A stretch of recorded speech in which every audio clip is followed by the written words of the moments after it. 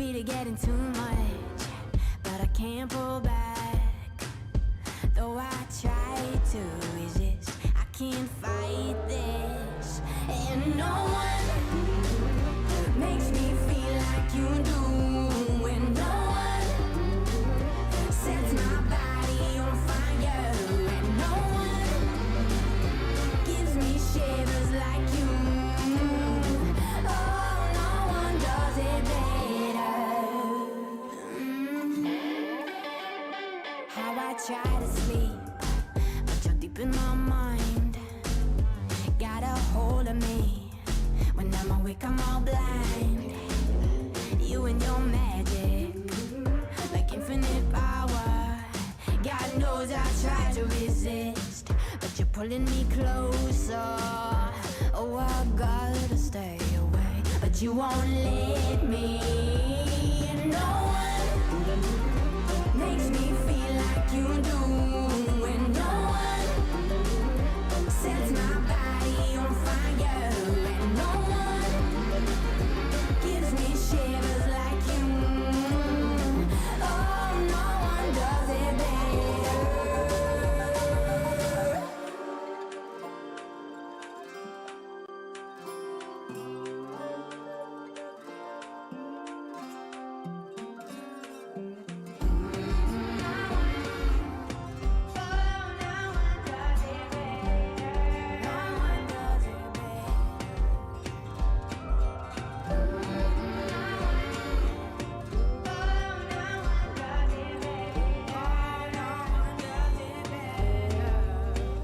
And no one makes me feel like you do. And no one sets my body on fire. And no one gives me shivers like you. Oh, no one does it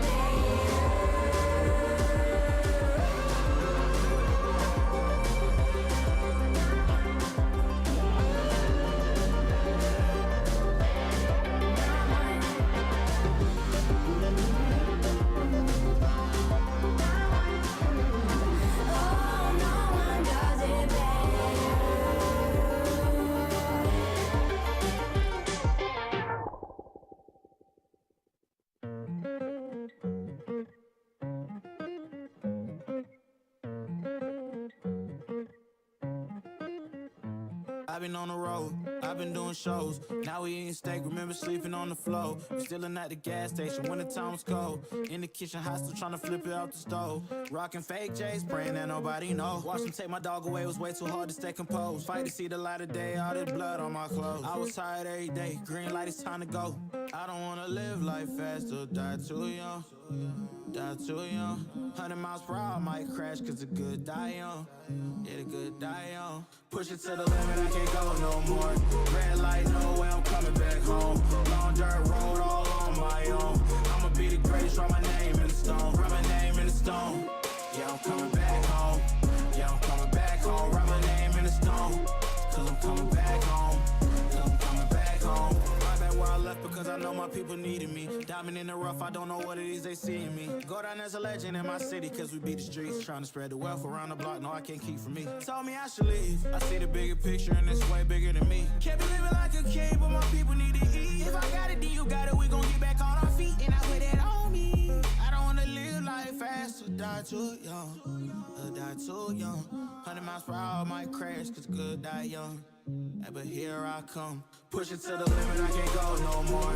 Red light, no way, I'm coming back home. Long dirt road, all on my own. I'ma be the greatest, write my name in the stone. Write my name in the stone. Yeah, I'm coming back home. Yeah, I'm coming back home. Write my name in the stone. Cause I'm coming back home. Cause I'm coming back home. I'm coming back home. I'm coming back home. Y'all coming back home. Y'all coming back home. I'm coming back home. Y'all coming back.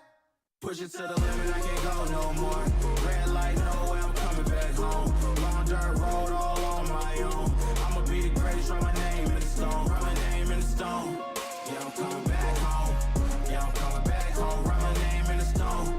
Cause I'm coming back home. Cause I'm coming back home. Write my name in the stone.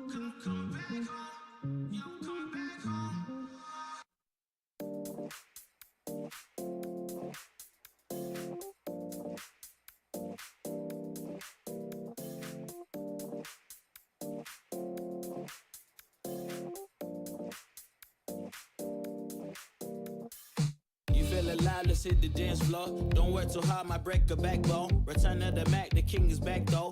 Corvette and cash, I never lack those. She saw the stone, you know how that go. Fatality, my diamonds that cold. Versace trunks, I hit my backstroke. Knock on the door, she at the back, bro. All I really take is a little taste. Island girl, blue eyes with a little bass. Here for the thrill, I don't need a chaser. Wanna vibe at the getaway. Shimmy, shimmy, yeah, I got the semi-4 weight. Don't step out the line like this a probate. You hit the line and try to locate. This for the time, got time for no day. Whoa, too many, I'm gone.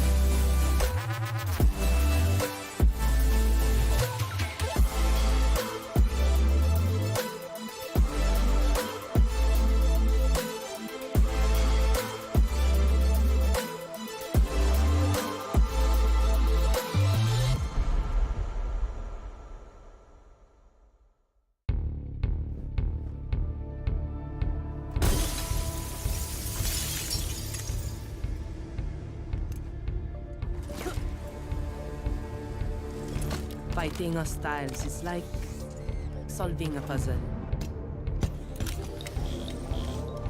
All the pieces are a total mess. Then you solve it as if you always knew the answer.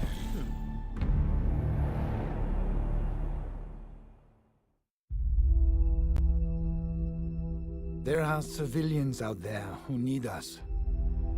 They can't fight back. They can't escape. And they can't heal their own wounds. That's our job. And we're the best at it. By being careful and compassionate, we can make the world a safer place for everyone. We do this to be of service. And we can't afford to be complacent. When we go out there, we work twice as hard to protect others. Whatever we have to do, we put the people first. Get them out of here! That will be our focus. With unwavering diligence, we defend. And we get to say that when Wolfguard is on the field, things will be different.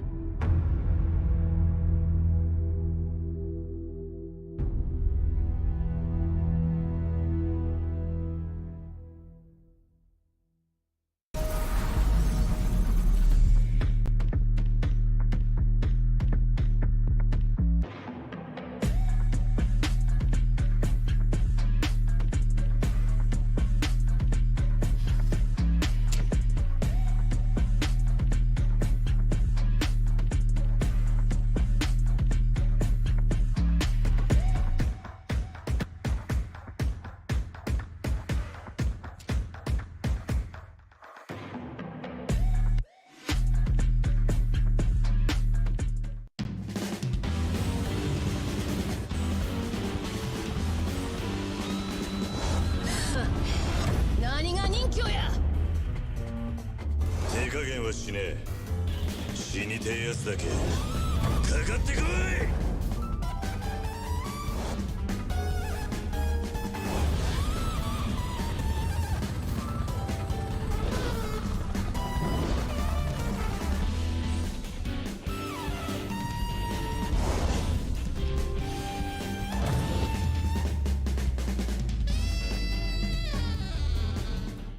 Get your squad back together in Rainbow Six Siege to earn free operators and an exotic weapon skin with the Squad Up reactivation program.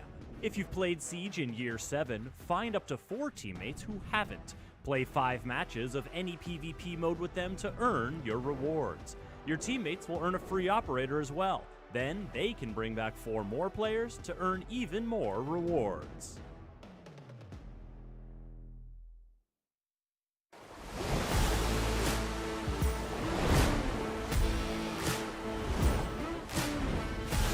The damage being dealt here by the Clash. I mean, look at it go. The switch over to the Super Oh, Shorty from no! outside. No! Supper! No way! Somehow, the vertical being opened up. That's actually the bomb side. It's Pecan through the floor to find the kill on the phenomenal Souffle is downed, however, but inside of the pantry, Pecan goes huge. No! With the shotgun for 3. Direwolf. Unfortunately, this is out of his reach just now. Jackie Wu going to turn this corner, going to win that trade and pick up 2 for himself on a double kill. Chuan, he's waiting here in the corner. If they don't expect this, then he can get found, and that he does. Going big. Toxic Bathe still in the hands here of Ray C, but he doesn't win out the fight against Jackie Wu. A 4K quad kill. The rest of the attackers are in an advantage. Tolji and Ape, of course, on that board mean that it is anyone's game at all times. I mean, I like it on rifles, but on the SMG-11, who knows? Oh! Ape! I'm telling you, man, it's good. I'm telling you, it's good. Well, he's certainly proving me wrong! But Ape, he gets a triple kill in the hand. Monkey business abound. Toxic Babe to pop off. And I have sunken in my words. It's all down to Pecan. 1v3, downs 1. Can he find 2? Oh, there's no way he's gonna win this fight. no. He's sprinting. There's a shotgun wave. Oh. He retrieves the diffuser. How does Pecan actually get away with this? 30 seconds. He's gonna go in for the plant. Well, they might just be able to come out on top. The one is spotted. The second one does. Pecan lands it. He just plays it down to a T like it's nothing, Imphian.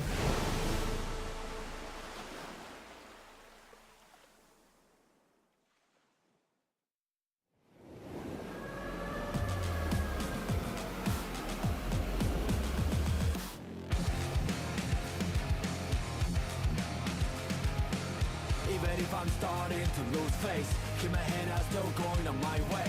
Call my own shots until I'm breaking. Get a move on until I make it. But I can't hold back, and having regrets. Hitting all the stacks, and that is why we're here. We're one gonna last. Tell me, what are you waiting? Take it over, and this is my year.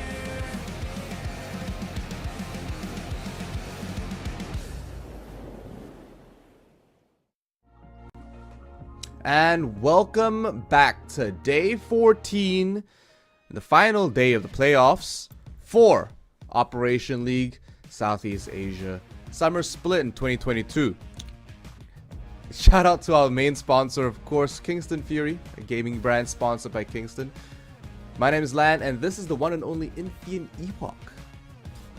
Indeed, How glad are to you be back. doing, friend? It's been a while since we've broadcasted together.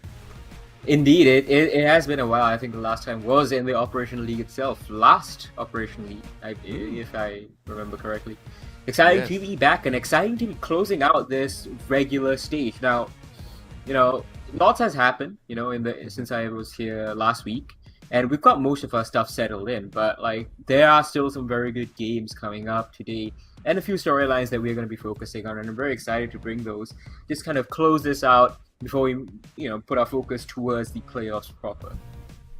Yeah, absolutely. And there are some very key moments today that will determine the fates of some particular teams, as we would expect on the final day of our playoffs, before we move on into our semifinals. Yeah. exactly. There's gonna be like a couple of games where we have like teams like the Straits still looking for their first win. Then you have Fury versus Champion fighting for the last playoff spot. You have Northern Forces and Obsession just trying to get a better league position, so that they can just build up on their work this season for the next season coming up, and just slowly but surely build themselves up into a team that can potentially challenge for an Apex South spot. Yeah, absolutely. And I mean, coming off the games yesterday, and even the games the day before, on Friday we had some of the biggest upsets and some of the poorest performances. Yesterday, some of those performances carried over, namely Fury, unfortunately, despite my love for the organization, has just performed, has just generally underperformed over the weekend so far. Today, they need to pick it up and they need to actually pull in a win. I mean, I have to say, I'm extremely surprised by Fury dropping points yesterday. I would not have pegged them because, like, Fury have definitely looked throughout the Operation League and, of course, Apex South, to look like they've been building up and up towards that kind of a situation where they are, once again, one of the best teams in Southeast Asia. They used to be the number one in Thailand, of course, when it used to be Operation League Thailand. But, it didn't really work out for them. We are going to start, however, with Gaming Gladiators versus Direwolves, so the Apex South versus Apex South clash that we saw a couple of weeks back, or was it last week, in Apex South. We're going to see it now in the Operation League, and we're going to see maybe a few more funky strategies, a few more trial strategies to be brought out, because as I mentioned last week, Operation League, maybe it's not, you wouldn't really consider it like a lower tier game, but it's just a testing ground for teams to really push for something that is absolutely real, something that they absolutely do want, but they can go a little bit more unorthodox and see what works, see what doesn't. And I think that's what both Gaming Gladiators and Direwolves are going to be looking for. In particular, Gaming Gladiators, because these guys play this upcoming week against the Knights in Apex South for a spot at the Berlin Major. So I'm actually very curious to see. DW are a very strong test. Like, they were 7-0 in Apex South last stage. So I'm really excited to see what Gaming Gladiators are going to be bringing out of this stable. Wouldn't you say, Len?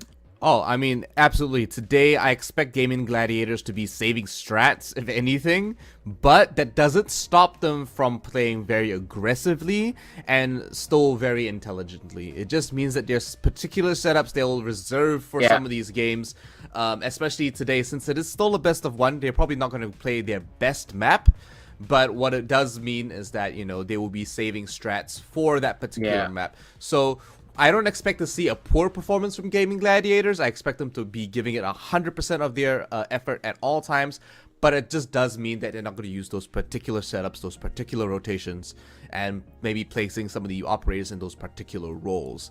It just does mean that you're going to be sending it straight over to Direwolves. And Direwolves, of course, have been performing out of their mind. Souffle yesterday, and every single day, every single day, Souffle turns up and he's got an entire bakery worth of games and plays and just amazing montage clips for us to just be awed at.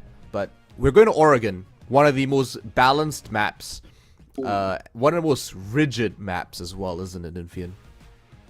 Yeah, Oregon's like a map that a lot of people are calling Oregon, or I have called Oregon for a while now at this point. Few years, man. Obviously, few years already. Yeah. Like the rework came in, people were excited, and like 6 months later, they're like, all right, it's Oregon again. But I think it's a very, as you said, a neutral map because there isn't too much room for flexibility. So Gaming Gladiators probably not going to be playing Oregon against the Knights when they come up. But what they might be trying, as you said, is a little bit more free-flowing playstyles, free-flowing roles, seeing whether, like, okay, look, if they ban out this X operator, can I still make things work on this Y operator, what have you not. Just gonna say again, though, Blue Panda, I don't know what you're smoking, man. You should follow me. I have the highest prediction percentage for a good reason, although I did get Fury wrong yesterday. Honestly, I'm gonna be backing Gaming Gladiators for this first one. I think Direwolves are just so inconsistent at best, but they still come out on top. You know, they're having rocky patches. They did lose on Friday. And you know, that was a surprise, truly a surprise. But Gaming Gladiators are definitely the team that I'm pegging for this win here, just because they're so dominant. Ape, by the way, yesterday Cthulhu was calling him Apey. Fun fact, when I first met Ape, over in the old, we used to call him Ape because we had no clue. It is Ape, actually. No, it's actually Ape. It is actually No, Ape. he says, apparently the Apex South commentators were like, Ape means like something in Bahasa. So, it's Ape? I'm not sure. Because they switched from Ape to Ape. But that's the thing though. That's the catch. He was playing with the old Lasay team, or the old Verve team, and I was with them, and I would play ranked with them, like, you know, obviously I from New remember Zealand. that. And we all called him Ape, but we all called him Ape, and then at the end of the day, he was like, actually, Ian, my name's actually Ape, and I was just like, oh, like the monkey. Yeah, like the Lord Harambe. Yeah, exactly. Who is going to be on the other team? Actually, I just realized this is a match between Lord Harambe and Ape. In that case. I used to call, I said it last time and I'll say it again. We will find who the real Silverback is today, because these two gorillas are going to be running at each other and they will ape each other the entire time. I guarantee you, they are going to just send it. And it's going to be a great time. The last time they played off, let me double check. The last time these two teams played off, Direwolves lost 2-7. Jeez. Was that in the Operation League again, or was that in the? This was in the first half of this split.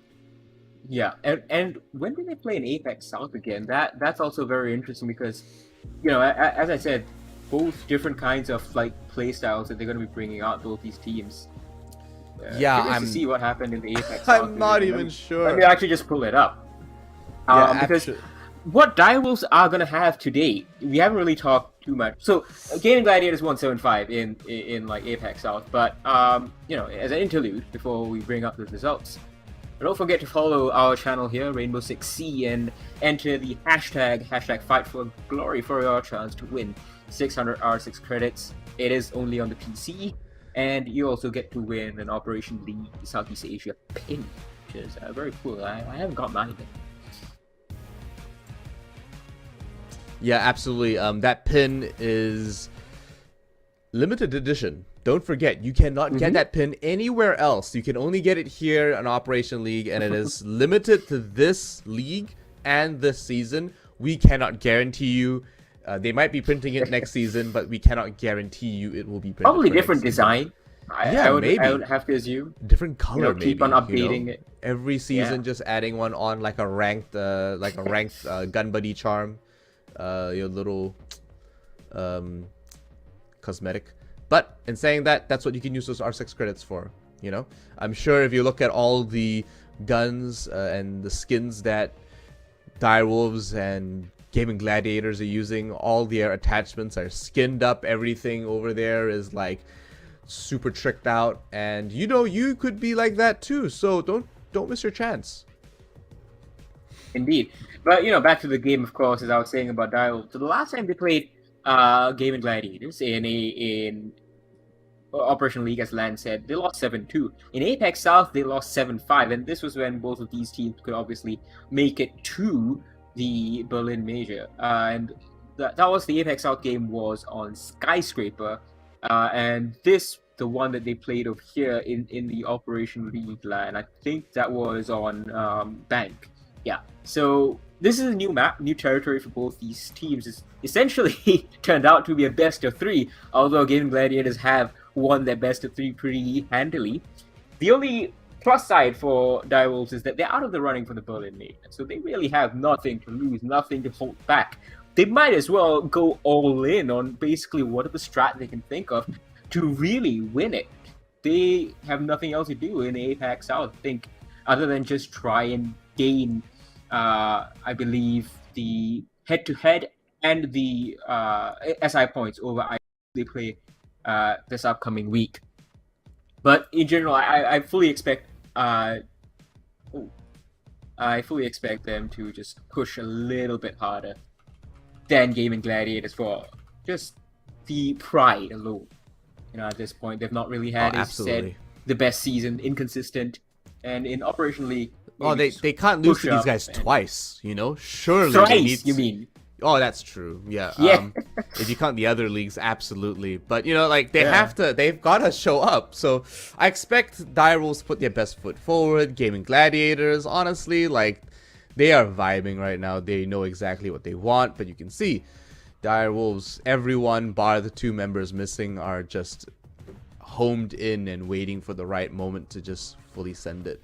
So in saying that, don't forget that you guys at home, obviously we thank you for being here with us this entire time. This entire season, you guys have been absolute champs. Of course, the chat's been a little focused on the giveaways. Yeah, you can say other things than hashtag #5FloGold. You only need to say once. That. It's like maybe the mods might like you more if you say that. It might boost your exactly. chances. Exactly. Only say it once, and you're confident. They're self-confident. Hey, there we go. We got someone saying hi. Fantastic, brilliant. I see someone saying hi. Hello. This is the end of the season. Let's get if you haven't won the 600 R6 credits, just put it in once, and then after that, enjoy the show. Enjoy Absolutely. the end. Crack open a cold one, and repeating we'll the just, hashtag does not increase your chances of actually winning. Yes. Yeah. It does not. And speaking about other things, does not decrease your chance of actually winning. And saying that, of course, don't worry, there are still more giveaways next weekend for the semifinals and then the grand finals as we go through. Yeah, absolutely. We still have 3 more days of Rainbow Six Siege next weekend, or Friday, Saturday, and Sunday. So y'all at home definitely can still stand chances to win prizes across those days. But of course, you guys can also still enjoy a lot of these games coming forward, because we are seeing some great Siege and some really big upsets.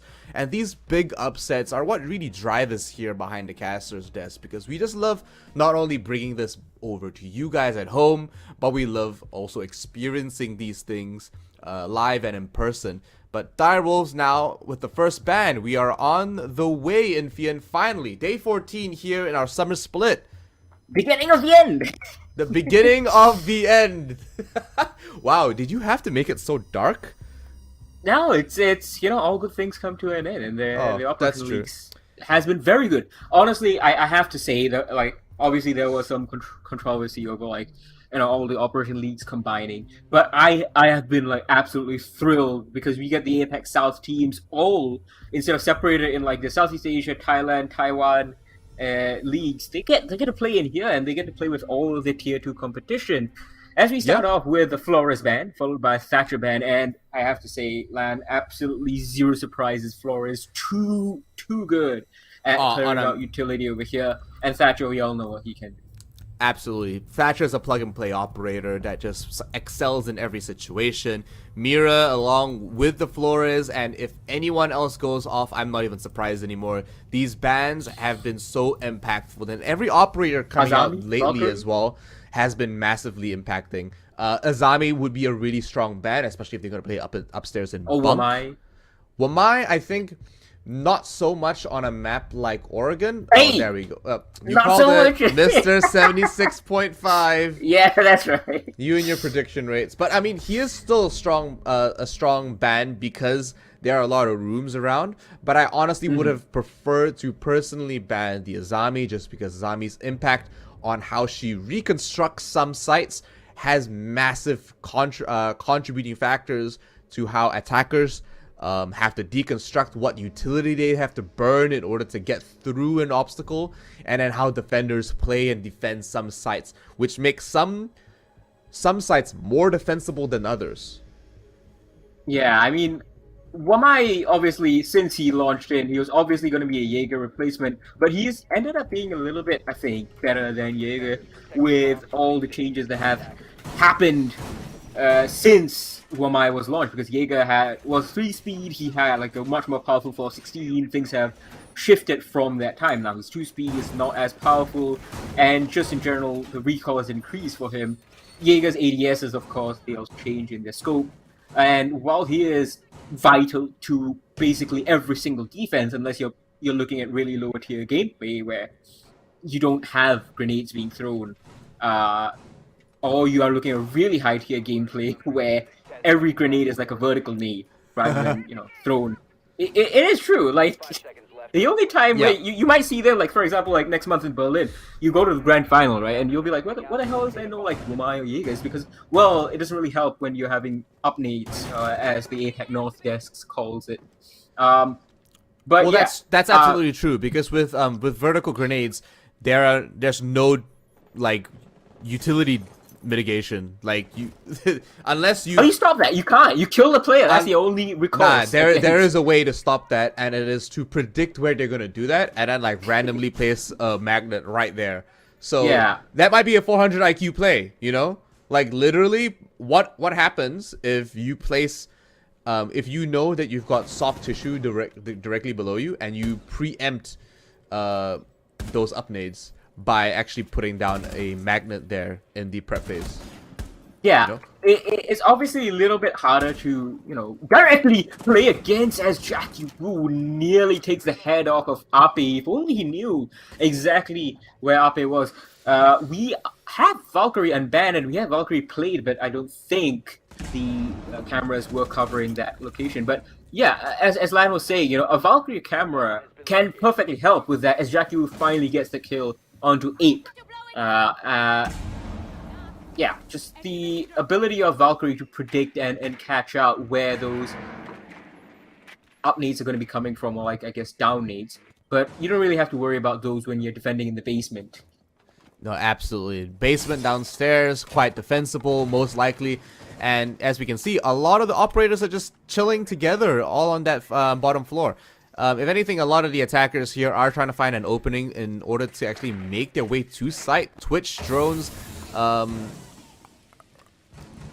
going right for it right now, and unfortunately no up nades this time, but frag grenades just really to try to maybe find one. Yeah, absolutely. Just around the corner there, Hoven's still waiting for his opportunity to go in. Can't adrenal boost in, as he might just absolutely get shredded by the Toxic Babes. More Toxic Babes. Ed denying entry through that back construction site means that the front, Toji on the way in already, has the flashbangs going through some of these holes. Oh my gosh. Sorry, smoke grenades going through these positions. And now he's trying to find an opening. A couple more of his teammates are getting hacked off. Hermosa gets taken out by Souffle. And Toji might find the head of one more member inside. I think that's Jackie Wu. But unfortunately, he gets down, and it's all down to Rix. Oh, that sounded as a really good execute for Gaming Gladiators. It could still be executed by Rix, who actually gets some shots onto Jackie Wu. But Jackie Wu obviously comes up top with the pistol, whips it out, plays around the shield, jukes and dodges, not dukes and dodges. Well, Direwolves actually hang on. That was really close. They got the opening pick. It went untraded, but they almost dropped the ball on Blue Bunker. I'm not too sure what happened with ED. He seemed to be holding down the fort, as you noted, Lan, denying the entry into the Finka and the Twitch that were hovering outside the door. But when they pushed in off the back of those smoke grenades, it just seemed like it was poor timing, like a poor decision from Direwolves, which of course could be due to a really well-played feint from Gaming Gladiators, who must have baited out something over on back tower stairs, as well as Frieza basically took the attention away and just allowed Toldi to swing in. It is a shame that the back tower push didn't work out, because if there was a feint, as I'm expecting, as you look at the replays over here, it does look like there was a little bit of like a feint from Frieza and back tower's area. It just means that the people who did rotate over to hold back tower and Frieza, those guys eventually won their gunfights. And I think it was Souffle who was rotated over, and we all know how good Souffle is. We saw his statistics in terms of KD early on, and the fact that he was just getting his kills just brought it back for Daewoo well enough. Not too big of a loss though, as Lan noted. This is the defender side at site particularly, but Hits, on the other hand, is very much an attacker side at site in stage 2. Yeah, this one here has way too many angles to defend. There are so many And opportunities. Yeah, so I was gonna say that so many opportunities for up nades, and that's a topic now because that's why Pecan has to actually hold the downstairs floor. He can't give that up. That's prime real estate, and it makes it very easy for the attackers to start picking apart that site to determine who's on point, who's off, and we've got 4 members hovering close to site and just down below as well. Ed close by to Hermosa and some of the other members of the attacking team. He's waiting for this opportunity to actually move in, but GG rappels right through into the armory, and he's already getting a little bit of work in. He takes a little bit of damage, but unfortunately no one collects him just yet. Ed now waiting for his right opportunity. Might have given his position away, but there we go. Hermosa finding that opening kill on Harambe does make it very hard for Direwolves to keep holding this. They need to find a way to take down that Saria gate, but with the FMG, Ape already taking out more and more of the attacking team, the defending team. Yeah, that's really, a really good entry once again, man. Gaming Gladiators have excelled at entry. Oh, no, Ed. And yeah, because they come back though. Souffle is alive. Ape shoots back. Pecan gets one more. Oh, Pecan almost gets a second. The Rick shuts him down. A nice little flex. Souffle on 1 HP and a dream. He's got a good position as long as he doesn't get pushed from breach, but Tolji walks in at just the right moment. Not sure whether that was predicted or just some game sense. And there we go. Kind of predicted where he was. A good idea from him. And Gaming Gladiators, what a swift execute. And I think this is exactly what they're just kind of training for Thursday in Apex South. Just getting that chemistry in, getting that game sense in, honing that, predicting the timings of where the players, their enemy is going to be looking, why they're going to be looking at certain angles, and how can you bait them into looking away from you, when do you push in, those timing things. Like, we always talk about Siege timing, right, Lan? And we always say, oh, he's so unlucky, but at the end of the day, you have to make your own luck to some degree, and trading that in like an official match where Direwolves are going to be pushing hard, and Gaming Gladiators don't need to push as hard, but it's still very good, you know, opposition for them. So it's like a perfect storm. It's better than a scrim. No, absolutely, and if anything, don't forget why by moving through the wardrobe breach, what he actually doing by checking up on his left side was that the attic in front of him and the rooms closer to bunk were actually occupied by his teammates, so there was only one angle that he had to cover in order to make sure that he traveled through that breach safely, and it just so happens that Tolji was unfortunately in that space. So Direwolves and Gaming Gladiators moving up through here does mean that so far everything's quite even. They've both had very dominating rounds, right? And that last attacking round was very strong. This time around though, same site, but instead, oh no, we're playing kitchen downstairs now. Yeah, and it's no, it is kids. No, it is kids. There we go. Sorry, that was very hard to see. But no, yeah, it is kids. So this time is not as swift as an entry as you noted from Gaming Gladiators. Although they have identified one, but Jackie Wu gets the kill first. Woo! Nice little ping though. Hoven and Hermosa both swing in upon him. Joe taking a little bit of a break, if you guys are unaware. Just he's not able for selection in the rest of the season. Hermosa obviously getting in, and last week and the past few playdays he's really slotted in excellently.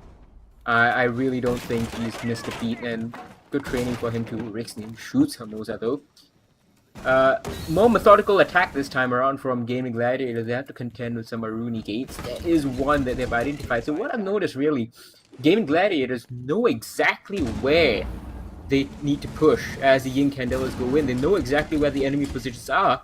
Although they did lose a Candela to the ADS, the swing comes in, and Abe gets one more for himself. He's got one pinned inside of Kids, taking a lot of damage from below, shut down by the shotgun. But that's good news for them on site, because now it's a 3v1 on site. Just have to worry about one C4 potentially that Pecan might have, but Pecan's actually shut down, so it's just up to Souffle. If anyone can make it happen, it's him. However, all the odds are against the guy. On that reload animation, unfortunately gets caught by Hermosa. GG have all the angles covered, and they had a very dominating entry into that site as well. Did you notice how they played with the Candelas? They don't only control these angles, but they also control some of these entry points and some of the exits. Unfortunately, they didn't do enough clearing downstairs, but it wasn't to their detriment after all, because eventually that roamer had to come back to site, and he paid the ultimate price regardless anyway. So GG and Direwolves still quite close. Every round, despite the scorelines so far, is just tooth and nail. So 2-1. We're only 3 rounds in so far. Now moving on to the 4th. This is exactly what I expected it to be. You know, like there's still very intelligent play here. There's still like quite standard setups, but overall, both teams are just going very hard. They're playing quite intelligently. They're playing quite precautiously, but nothing special that they're revealing. Oh, told you. Don't play with me like that. Do it. Do it. Do it. Go for it. Oh, there's an Amaru as well. Okay, yeah. Okay, I think this might be happening. This and is a lion. And a lion. Dude, I mean, look, if you want to practice your... a lot of times we see, like, these rushes actually brought out in, like, serious games, like the top-level games. Like, we might see them, for example, on Thursday against Knights for GG, but they don't commit properly, you know, the teams. And then you are left scratching your head at, you know, what if they had committed properly? What if they worked off of each other in those chaotic, high-pressure situations where everything is going absolutely sideways as Ape goes to go within, and he's gonna get caught out immediately by Souffle. I don't know how Direwolves predicted this, but they had someone in T3, and that's not usually something you'll see in this day and age, having players in T3.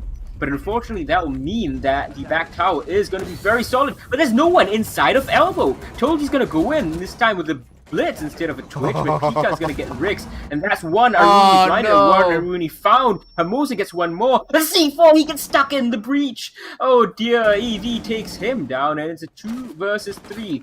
It's not really gone well, but this is going to be a learning opportunity as Souffle gets down. There's no Thunderbird or Doc on the defense, so Souffle is going to stay down. Really, unless they can find someone. It's a 2v1 effectively. Things are exploding. They have seen that he's down. They know it's one loss in Freezer, but it is Jackie Wu who's proven himself as a very adept fracker. How on earth did Pavan win that? What? Superior gameplay, really. But honestly, honestly, Jackie Wu had the angle. Honestly, that came down crashing as soon as Ape just, he unfortunately got caught upstairs. Lack of droning there, but you know what, though? I really did appreciate... Yeah, I unlucky, really. But you know what? The blitz push in was great, but unfortunately he got caught on that rotation, and he fell victim to the C4 because he got caught on that rotation. He couldn't actually push through that wall. So rushing that unfortunately didn't work well. I think something we need to keep in mind is that when you're playing as a blitz, you kind of just keep running forward. You don't really run backwards. And that's what happens. Turn tail and run, No, that's exactly what happens because you lose momentum, and blitz really excels at just running straight at you. Just shift W and then, you know, utility button. Well, let's see what happens in this round. Gaming Gladiators have come up on top comfortably, you know, in this half, I would say. You had attempts at defending the basement, you had attempts at defending the top floor. Top floor obviously, you know, hasn't gone as well as they have hoped. We're going to see. Overall, I think Gaming Gladiators are getting exactly what we needed from this game. Just an ability work on their rushes, and that was a failed rush. And make no mistake, that was massively absolutely failed. But they still managed to do, and I think that that adaptability, realizing, okay, we have cocked up this rush. How do we recover this? How do we still kind of win the round?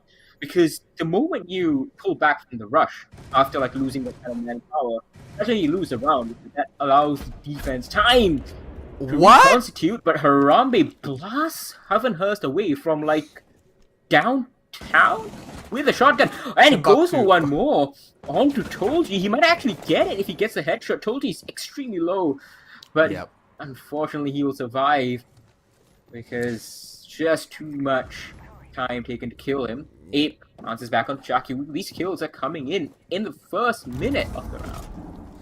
Very aggressive plays from both sides so far. Tolji definitely having to pull back and survive. As the Thermite, you would hope you lived longer than a single minute, but Ape through the wall finds Ed, and that's the name of the game, as they open that one up and now secure a nice foothold as they push in for this one last site. Souffle and Azami might be able to bring something around. The 2 Japanese operators are trying to hold down the entry points over by the meeting hall, but as the wall on the stage goes down, 3-4 members of that attack hover around area waiting for the right moment and right opportunity to push in. But look at these keeper barriers, making it so much easier for the Azami to actually defend. Keeper barriers, honestly, I think are actually one of the best kind of utility, as you see, as Tolji gets one more for his side. It's just shaped up really poorly for these defenders right now. Every time Direwolves try something, they're just overwhelmed by numbers. Oh my gosh. Pecan does get a great kill, great timing, but Ape just there for the trade. The plant is attempted for a second by Tolji, but it's stopped. They're going to shift to the kitchen bomb site instead, and I don't know if they have any Echo drones. Even if they do, 30 seconds is not going to be enough. One shot goes off. Souffle stops it for the time being, but he needs to move physically to deny this, and Tolji is going to get this plant successful before getting in a gunfight with the Sledge. Takes a corner here, wins the duel, gets the double kill, but the diffuser is down. Clocks are ticking, and Tolji is waiting over in the community room dining hall. Takes down the last yokai drone. Souffle now rotating, sees the diffuser, but he has a threat imminent around the corner. Tolji has to push for the angle. Not sure if he's going to be able to stick to it. He's got 13 seconds left. He has to commit. But is it Souffle that has to turn? And it is! Unfortunately, Tolji takes that one, decapitates him as he calls out his fake and baits him for that rotation. Unfortunately, the defenders do not win that round. The attackers, Gaming Gladiators, pull away 4-1. 4-1! This is so fast. Dude, like, okay, like, we started the game at, like, what is it, 8:05 Singapore time, it feels like. We have burned through 5 rounds, and it's been like 15 minutes. This is like the minimum time necessary. There's like 40 seconds between each action phase, and we're just burning through them. Look at the smile on Ape's face, and even Rick's can't help but crack one, because these guys know they are well in the driver's seat. Direwolves, I don't know whether there's a mental thing, whether they're just like kind of demoralized after not making it to Berlin earlier this week. Maybe they are like, okay, we're already locked into the playoffs here in the Operation League. What do we really have to play for? Do we want to show strats? Do we want to save like the strat for IG, for SI points? I'm not too sure what's going on. Anything could be obviously viable. Anything could be possible, but Direwolves every single time except for what the first round was it, whenever Gaming Gladiators flood the site, Direwolves are like, oh no, what do we do? And they're never like in the right place at the right time. They don't have enough manpower focused on the push. They don't have the angle set up. You see, like, we're in the action phase right now. People are still scurrying around, setting up stuff, putting down utility. Meanwhile, you have Gaming Gladiators just making their way onto, you know, into the building and soon onto site. Yeah, they're not wasting any time at all. Gaming Gladiators have been so aggressive, and we're already dueling over through some of these showers. Pecan has to rotate back, has the shotgun out for close range combat, but as he now takes some of these rotations along with the Warden, Souffle and Co now try to hold down the dining hall and this kitchen here. Air jabs are starting to go out as well to catch some of these rotations. Mute jammers are being taken down. Ape already throwing frag grenades along with an adrenal surge and might just fire. Yeah, he catches Jackie, and he's not going to be able to hold these white stairs. A couple of shots go out, and you know what? bunk isn't safe either. 5-3 now. 8 finally gets taken down, and it's a 3-2 situation, 4-2 situation in the favor of Gaming Gladiators. In the every first time. minute. In like the first minute or like the first half of the round, I think there's been like one round where that's not happened. We're down to less like about half the lobby left. Another gunfight goes. ED takes half the health off of Formosa. Could have been, 3v2 at this point as we tick down to the halfway point of this round. ED's trying his best, and so are the rest of this team. I don't know. They look very defeated in their playstyle, very lackadaisical, not able to put anything of value, and they don't seem motivated in the way that they're rotating, the way they're taking the gunfights. They're not working too well together, I have to say, whereas GG, these guys in the best of spirits. You saw the cams as well earlier on from Rivals, as you'll see them at the end of this round as well. They just didn't look that interested. They looked kind of bored, kind of sleepy, like let's get this over and done with vibes were going on. The drones from GG are so good, and they're still pushing to the limit how much information they can get. Come on. And there we go. Just walk in, and they get the finisher, even though it takes a while with the whole ring around the rosies. I mean, regardless of them whiffing some of those shots, they should not have lost some of those angles. Unfortunately, we can't really tell what's going on with Dire Wolves. They're really just kind of stone cold and going through the motions. It feels. Yeah, they're doing whatever they can, but we do know that Gaming Gladiators are in good spirits. They're motivated, and so far they're performing quite well and consistently. So no complaints on that side. We will be seeing the Goyo come back again, and this time around we'll be seeing a Lucy as well. So some pretty standard rosters here, nothing out of the blue. The swap over might play quite well for Dire Wolves perhaps, but just to make a note for everyone back home, the last time Dire Wolves faced off against Gaming Gladiators, they lost 2-7 here in Operation League Southeast Asia. I don't know what their score was over in the 7-5 for Gaming Gladiators. Yeah, so can they beat 7-5 and just take a win this time? That's the question. I don't think they're 7-1 at this rate. It's not far off. We might have a fast game for Dire Wolves here, and honestly, as a roster, they have to feel so defeated. So if they lose this, they're still pretty solid on their third place. They don't actually have to win this game here, but surely there's pride on the line for an opponent like Gaming Gladiators, considering they've been playing off against each other for so long, and in separate leagues as well, and they just lose. Like, how are you expected to take that as a team and roster? Like, it can be so defeating. Yeah, it obviously won't feel good, like these guys are obviously building up to a very nice rivalry against each other, and just not the best feeling to just lose once and time and time again. This time we have another early engagement. Tolji, obviously now the aggressor on the defense, just forcing that engagement, being able to dictate, when it's taken as a defender. They still come out on top though, no one to heal them up, but I don't think that's going to stop Gaming Gladiators from going for these aggressive peaks continuously. And, well, speak of the devil, Havenhurst takes crazy gunfight. Ape is going for something even crazier with the Deagle out. And this is looking like it's going to be 6-1 just because of the confidence that Gaming Gladiators are displaying right now.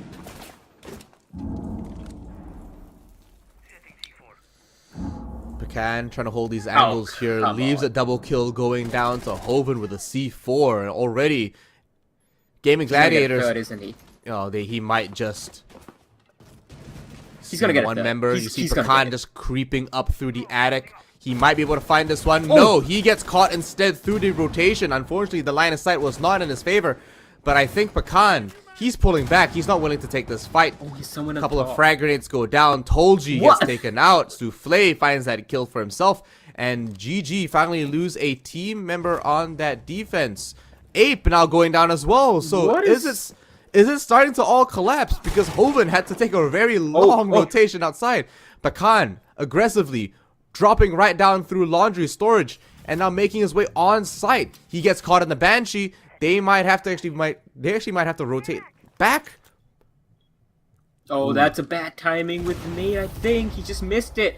I don't think he knows that someone's gone to his hard right. He might think he's still near the rotation, but that is 2 kills for Hermosa right as he comes out, surprising both those Direwolves attackers. And as Alta Pecan, he's going to go for this challenge against him, but Hermosa's going to win it out in the final trade. And what did I say? It's a 6-1. The confidence that GG have walked in with for this game is just unparalleled, and they obviously have the gun ability to back it up.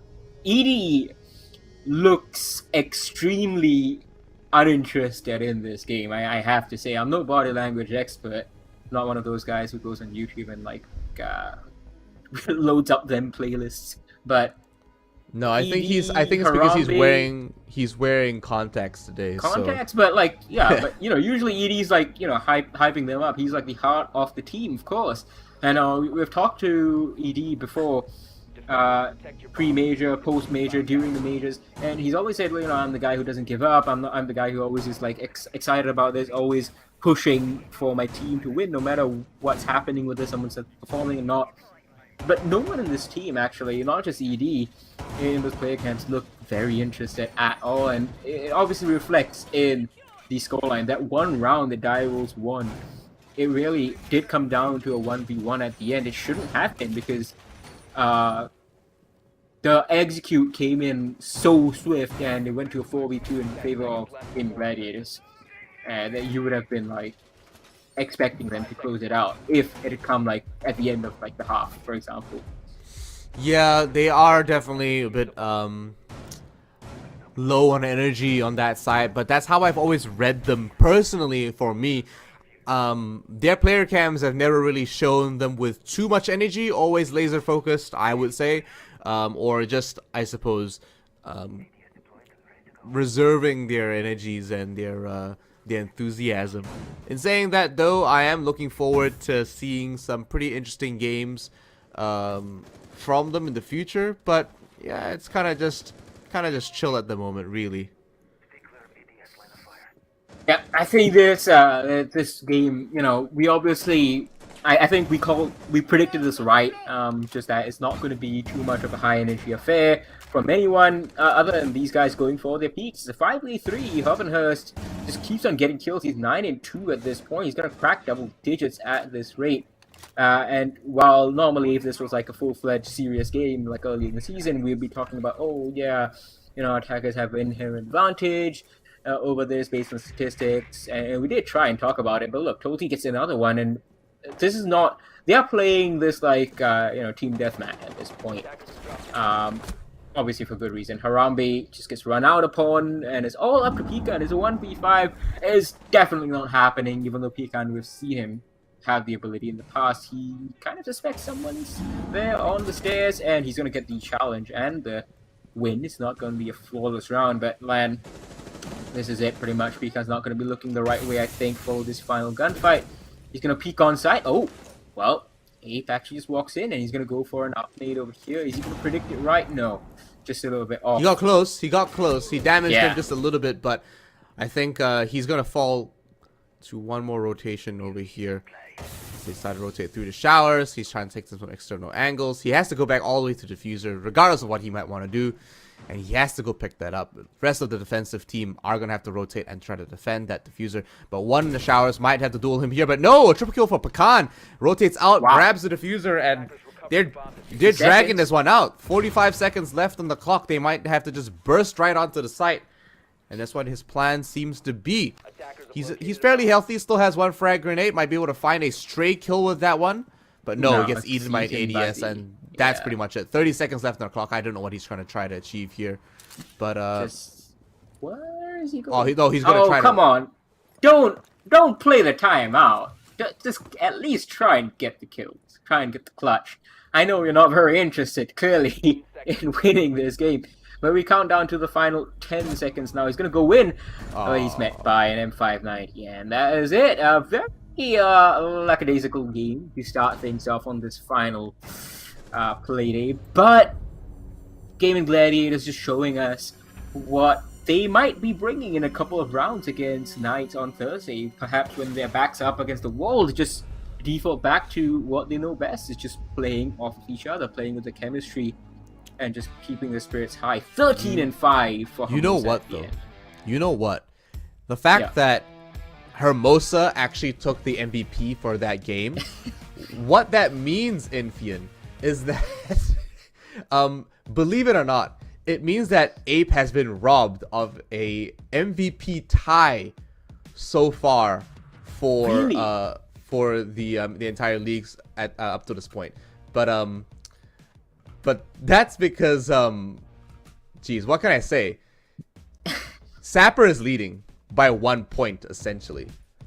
And look at that, 7 in a row. I know it's All kind of. elimination I rounds. lost my track. I lost my train of thought as soon as I saw it. I was like, ugh. But hey, don't lose your opportunity here for the R6 credits that we are all lined up to try to win. So obviously we're going to do one every round, and we've been saying that all the time. Make sure you're following the channel. That's all I'm going to tell you. If you are not following the channel, you will not be picked.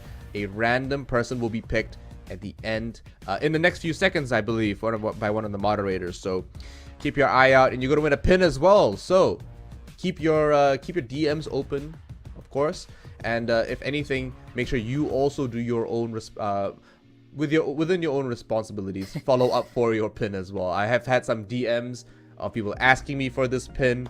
The casters do not administrate the pins. We do not administrate our 6 credits. We would love to have them actually. I don't know. Have you gotten yours? I haven't actually. No, we are getting them. I think it's but gonna not take yet. some time. Yeah. Yeah, I think obviously FedEx and a lot of the other postage services are taking their time. Yeah, it's not obviously worked out just quite yet for us, but you guys can get it soon. So, yeah. Ocons 141, congratulations for your 600 R6 credits. And you guys can, simmer down with the hashtag Fight for Glory, as we said. Put it in once, and then you can kind of chill afterwards. But we are gonna be chilling in just for a while now. Look, it's 8:30. The game ended at 8:30. We have like an hour blocked out. That was the fastest you could ever expect that game to be. But in saying yeah, that, like I mean, one round less, 7-0, right? Like they rushed every round. They finish it within like half the round to spare like a minute to spare every single time. But I mean, look, there's nothing more to talk about this, lad. I really don't have anything to talk about. There's nothing more to say. Yeah. Gaming Gladiators, they were happy.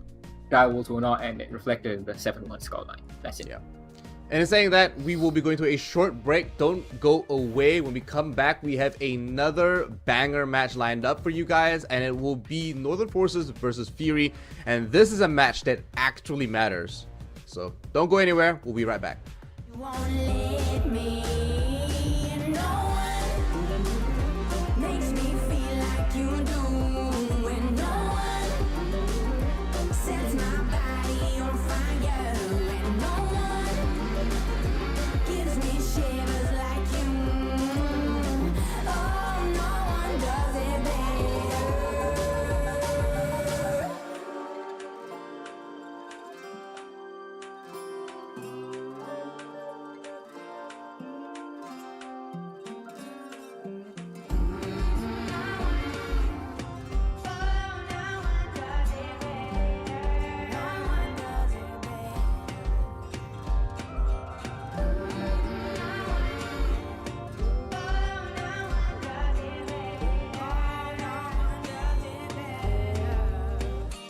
and no one makes me feel like you do. And no one sets my body on fire. And no one gives me shivers like you. Oh, no one does it better.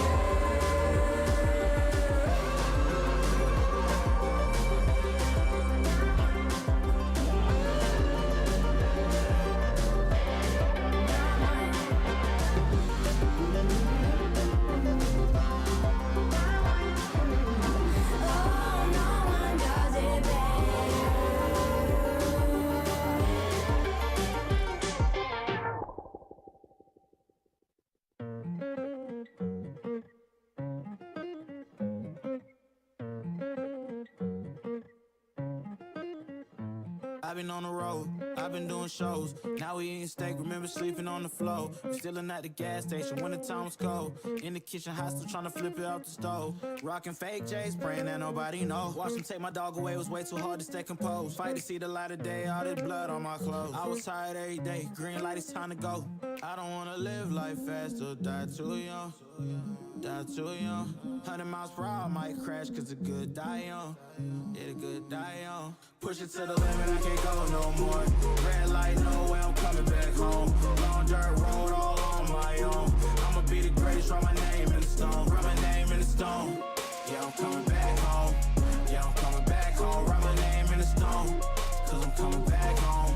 Cause I'm coming back home. Right back where I left because I know my people needed me. Diamond in the rough, I don't know what it is they see in me. Go down as a legend in my city cause we beat the streets. Trying to spread the wealth around the block, no I can't keep from me. Told me I should leave. I see the bigger picture and it's way bigger than me. Can't be living like a king, but my people need to eat. If I got it, then you got it, we gon' get back on our feet. And I put it on me. I don't wanna live life fast or die too young. Or die too young. 100 miles per hour might crash cause good die young. Yeah, but here I come. Push it to the limit, I can't go no more. Red light, no way, I'm coming back home. Long dirt road, all on my own. I'ma be the greatest, write my name in the stone. Write my name in the stone. Yeah, I'm coming back home. Yeah, I'm coming back home. Write my name in the stone. Cause I'm coming back home. Cause I'm coming back home. I'm coming back home. I'm coming back home. Y'all coming back home. Y'all coming back home. I'm coming back home. Y'all coming back. Push it to the limit, I can't go no more. Red light, no way, I'm coming back home. Long dirt road, all on my own. I'ma be the greatest, write my name in the stone. Write my name in the stone. Yeah, I'm coming back home. Yeah, I'm coming back home. Write my name in the stone. Cause I'm coming back home.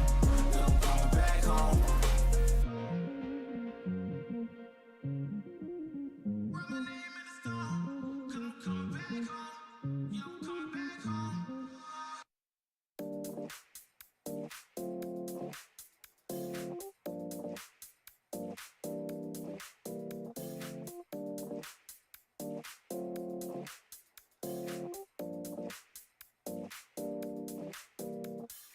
You feel alive, let's hit the dance floor. Don't work too hard, might break a backbone. Return of the Mac, the king is back though. Corvette and cash, I never lack those. She saw the stone, you know how that go. Fatality, my diamonds that cold. Versace trunks, I hit my backstroke. Knock on the door, she at the back, bro.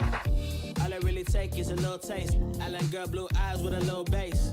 Here for the thrill, I don't need a chaser. Wanna vibe it to get away. Shimmy, shimmy, yeah, I got the semi-four way. Don't step out the line like this a probate. You hit the line and try to locate. This for the time, got time for no day. One, too many, I'm going. Too crazy and I got bad ones and they ready. A good time, so now it's in the whip, we left that. Can't remember anything, but I know we got lit. Good times. Live in the moment, feel like summertime. Obsessed with nature, not a world mine. The room is spinning, but I feel fine. Oh my. Chandelier, limousines. Really think I'm seeing things. Read the line I'm in between. Yellow light, I gotta speed up. Get home to a cold shower. Need that pronto. Look like a rave at the condo. Heck of a night in Toronto. She said, boy, you in Morocco. Pearl white mention in the top gold. Fill up my cup with the pop, whoa. High off life in the spot, though. Running up the visa, really talking to a real life Mona Lisa. Jesus pieces hanging off the fleecer. So much going on, it's hard to focus on the features. I got too many, I'm going. Too crazy, and I got bad ones and they ready. A good time, so now it's in the whip, we left that. Can't remember anything, but I know we got lit. Good times. Live in the moment, feel like summertime. Obsessed with nature, not a world mine. The room is spinning, but I feel fine. Oh my, oh my. 1, 2, 3, 4, 5, 6,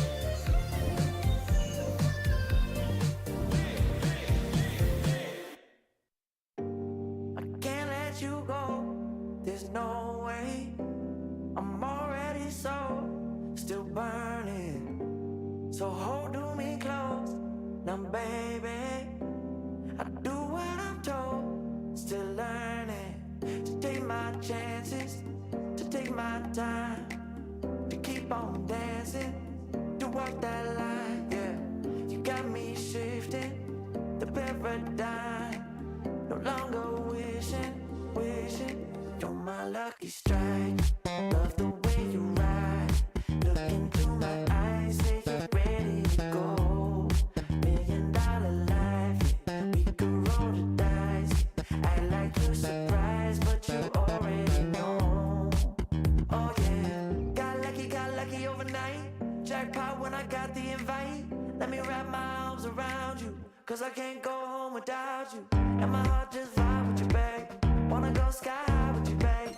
Gotta bring you close to tell you that you're my lucky strike. And I got to tell you, if you didn't know, then I got to tell you that you're my lucky strike. And I got to tell you, if you didn't know, then I got to tell you that you're my lucky strike. Cooler than cold, I'm all in. So load up the dice, so heavy.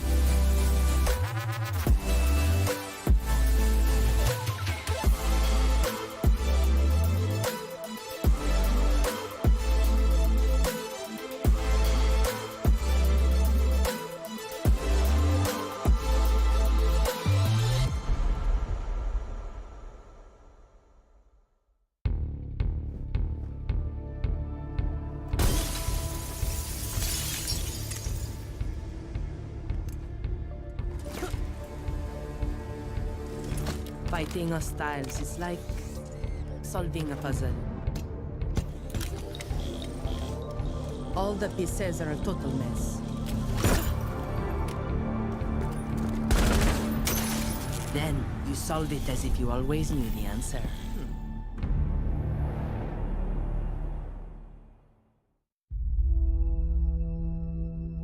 There are civilians out there who need us.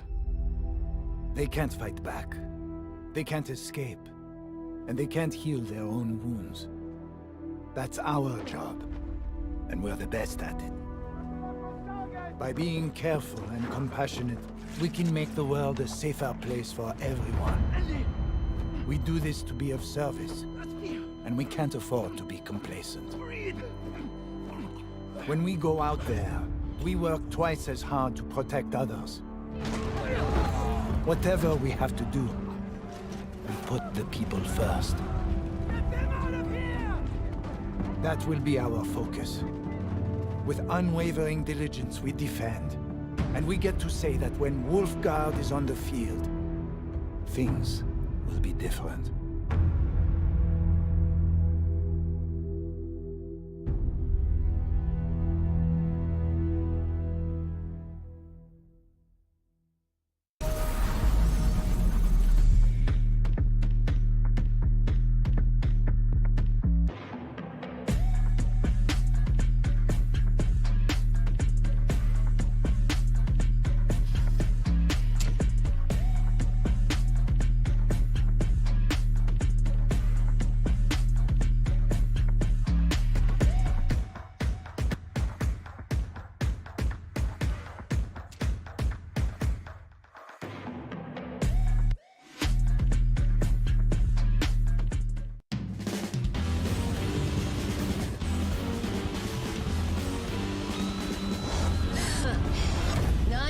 手加減はしねえ。死にてえやつだけかかってこい。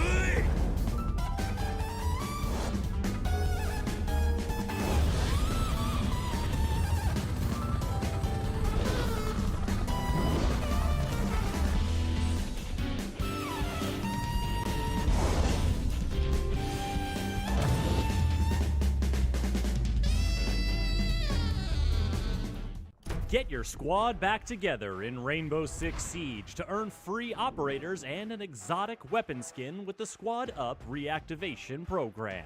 If you've played Siege in Year 7, find up to 4 teammates who haven't. Play 5 matches of any PvP mode with them to earn your rewards. Your teammates will earn a free operator as well. Then they can bring back 4 more players to earn even more rewards.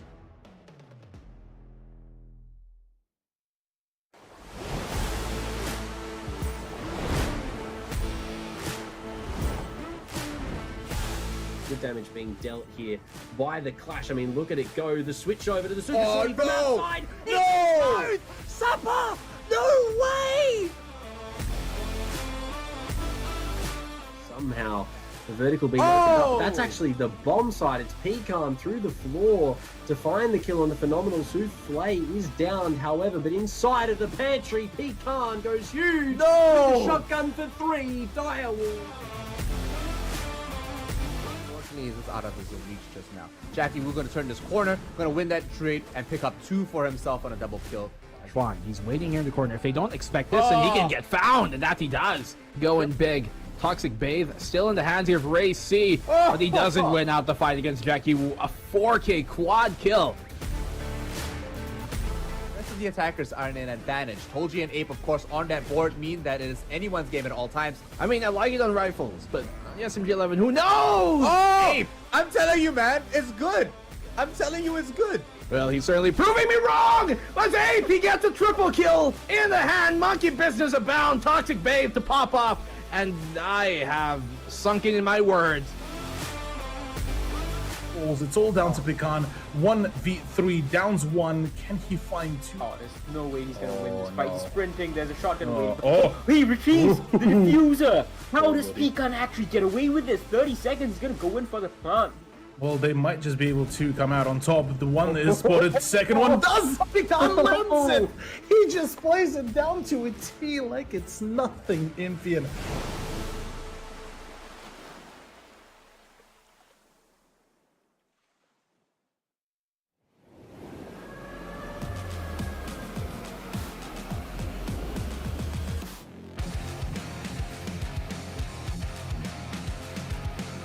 Even if I'm starting to lose face, keep my head out, still going on my way.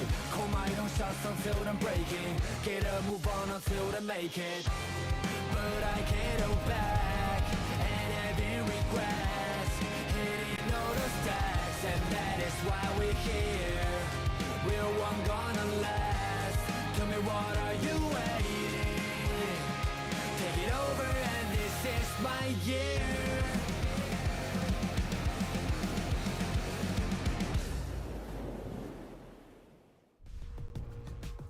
Welcome back from the break. We are here for another banger match. Unfortunately, the last one wasn't exactly as exciting as we thought it would be. Yeah. But, I mean, it was a low-stakes match for both of them. Let's give them some credit. They have worked hard and they have solidified their place in that upper bracket. Now, this upcoming game has a lot on the line, particularly for Fury. So Fury need to beat Northern Forces here. In order to pull away and secure their position. Northern Forces actually stand a chance to take a win over Fury, considering Fury's performance over the last weekend, and considering Northern Forces have always been very close in a lot of these games. Northern Forces versus Champion yesterday was actually closer than a lot of people thought it would be, and I honestly think they've got it in them to actually make this one work. Imphian, am I correct in assuming that if Northern Forces beats Fury here, Northern Forces pretty much don't change their position. They're stuck in 6th place, but they can gatekeep Fury from making playoffs. Yeah, they can absolutely gatekeep them from semifinals and that's that will allow Champion to take their spot in 4th place. Yeah. So what really needs to happen for Champion to qualify is Champion just need to outscore what Fury do. If Fury get 2 points, Champion need 3. If Fury get 1, Champion need 2 or 3. If Fury get none, Champion need just 1 point. But if Fury get 3 points, then it's over for Champion. It's really, really tough. And the thing about Champion trying to beat them is, like, if Fury, for example, win this matchup, like they get 3 points, it's over, because the relative round differential between Fury and Champion is already 7 right now. So there's no way for them to, like, overhaul this system. So Champion just need to be better than Fury. If Fury get 3, it's over. That being said, though, Fury should be in a very good spot. I know we are obviously ragging on them deservedly for the shocking 7-3. Like, it was totally uncompetitive loss yesterday. But the last meeting between Fury and Northern Forces, for all of Northern Forces' close games elsewhere, it went 7-3 in the favor of Fury. So all Fury have to do is just kind of like bring themselves back to where they were in that matchup, where they had been in so many other matchups, like that 7-1 against the Strape, or that 7-3 shocker victory over Gleaming Gladiators. They roll back the days, roll back the weeks, bring out that kind of a Fury performance, and bang, they're gonna walk this. You know, then Champion will be the ones deflated against a Strape at the end of the day. Yeah, the final match for today might not be as exciting. We are obviously I'm still excited to see a Strape play against Champion, just because the Strape have some very funny moments where they actually catch us off guard. Yeah.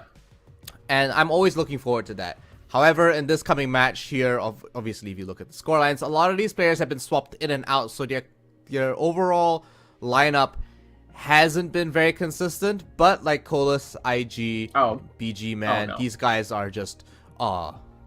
again? Oregon again. Man. Please be a better matchup.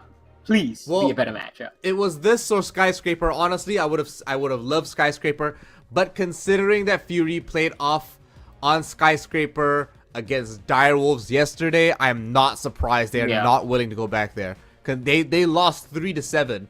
It was not their best performance, not their best map. Oregon is a map that everyone plays, everyone's used to, and it's so meta that it is a better chance for them to retain that winning position. But in saying that, that also means Northern Forces have a better chance to win on Oregon than they would on Skyscraper. Yeah. The last time these teams met, it was 7-3, as I said, and it was on Villa.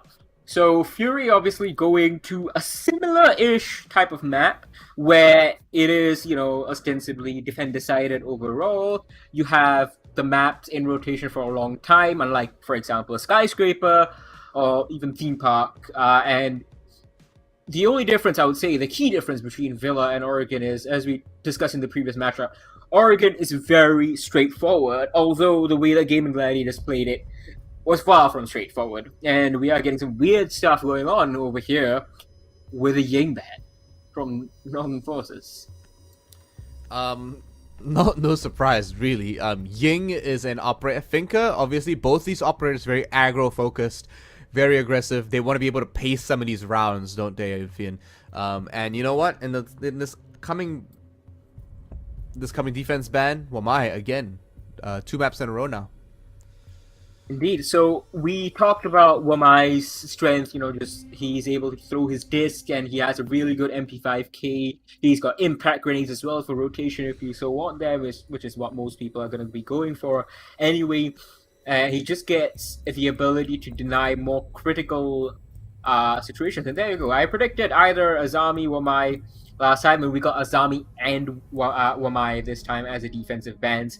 The Finka and Ying on the attack, though, I think maybe that's just, it looks like maybe that's just like an anti-LMG decision from both these teams who are like, you know, let's try and minimize the amount of LMGs. So they really only have Zofia and I guess Capital if you so choose. which is actually Capital's not really seen much. But if you look at, like, for example, the Japan League, so much Capital just for the M249 and Gridlock even, which is to me ridiculous.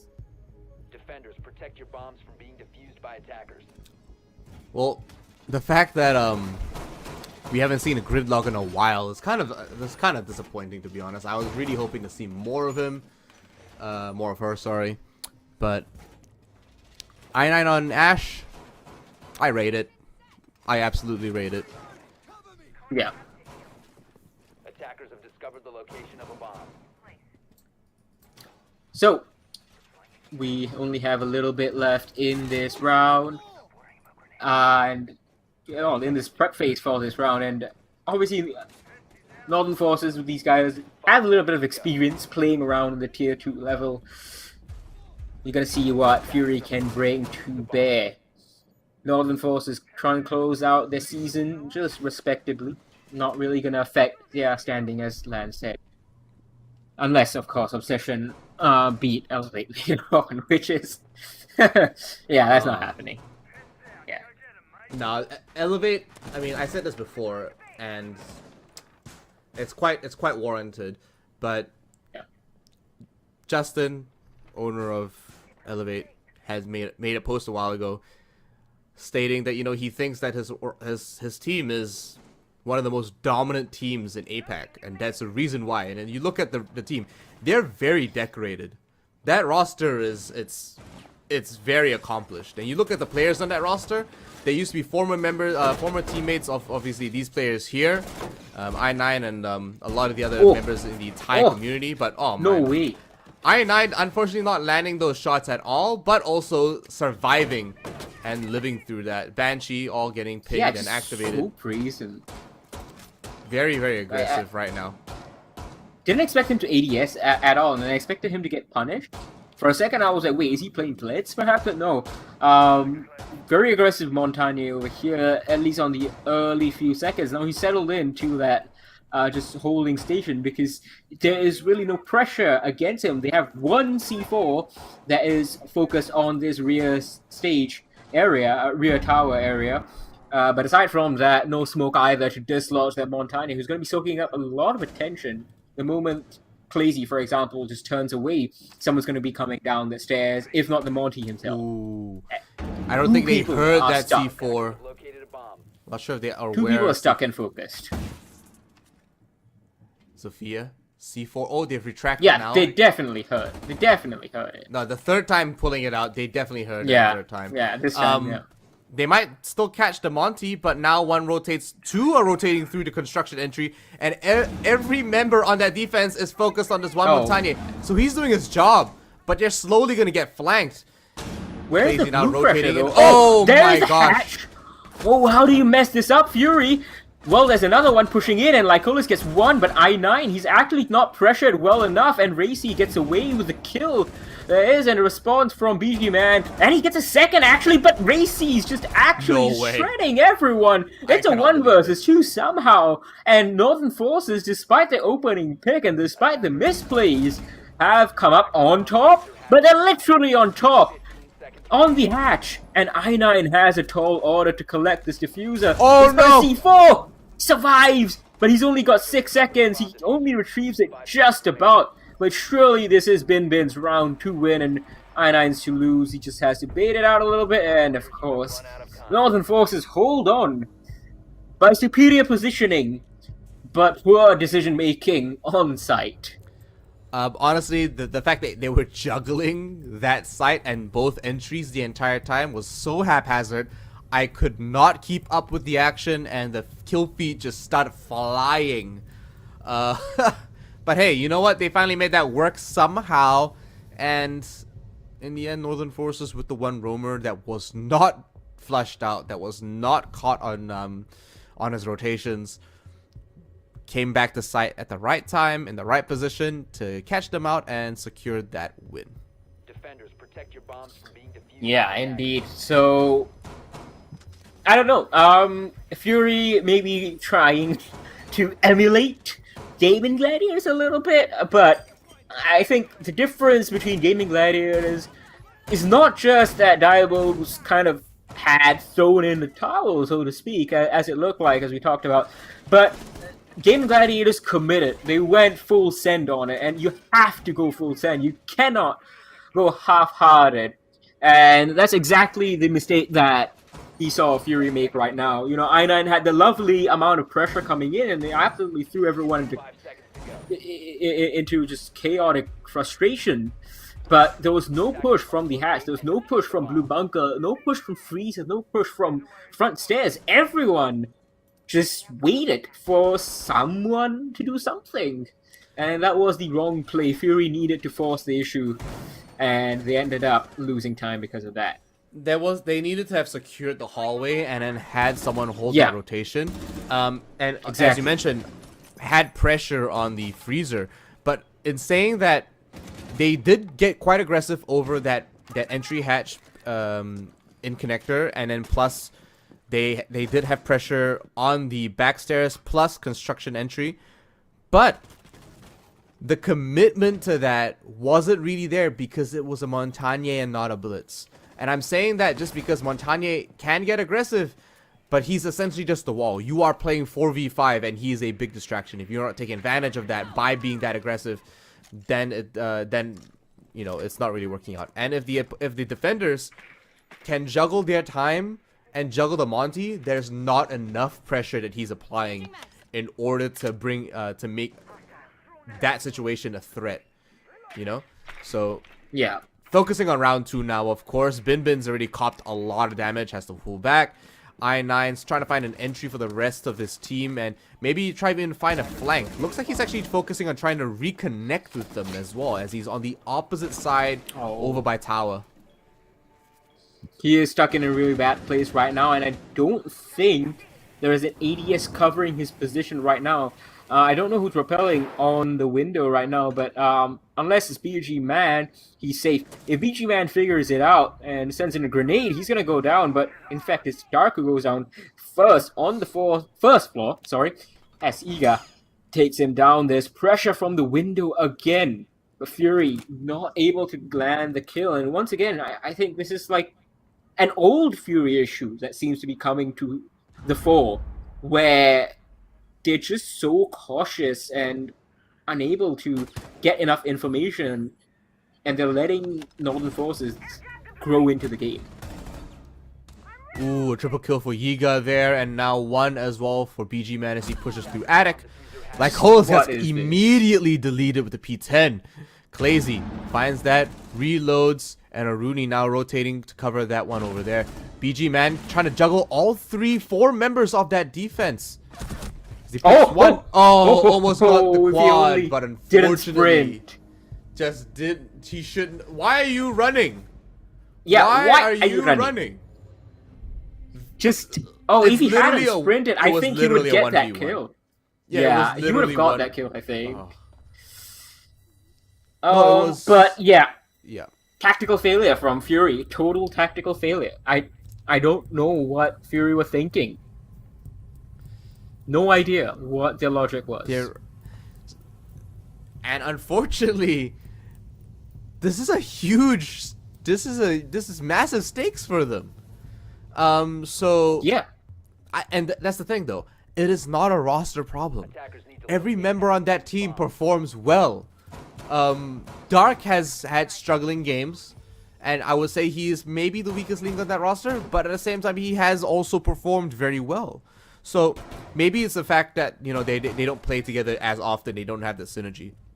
But I think it really comes down to strategic gameplay and the strategies they're trying to implement throughout the some of these rounds, right? Because if you think about it, Infian, we barely see Fury play reserved. We always see them go very aggressively, especially on maps like Villa, especially the last time they played against Northern Forces. They've just always sent these games, and there's reason why, and it's warranted. Sure, they do have that history, but at the same time, it's not working for them now. They need to switch things up. Well, Fury have looked lackluster. But I just want to point out, earlier this week, if you saw on Thursday the Elevate game for the Berlin Major, or was it last week? The weirdest situation. The first 3 rounds, Elevate didn't look like a team who knew how to play Siege, period. Forget knowing how to play it at the pro level. But after that, they turned it around. And it kind of looks a little bit similar right now, because we've seen Fury bring out spectacular performances. We might be seeing them turn it up right now, like Colis gets 2! Great time for me to be making that analogy, huh?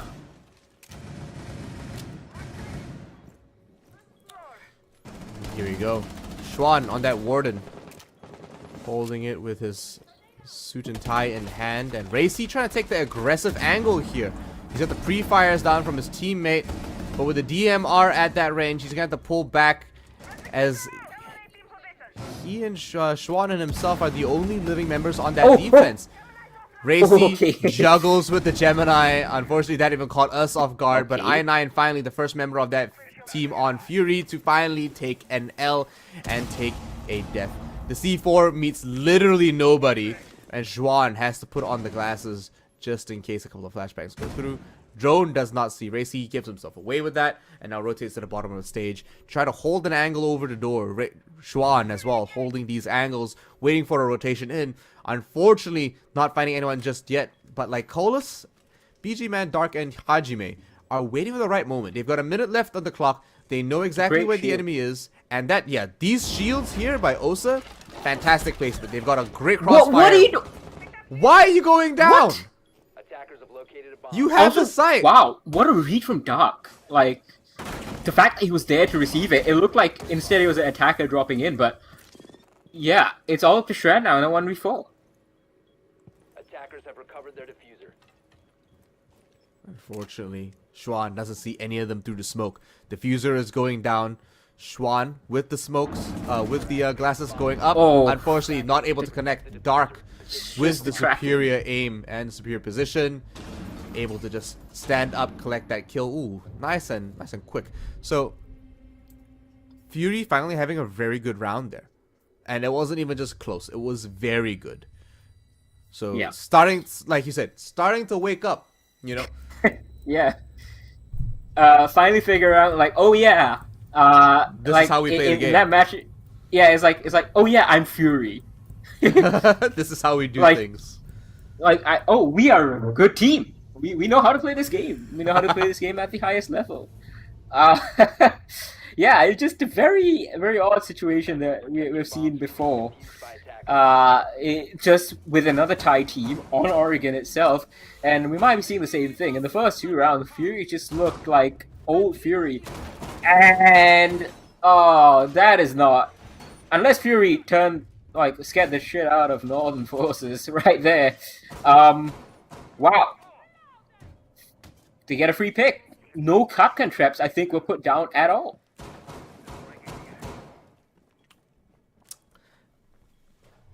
You know what? That's a big loss. Maybe he put some down, but I can't see anything from here.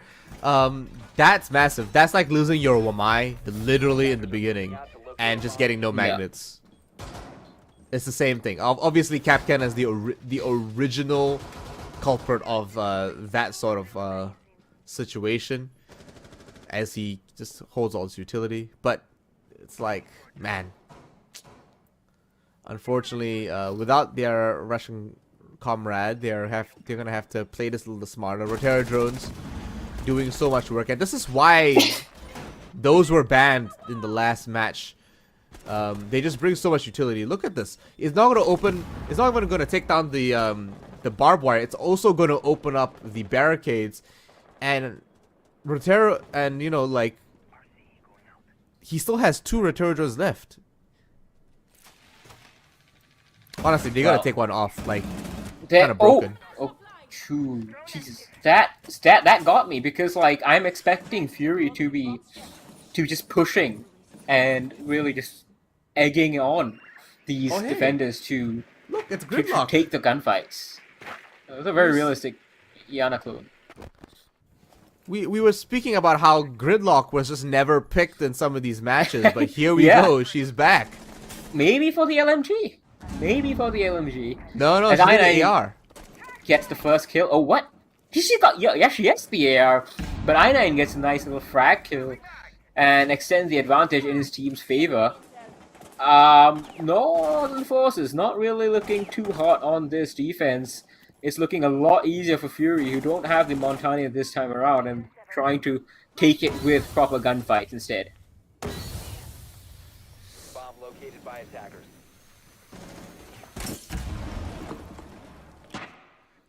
Drop goes in this time, no one contesting. Nice little smoke deals with that back off pillar player.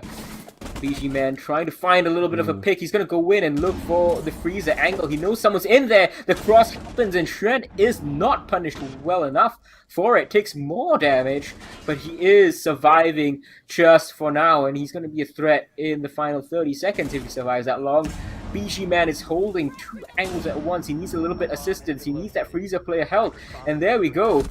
Gracie answers back, but Dark takes him down. BG Man finally fell in the final 30 seconds. Shren is still alive, and he's going to be a pivotal force in this. Yiga finds one kill for himself, might find another, but no! Dark takes down BG Man. Unfortunately, he was already down, not a huge loss, but does use utility over that. And Yiga again, another one onto I9. A massive loss for them. That Gemini would have been so valuable, but now Flora is making his way through. Has to be the last one in a 1v1 duel here. Pings the wrong hologram, finds the wrong alibi, and he falls to a nice little hold here on the defense by Northern Forces. So Northern Forces still leading these rounds. Round 5 now, 3-1 over Fury. You never thought you'd see it. Complete bipolar performance coming from this team here. It's disappointing round for Fury, more so than that first round. The first round they tried something maybe a little bit out of like left field. They brought the Montagnier, they couldn't coordinate, they're like, okay, whatever, this doesn't work for us. Then they went in normally, they went up 4-2, they held off all the angles, but they just stalled out.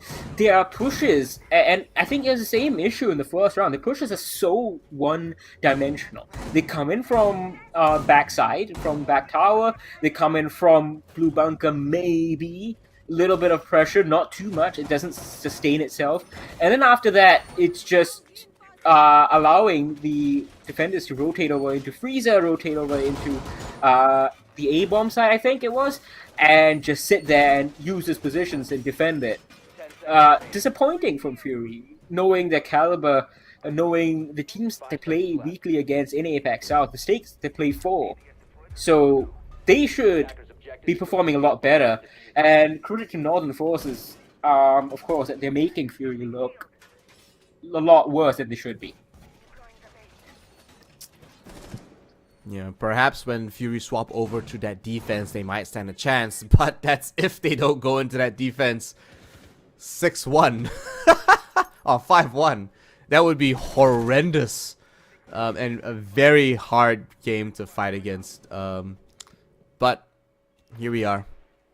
Round 5 now, and this time maybe Northern Forces will keep all their players. Bin still around on that Malusi this time. In saying that, Kapkan unfortunately not there anymore. I was really hoping to see the EDD plays. We have had an EDD kill this league, by the way, in Fien, if you didn't know. And that was the juice. Honestly, I lived for that moment.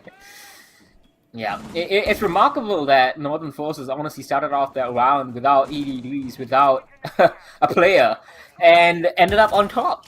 Like, just goes to show how bad the mismanagement was.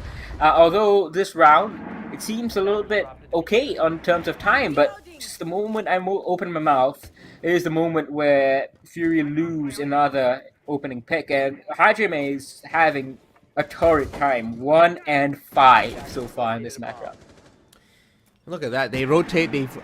Like, Schwan actually manages to go through that rotation, take out the drone, and leave without being punished. Should not have been able to hold that angle. Schwan finally gets taken down, but two members of Fury already eliminated, and that's your ace and your sledge. That's a lot of utility for a site like Bunk. Yeah. The frag grenades obviously are gonna hurt. We saw i9 fairly accurate with them, although he's not playing frag grenade operator. It's gonna be up to BG Man, who has none left in his pocket. So yeah, they are in a tough bind, and it really seems like, unlike Game & Gladiators, Fury just don't know what to do when they go down in terms of utility. Like, Colas is trying his best though. He takes down Bin Bin about that opening kill. The utility is going in with abandon, you know, like just no care where it goes. Trying to isolate some players. Maybe they're there, maybe they're not. And BG Man is... Oh, that ball's reinforced. But Iga just sneaks in. What is the cover from Lycolis? Where's the crossfire here? The flashbangs go out, but like you said, where's the capitalization? There it is. Lycolis now finding the opportunity to push through, takes down the bats before he walks over it. And there we go. Nice crossfire and cover on his 6. BG Man finds that final kill onto the last member of the defense as they put that plant down and they finally take that site for themselves. The swap is happening now. 4-2. Fury 3-2. Fury have found themselves. Oh, the swap is not happening yet. What am I talking about? I'm delusional, dude. It is the penultimate. It is the final round. Sorry, before the swap. I clearly need more Red Bull sponsors.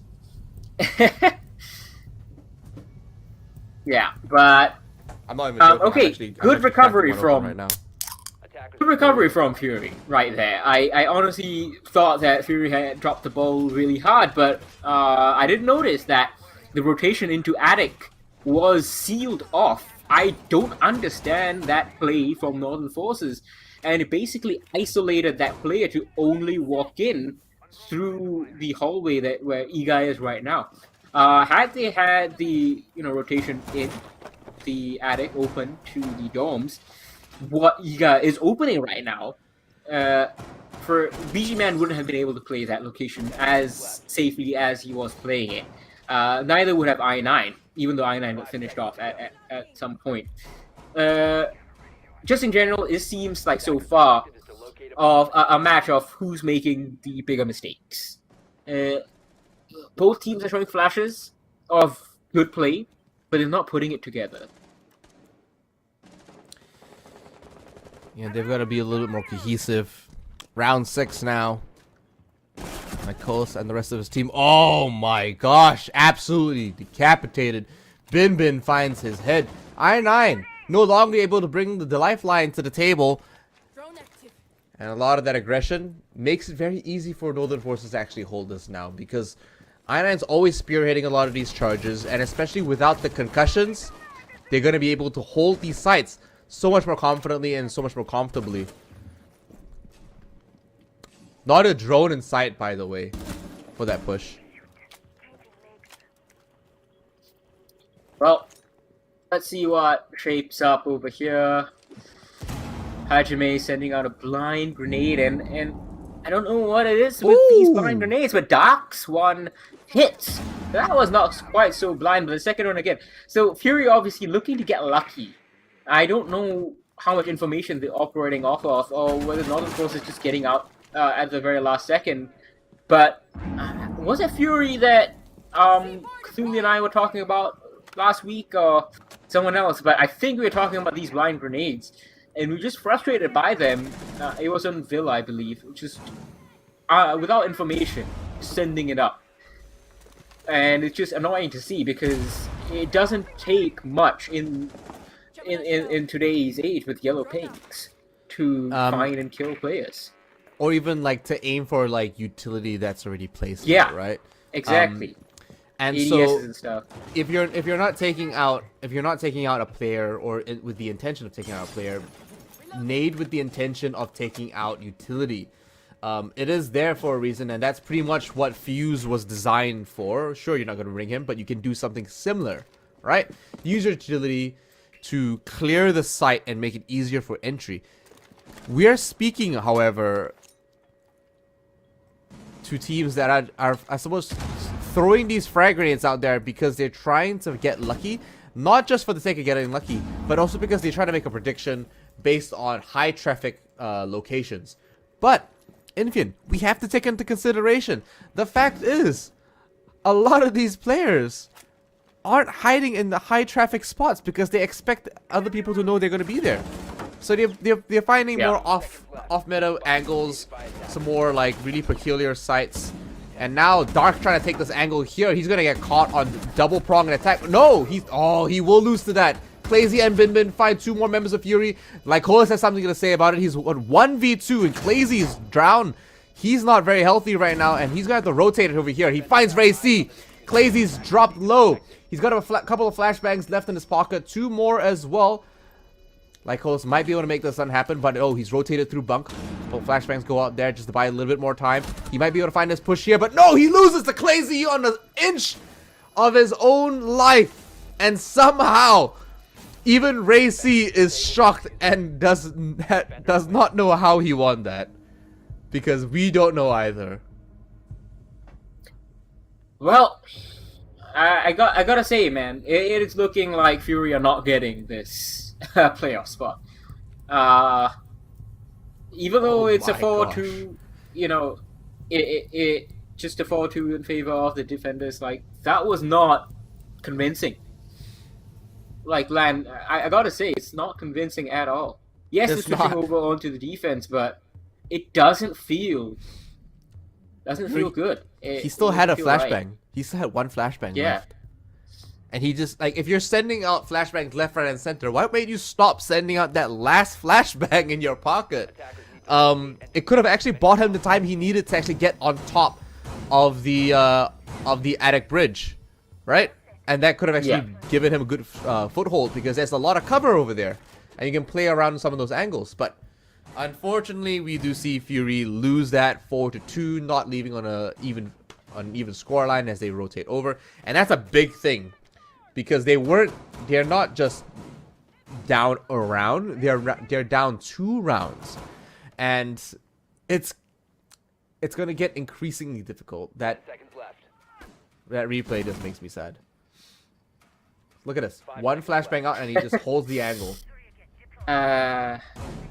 Unfortunate. Fury on this defense should be able to do something a little bit more than that. Yeah, they have a little bit of a better of a chance to go through and be able to pick this one up. But as we say, and we talk about random grenades, we talk about up nades, the king of up nades or down nades, Fuse has been locked in. Man, I don't know. I look at this setup from Northern Forces, and I think it's pretty good, aside from the fact that we are seeing a Fuse. But the Fuse obviously is a lot more useful than he used to be like a couple of seasons ago, and that's because he can now put his Fuse charge on the reinforced wall. And I think that is the logic. They're going to be putting it on the hatch that you see right now on your screen inside of Meeting Hall, and that's going to be clearing out a bunch of utility, forcing out a bunch of players. And I believe, depending on the orientation you put the Fuse charge down, I don't know if they are planning that, but depending on the orientation you put it down, it can even dislodge the pillar player if you time it just right. Absolutely, because it does actually fire from left to right in a completely horizontal line. So if you guys weren't aware of that, it actually is possible. But they take down that hatch, and I believe Schwan might be trying to play this horizontally instead. No, he's actually putting them down over the hatches and servers. So he's just trying to clear out anyone down in the kitchen there. But yeah, see exactly. Oh, he's trying to flush out Lycoris, but Lycoris is actually the one trying to stall out that hold over the staircase.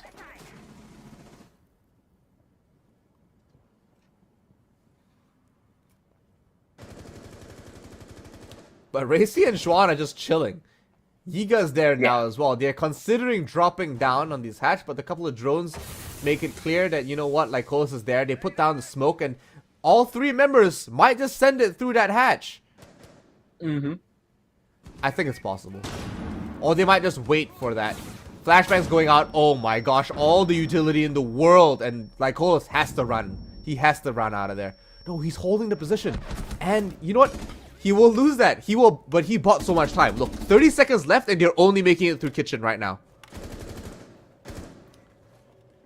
Xuan was so dedicated to fusing out that hatch. And now he has to rotate through laundry. 15 seconds left. Not even on site yet. Northern Forces being stopped at the gates. And Fury are finding it so much easier to defend. Racy is the last one, and their first attack round is a complete flop. They dedicated way too much and way too much manpower to taking down one entry. Yeah. And unfortunately, the play that we talked about using the fuse charge over the obvious hatch in main hall was just like, nah, actually that's too obvious. We don't want to do that. We want to put our fuse charges literally in the same spot 3 times. Because it didn't accomplish anything. Like, sure, it kept Lycolis on those stairs. But you didn't push through the smoke, and it was a death trap. You could not run through that smoke. You were not going to drop from the hatch. And Lycolis had a shotgun. Sure, he died anyway. Yeah. But Infian, like 4 men were sitting around that one hatch not doing anything. There was no external pressure. There's no other. It's like, for some reason, people on attack for Oregon they're just not doing it, man.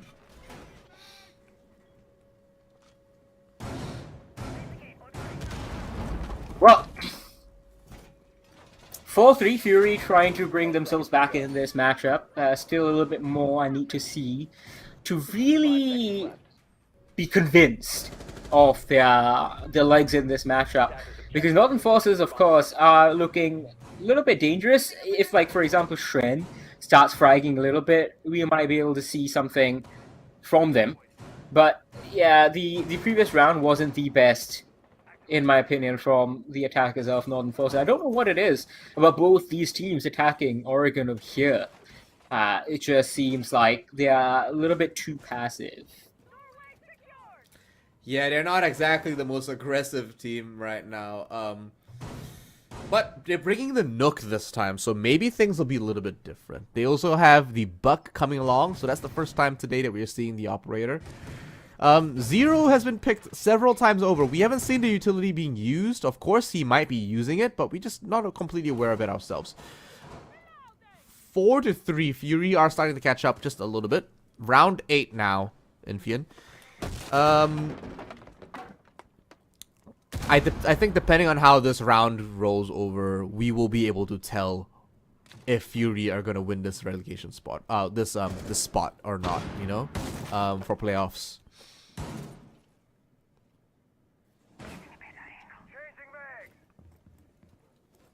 Well, moving on. Half the round elapsed.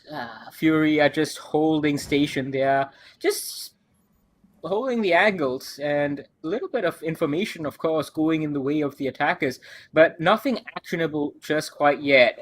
Don't see these guys busting open the hard walls. They haven't even got rid of these mute jammers that are pushing out. And it just feels like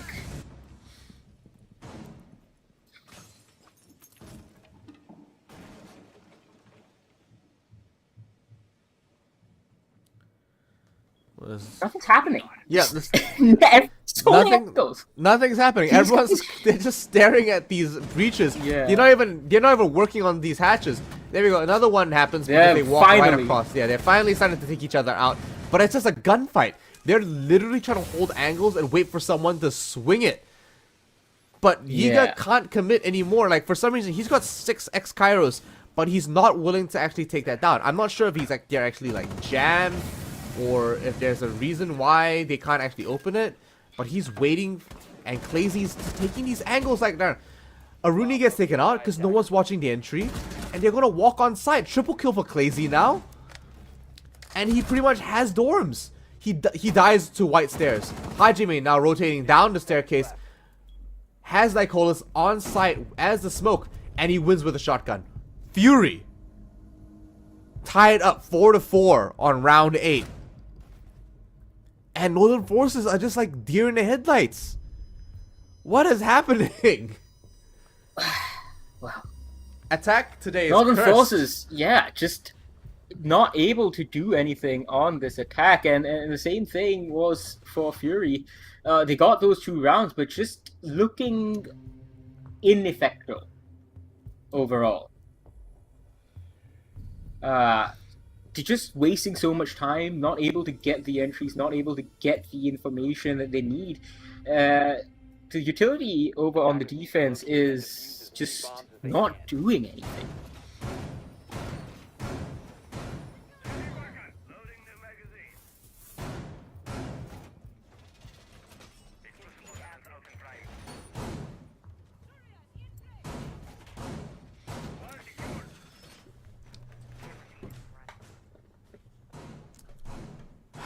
Man, what can I say? I'm kind of getting a little anxious, you know, watching this game here. Yiga swapping from the Hibana to Hibana. Big brain. And ooh, a Thatcher, because Thatcher's on the board. He has been played quite a bit today, but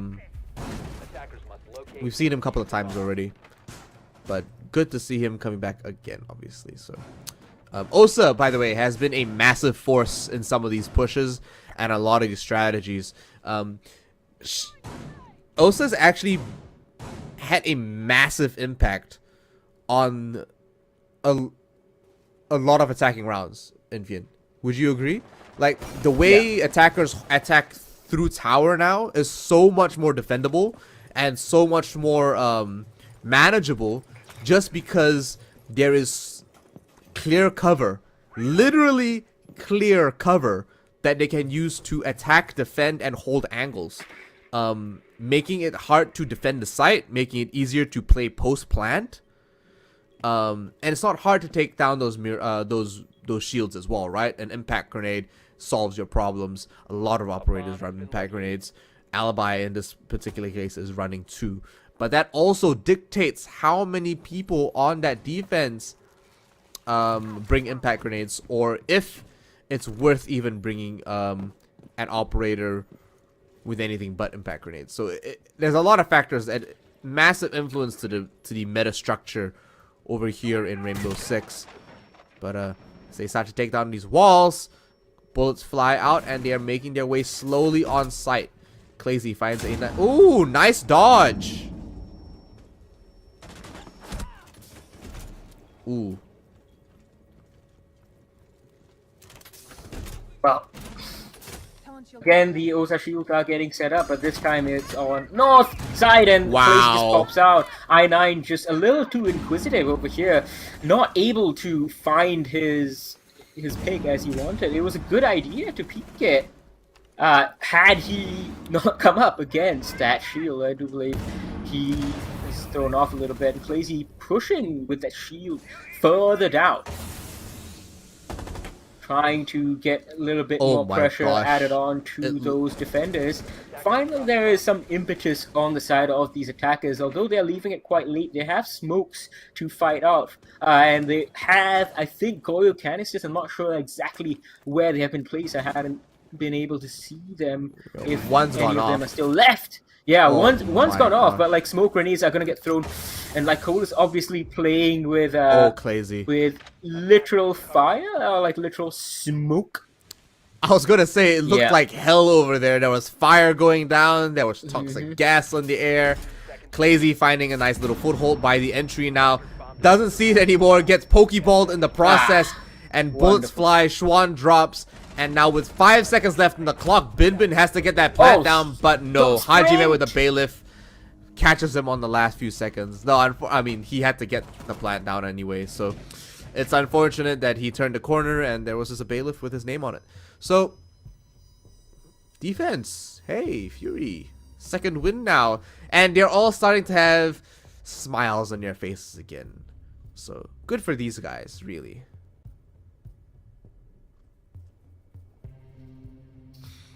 Well, Fury finally growing into the game and keeping their hopes alive for a playoffs appearance. They just need 2 more rounds.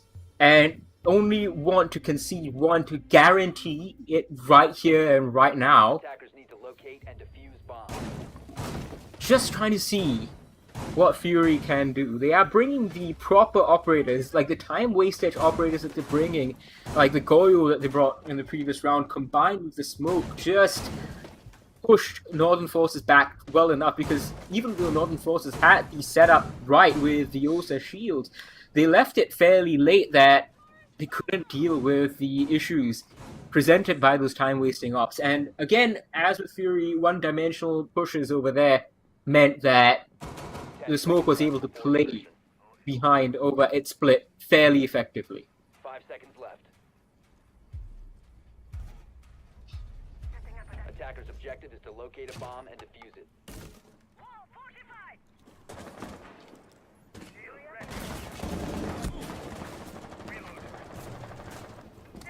I9 already taking a little bit of damage, has to rotate back to site, has the revolver in hand.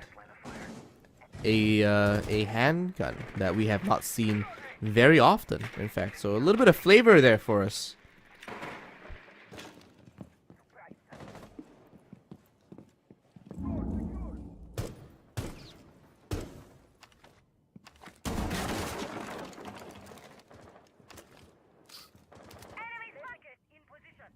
Five versus 5, no early picks, not like the Gaming Gladiators matchup from before, but just as I say that, there's no way Racy was planning that. He just pre-fires in and takes the head off Hajime clean, and now he gets this little angle onto the freezer stairs. I don't think he was planning for that, but he's inadvertently freed up that push in from back tower stairs for the rest of his team.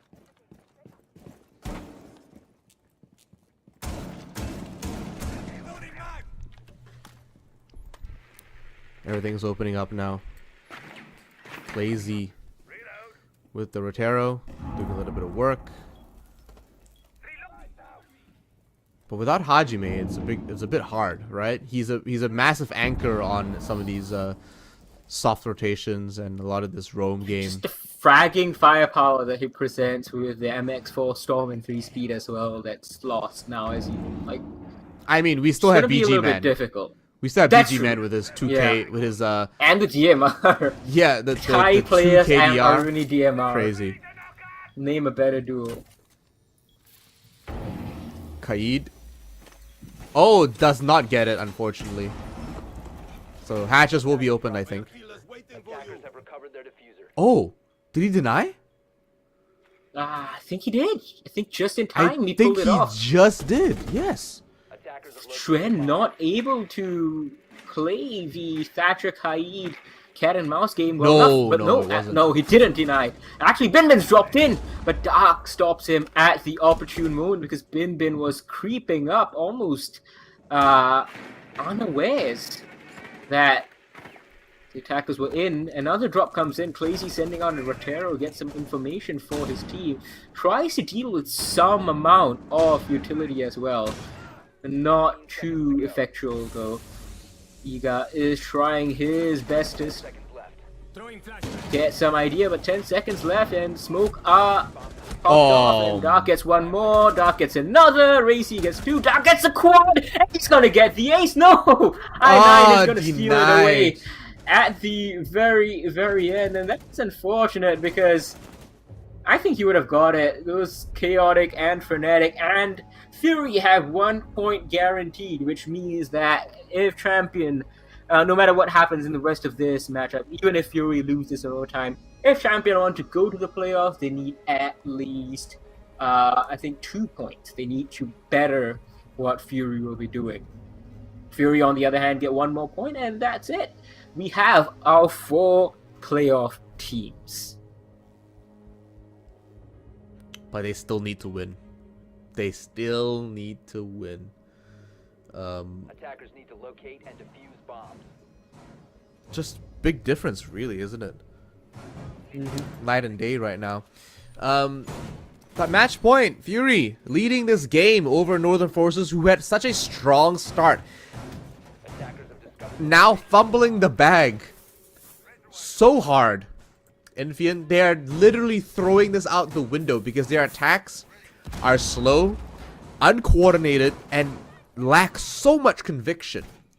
They are literally just 10 seconds left before insertion. terrified of pushing regular angles, regular site takes, and this is Oregon. This is not a map for creativity. We do not all sit here and try to come up with new strats for Oregon. You know, we try to find the rotation. We gamble on the odds of finding the roamers, and that's it. Everything else is a staple take and staple push down the tower, through the construction, through regular push, like regular entrances. I don't see how this is so difficult to get their heads around. But right now, Northern Forces are not doing well. Schwan, a player who usually performs quite well and consistently, is at 310. BG Man, their top fragger on Fury, has been taken off, but they don't need him because every other player on Fury is also crazy. Clazy gets taken off, and that's your Zofia. 2 minutes left on the clock, and Zofia has died to an SMG-11. Oh, and like good response. Very nice. That's actually not bad. You're gonna say Lycolis is still around, but just as you were saying, okay, they both lost Lycolis massive is players. not around. So they've lost a lifeline on the side, but they've now also lost their smoke. And smoke, Lycolis has been a massive anchor for that team, not literally just as an anchor, but because he denies entire rounds. He has not only denied the last 30 seconds of the game, or even general like site take or entry, but he's literally denied the entire take on some of these rounds.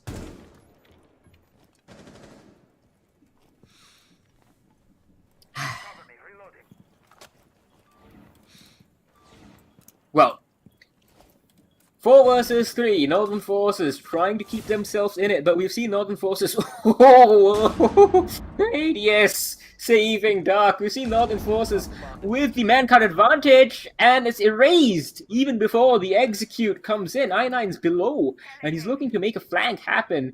It's looking very dire for Champions' chances, for the playoffs. Champions fans praying and hoping that Bin lands his grenade, but the ADS is reset by the time he sends another frag grenade in, and everything's out. They're trying to get the angle, they're trying to get the pick, but they're not going to get it. None of these players have gone positive. Iga was the one who's closest, and he's dead with 10 and 10.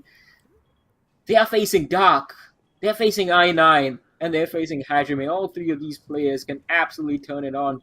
And I9 has that white stairs down on lock. Hajime takes down one coming into the breach. Instantly, I9 takes on Racy. This is all over. Shreds not getting this with 10 seconds left to go. They can't even get it with a 4v3 in their advantage. They can't do a 1v3. Clutch I9 with the shotgun from downtown closes it out. And Fury, ooh, they look really sketchy. They look really, really bad in the first half.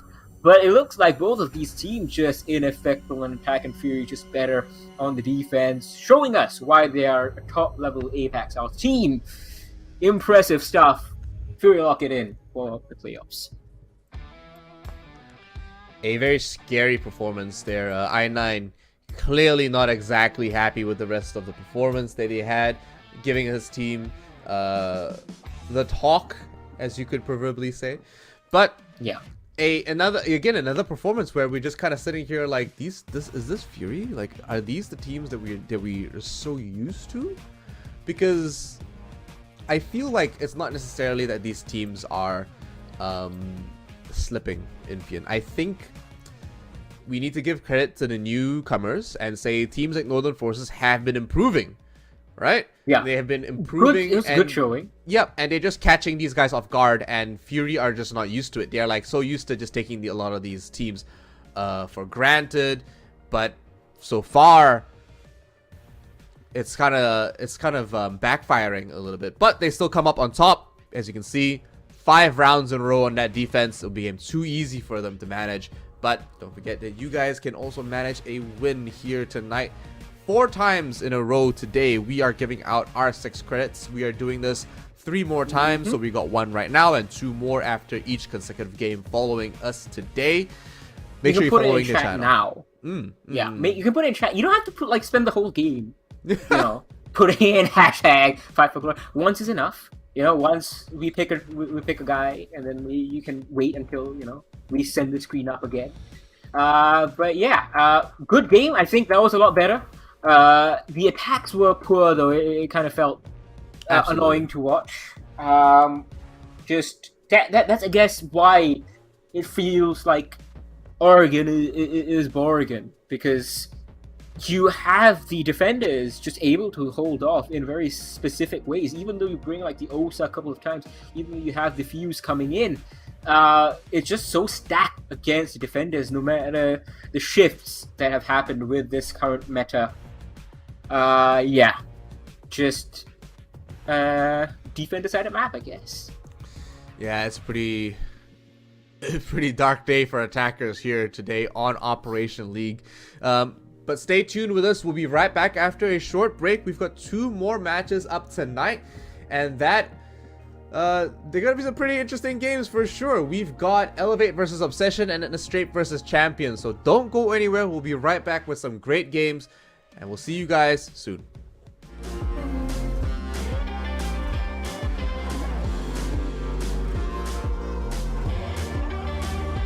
There you go again, looking so handsome. Oh, you have your way, and it's making me weaken. You and your stylist, walking like that. It's really getting too much, but I can't pull back. Though I try to resist, I can't fight this. And no one makes me feel like you do. And no one sets my body on fire. And no one gives me shivers like you. Oh, no one does it better. How I try to sleep, but you're deep in my mind. Got a hold of me. When I'm awake, I'm all blind.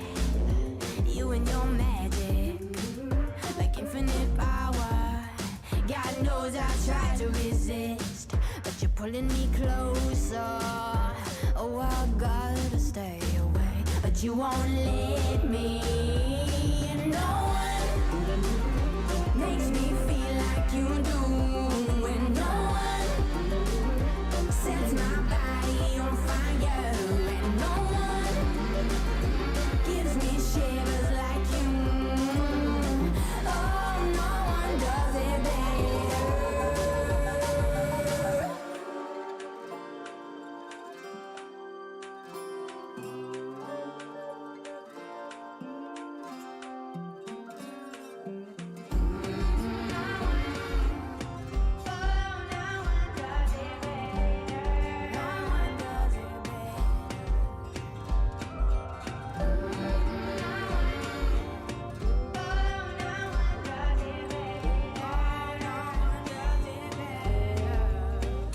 And no one makes me feel like you do.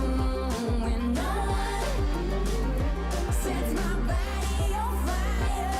No one gives me shivers like you. Oh, no one does it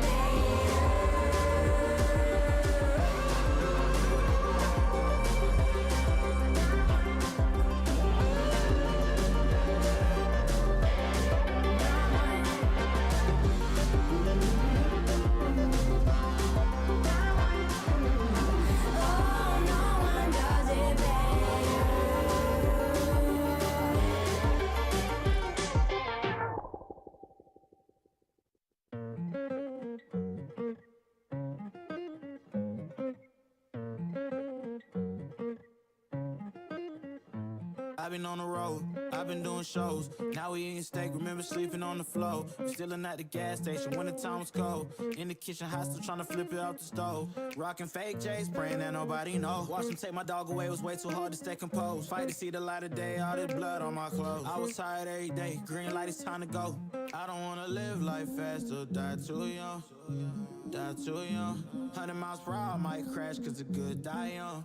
Yeah, the good die young. Push it to the limit, I can't go no more. Red light, no way, I'm coming back home. Long dirt road, all on my own.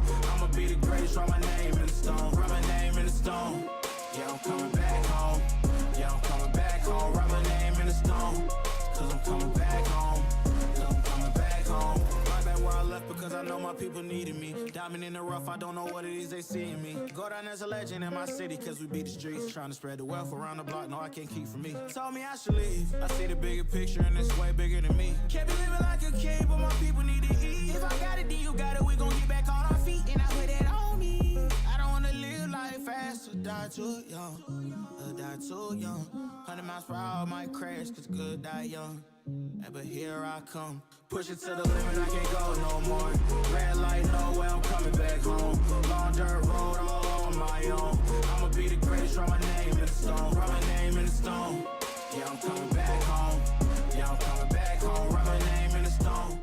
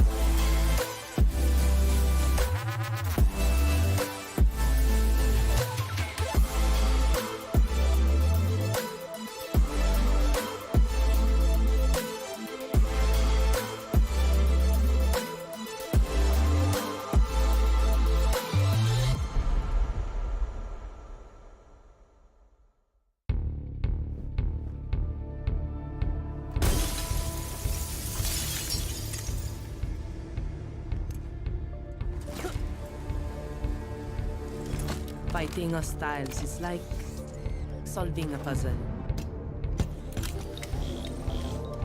All the pieces are a total mess. Then you solve it as if you always knew the answer.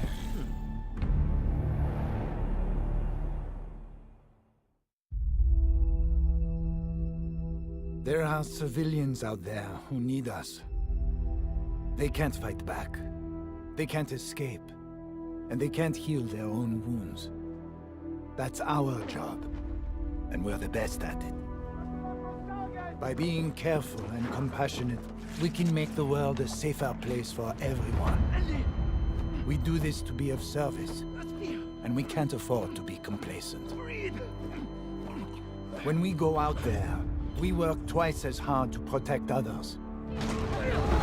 Whatever we have to do, we put the people first. Get them out of here! That will be our focus. With unwavering diligence, we defend.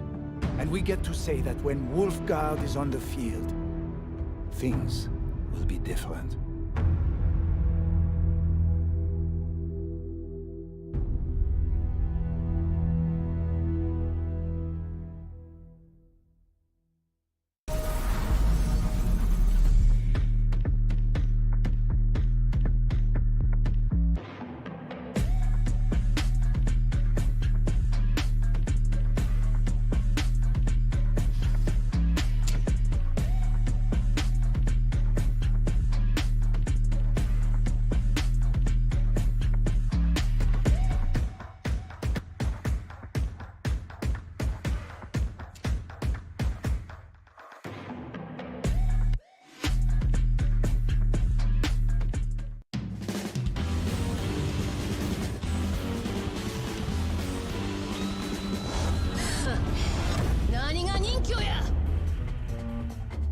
手加減はしねえ。死にてえやつだけかかってこい。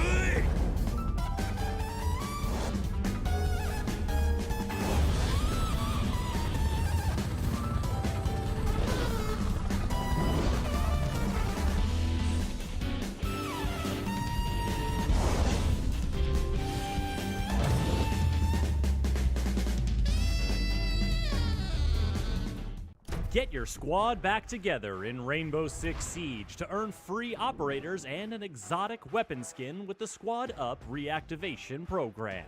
If you've played Siege in Year 7, find up to 4 teammates who haven't. Play 5 matches of any PvP mode with them to earn your rewards. Your teammates will earn a free operator as well. Then they can bring back 4 more players to earn even more rewards.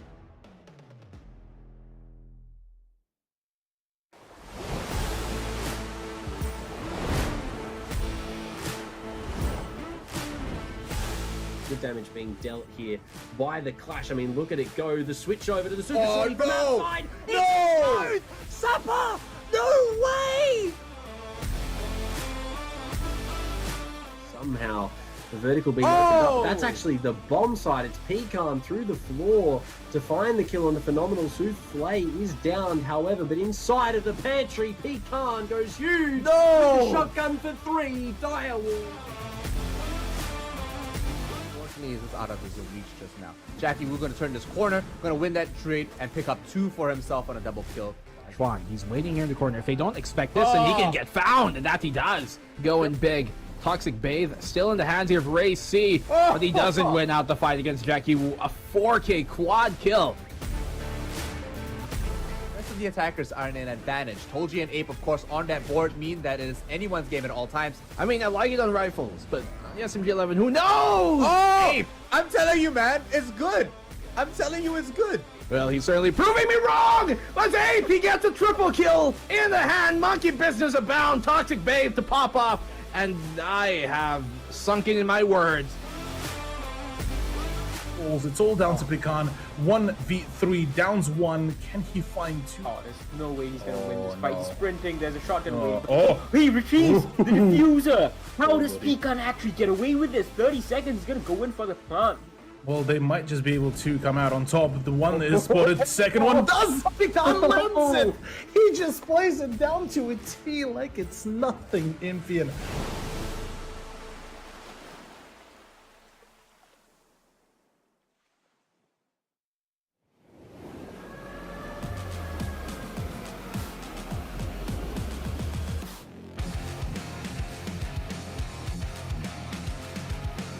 Even if I'm starting to lose face, keep my head out, still going on my way.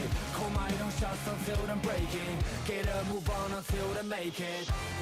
But I can't go back and having regrets. Hitting all the stacks, and that is why we're here. We're one gonna last. Tell me, what are you waiting? Take it over, and this is my year.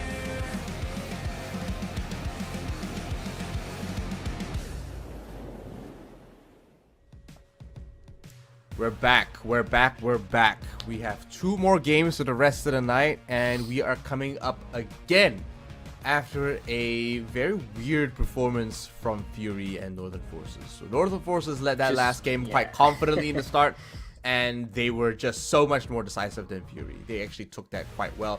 But then Fury coming in 4-2 in a very rare instance and occurrence actually reverse sweep that, went all the way to 7. Now we're coming up against Elevate and Obsession. And the last time Obsession came up against Elevate, it was a 0-7 to Elevate taking the win. So it's not looking great today, guys. Today, we were honestly thinking today was going to be some of the better, more competitive matches. But today, like people it's trying turning out weird to be stuff, one-sided fun flop, stuff. So it's very unfortunate. Yeah. I was hoping for all that stuff, man. I was like, look, they're gonna try something fun, something funky. But we now have a Strape versus Champion as well, and it does look like today it's gonna be a pretty pretty hard. Strape obviously not set to win too many things. I'm not sure if Infian can be heard this time. Oh, can I not be heard? No, still nothing. Hello? Okay. unfortunately, we're just experiencing some slight tech delays, but we will surely get through them. Lan can't hear me. It's saying that. Can you guys hear me? Thank you all for being here. We obviously have 2 more giveaways to do today. We will be going through that soon. But just recapping over the last game, essentially what's happened is that Fury have secured their slot for the semi-finals. And beyond that, they also have an opportunity to go to Berlin. So they're coming up against Knights in another league for that one. Am I not wrong, Infian? Yep. Yep, there we go. Oh, there we go. We can hear me. Okay, I don't know what happened. I didn't mess up anything. I think the stream could hear me, though I'm not too sure. But yeah, we do have these matches. I guess have turned out to be less exciting than we were hoping for sure. As I was saying, I don't know whether you guys heard me. But yeah, we have Elevate versus Obsession. It's a dead rubber match for both these teams. Elevate, nothing to prove. Obsession, of course, nothing they can really do in terms of their playoffs hopes. Elevate are probably going to bring this exactly how they practice, how they scrim, aka ranked style. They're going to be going in hard. They're going to be going in fast. I foresee a repeat of the Game and Gladiators style matchup that we saw earlier on, or that we saw I believe last week as well when Cthulhu and I were here on the casting desk, just walking in and just shredding teams, shredding people left and right. Elevate obviously have that quality. They have done it to pro teams, like top tier 1 teams. In Obsession, they have former tier 1 players. They are a good team. They're a really up and coming roster here in Southeast Asia in tier 2. But let's be real, who can beat Elevate? Who can stand up against that fearsome walk in and gun everyone down player system? Yeah, no, they're quite consistent and they're all very flexible as well. Don't forget, all these players are quite experienced. Deadpool, of course, one of the newer members, one of the newer players into the scene, of course. But Cafe Dostoevsky, finally a break from Borgen. We are going to something a little bit more, flavorful, of course, and I'm excited to see how they play this. Obviously, this is a 3-story map, and there's a lot of depth and a lot of strategies here that we can actually see coming through. Surely we'll see something interesting come out of this, but generally, Obsession are not doing too well. The second bottom from the ladder, and they might find a round or 2 against Elevate, maybe, but they are definitely fighting against a mammoth of a team.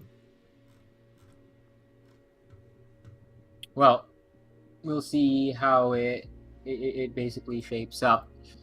Cafe is one of the best maps for Elevate. They have excellent strategy, and they know the angles, the runouts, the operator lineups that they can and cannot bring inside and out. Elevate look bored. And while this is the exact same expressions we saw on the face of Direwolves earlier on, you just wait. Once Elevate get in the game, I swear these guys are going to be laughing and crying at how easily they can walk in and just gun people down. If Onigiri is allowed to play with the DMR on the defense or on the offense, I'm telling you, this will be his time. I know he's not had the best of Operation League so far, statistically, not gotten as many kills as he gets otherwise in like Apex South, or even as he got in like SI22. But we're going to head right into it before we waffle on too much about Onigiri's record again and bring it up as they head to Berlin soon. Element ban out Finka. Oh yeah, so Cthulhu says it all the time. Finka's a crutch on the meta. Unfortunately, forces and allows players to play a little bit aggressive. I say a little bit, I mean very. And it also supports a lot of players and allows them to make some mistakes. But more importantly, I think it just enables and forces players inadvertently to play very aggressive for the sake of being aggressive. Valkyrie and Thatcher being banned are obviously no surprise here on a map like Cafe, where Distance is a real challenge. Thatcher and throwing an EMP makes everything, makes a world of difference.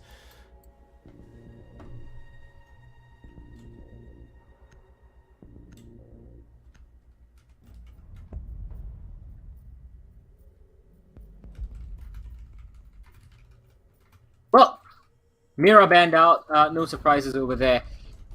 We are going to have Aruni being brought out, and I think that is going to be a really, really scary situation. Because immediately, no surprises there, Onigiri has that on lock with the DMR.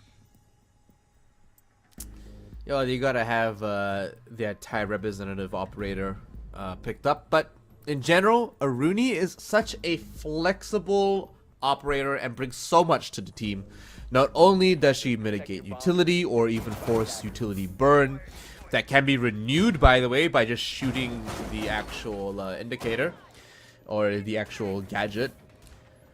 But she also brings a fantastic DMR, sometimes a P10 Roni, depends what your preference is.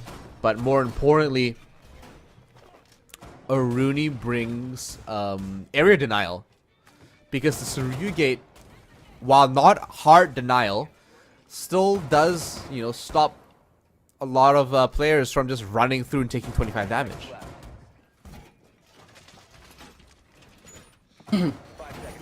Well, Aruni is going to be a force to be reckoned with. Just in general, Obsession need to bring their A game right now.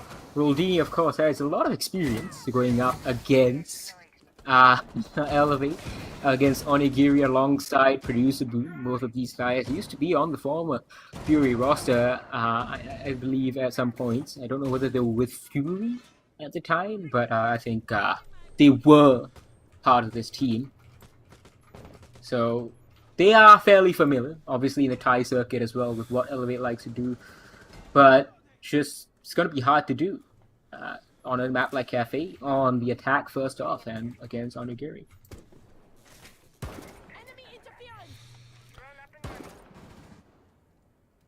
You already hear the ex-Kairos get prepped, and Jay Lucky is starting to get to work on some of these walls. Operators left, right, and center just prepping it up, and Kiba barriers coming down. Like I said before, Azami makes some of these sites and some of these positions so defensible. And as we can see here, Azami holding these locations where they're not normally defensible. Being forced out of that position, though, will be found. DCH finally eliminated, but not without taking down Roldini while they are at it. Mark finds Deadpool and now actually holds the angle by the piano.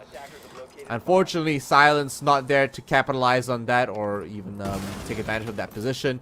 Gets to work on some of these windows just quickly so that the rest of his team can actually use some of these entries and some of this line of sight.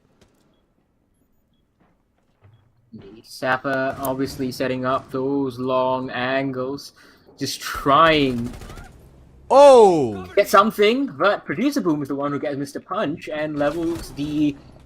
Well, I was saying levels, but is actually in the favor of Obsession right now. Onigiri with the DMR, he hasn't had an impact so far in this round. He's trying to have one. Do they know where he is? He kind of knows where, I believe, Silence is behind that Kiba barrier. But Onigiri's going to tuck himself in, opt for the safe play. And that's going to allow Obsession, of course, to gain a little bit of information, use those drones, as well as send in those Rateros. Is that Ratero going to go in and kill something? Yeah, it's going to kill the shield. I thought it might go for my gosh. Gate instead. Imagine being Onigiri. Yeah, he gets forced out. Well, there we go! The DMR sings! But it's only one kill. And Sapper is left in a 1v2. Yeah, the UMP in Sapper's hands, though. He's obviously pegged for MVP of the entire league right now. Unfortunately, will not be enough against the AR-33. Wow. Yana finally closing in that final round there. The 1.5 as well. So, very nice so far. Obsession, not bad. Finding a round over Elevate. Don't think it's gonna last too long, though.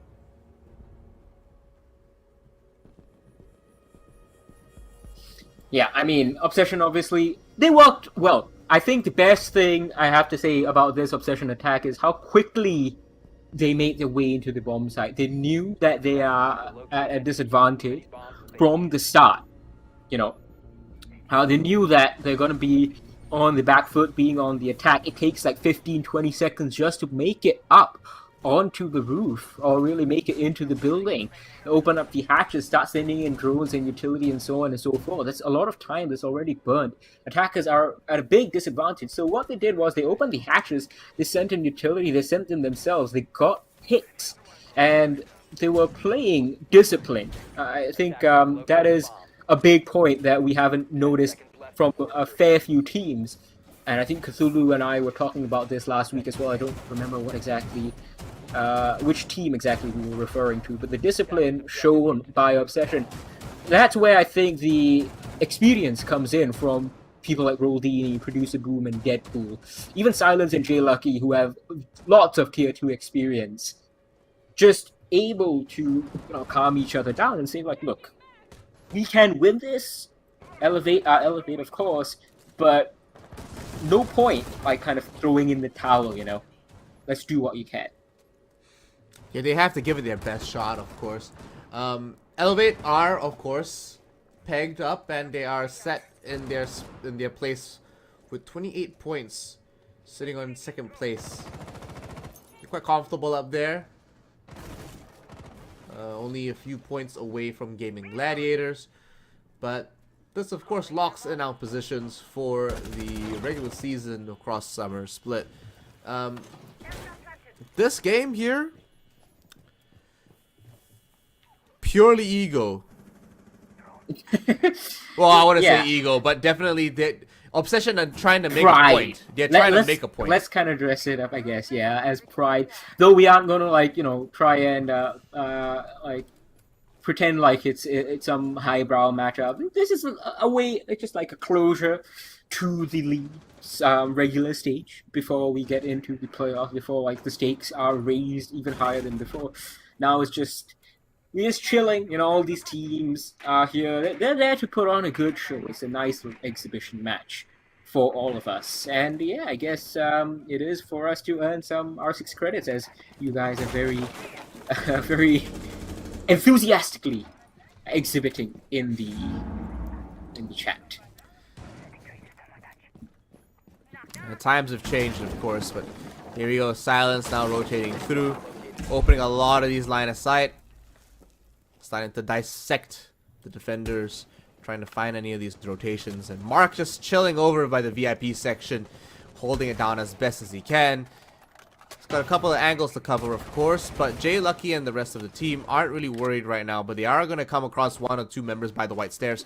They're going to try to cross paths and flush out Mark as he's still sitting there on these inside this room here. No ADSs to keep him alive, of course. Fortunately, Mark still waiting. And no, actually, Producer Boom is the first one to go down, so there goes your KP.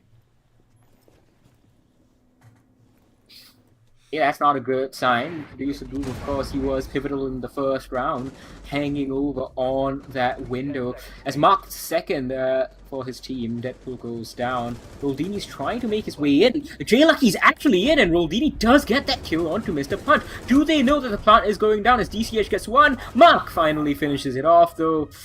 And unfortunate, Jay Lucky not able to stick it with the Echo drones, and the time just runs out. It was a good attempt from Session, a little bit desperate, of course, running out of time, but the first floor bomb site, of course, is a lot harder to attack. Even though it seems it will be a lot easier, it's just you have to clear from third to second to first, and that burns up a lot of time, and there are lots more angles and flanks that you need to worry about. Sorry. I think they were playing that right, though. They definitely had the right idea. They were going through the right motions. They had their checklist played out properly. But we're going back upstairs now. This time around, Obsession are gonna have to make a repeat performance here, and Elevate have one more shot at holding this site down before they might have to call it quits and go down to reading. So I think generally Obsession are playing this properly. They've got the right strats. They're executing properly. Just running out of time, and like you said, there's a lot to do on that checklist to be able to play that properly. But unfortunately, they were not able to locate that Echo Drone, and they're actually not easy. I mean, they're not easy to find, right? Like they could be anywhere. To be honest. Attackers must locate and defuse a bomb. Even though, you know, I just was recalling a couple of Echo Clutches, particularly on Cafe. They used to be obviously cloaked previously, you know, all the time, but no longer the case.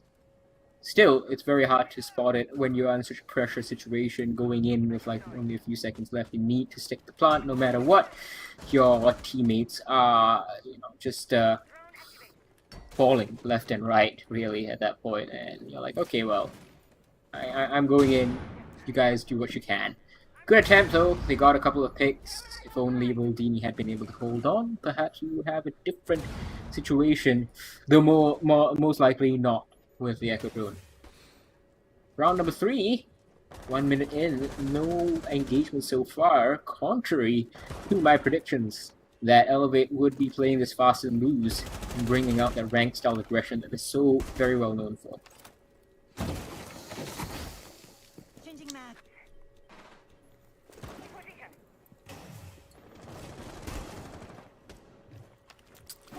DZH using as much utility as possible and actually covering a lot of ground, not only playing in the Cigar but also here back in the Cigar Lounge. You can say he's a bit of a smoker here, holding down. The X-Pirates are getting work on the wall, and they're playing both these angles here, but they're playing quite aggressively as they try to take some of these gunfights. But look at this, look at how the Keeper barriers narrow down these angles and actually make it very easy to defend.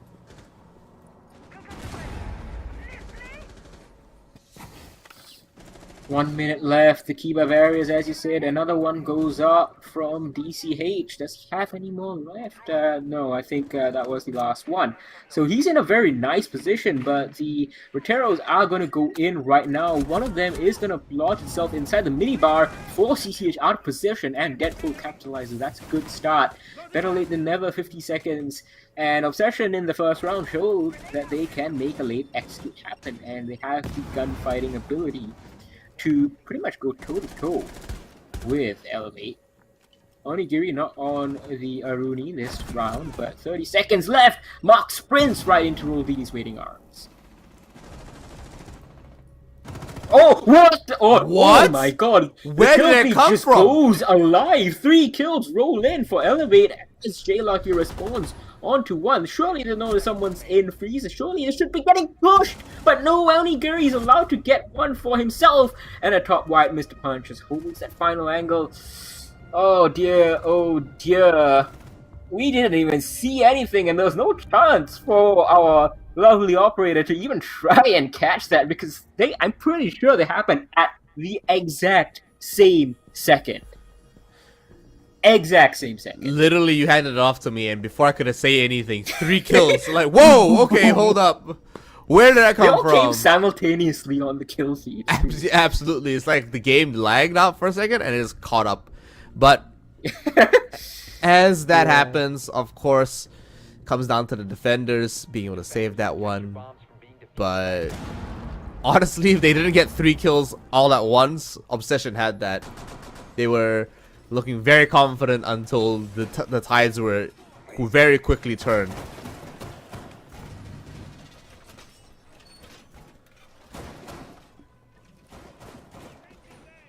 Five versus 5. How long will it stay for this time? These have been some slow attacks.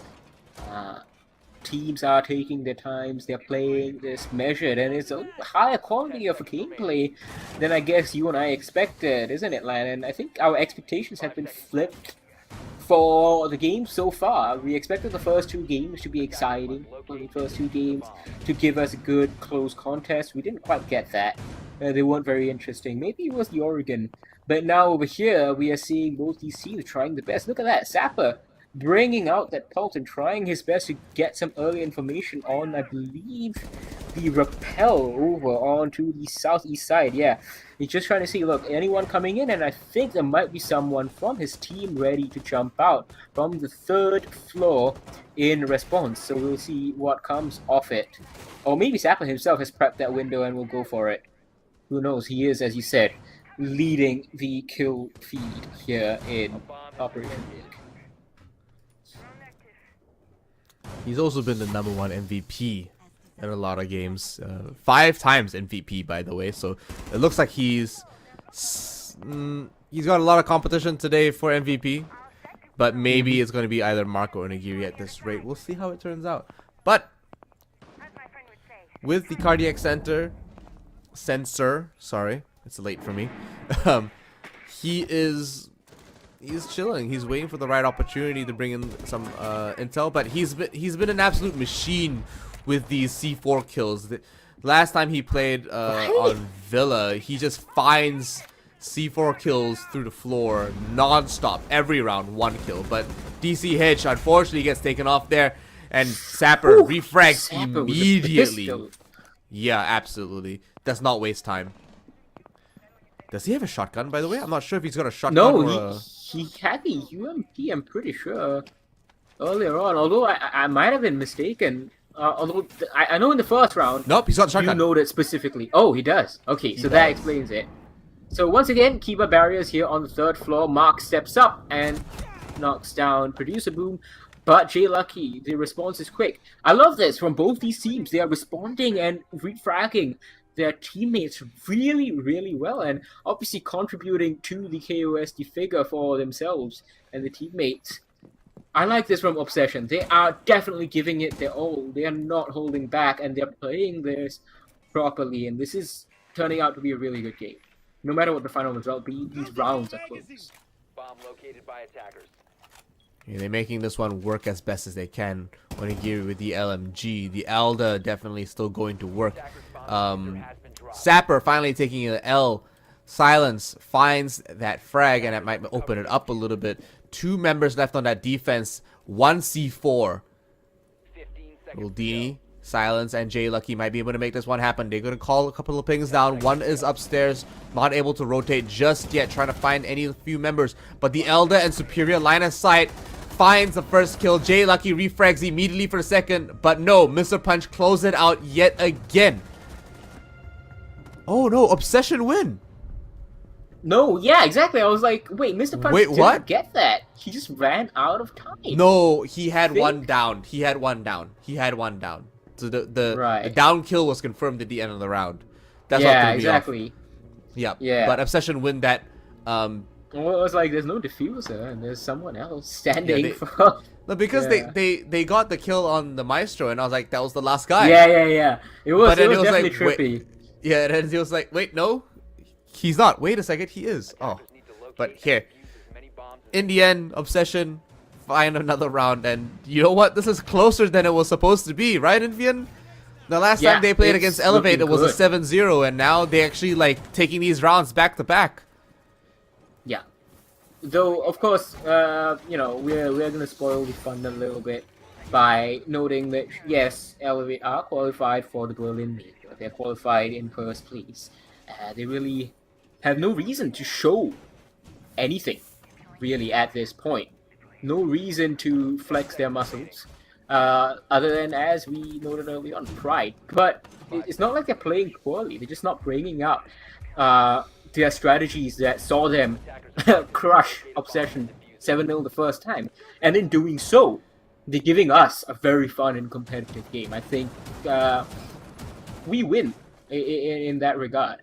We don't see a one-sided affair, and we still see Elevate, even in the reduced strength, trying their best to win. Because they just want to be the best team in Thailand, bar none. At every given moment. Gosh! And you see that! Mark was setting up for that for 30 seconds, jumps out, and goes for it. And this is exactly when you know that Elevate are not holding or pulling their punches at all. All that we're saying is that they're not using their top-of-the-line secret strat book yet. But they are putting in their best effort. They are putting in the work. And they are still trying to be the most dominating team in the entire region, and it goes to show this is exactly what it's about. But they deserve what they deserve, everything they've worked for so far. We can only, oh my gosh, this is nasty. Punch. What kind of a knockout punch can he deliver this time around? What are they pinging actually for DCH over here? They're just trying to set up a C4 potentially. You can't C4 through that. It. Yeah, I mean, clearly they think something's gonna happen over there. Well, we'll see. 1 minute 30 left in this round. The first pick obviously went over to DCH, but again, there is a kill onto DCH and it's traded out immediately by Mr. Punch. These Thai players are playing so exceedingly well. The only way it seems to not get your kill traded out is when you do like a spawn peek as DCH did earlier, or as Mark did, sorry, earlier on. Frag grenades being burnt one by one. Second one makes it through, doesn't find anything, but does telegraph his position.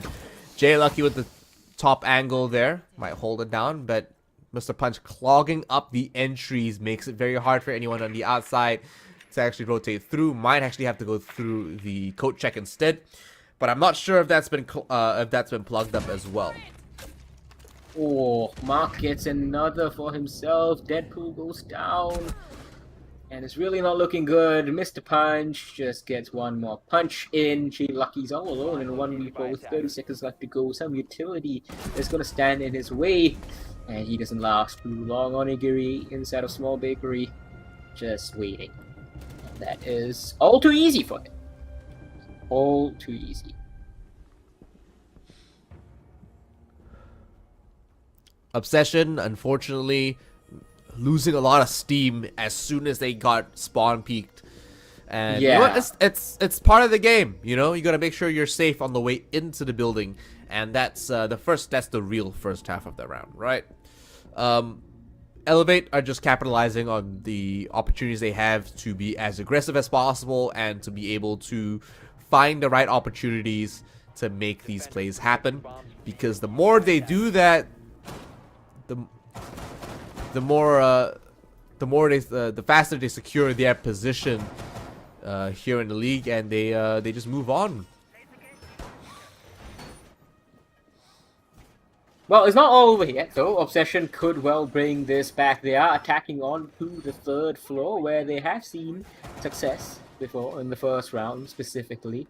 It's not impossible, and the fact that they are on the attack against a proficient team like Elevate does mean that when they switch over to their own defense, we stand to see Obsession try and bring this back, just like we saw Fury bring it back in the previous matchup, where it looked like at first that Fury were not able to hang on. It became a 4-2. It went from 3-2 to 4-2 on the final round of the first half as well. So, Onigiri, though, he's come up big with 6 kills and back on the DMR.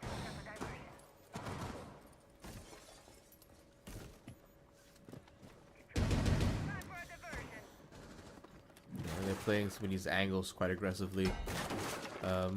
No spawn peaks this time though, but DCH back on that spot by the piano, just to hold it for as long as possible. Oh, DCH, you were saying. And there we go. He finds the first kill. Don't peek these angles if you're not confident. He didn't even put up the keeper barrier yet. Where did he get that first kill? Actually, was it? There was a hatch. No. It was someone was rappelled outside the window. Oh right, yeah, the minibar window, right? Yeah. Yeah. Well, he just decided to peek it because he could. Yeah, and TCH usually wins that fight. The weapon kit for Azami is really excellent, honestly. You get very low recoil weapon that is essentially a headshot machine, even if you consider it to be a peak shooter. The SFP, in the hands right? of someone. Yeah. And in the hands of someone like DCH, he's gonna land the shots, even if they are body shots like they were in this situation. Deadpool's really having a bad time. He is the Yana main for his team. And just not being able to make any impact happen. His Geminis off the board are going to be quite problematic. Oh my gosh, that frag grenade almost found DCH. Another keeper barrier goes up. as he regenerates yet another. But with all these Kiba barriers, look at how that site is constructed, and now they have to focus on deconstructing it before they find any more kills. DCH finds one into silence, and Producer Boom refrags it immediately to try to keep the roster count in line. Obviously, they're still down one, but it's better than nothing at all. And as soon as I say that, Onigiri is completely taken off the board by Roldini. And so, attackers find a little bit more win and level that one out. 3-on-3 with 38 seconds left on the clock on round 6. Obsession are looking to tie this one up with Elevate. 3-on-3 right now with 30 seconds left. Marcus hanging around by the mining room, waiting for any rotations, and Roldini still chilling over by piano and cigar lounge. 15 seconds to go. 15 seconds, not much time. Mark is coming up on the flank. What is going to stop him? If anything, there's no nomad, there's no gridlock, as you've seen. And oh, that's too easy for Sapper. He just flicks down, was actually aiming higher, wasn't looking for someone creeping in close.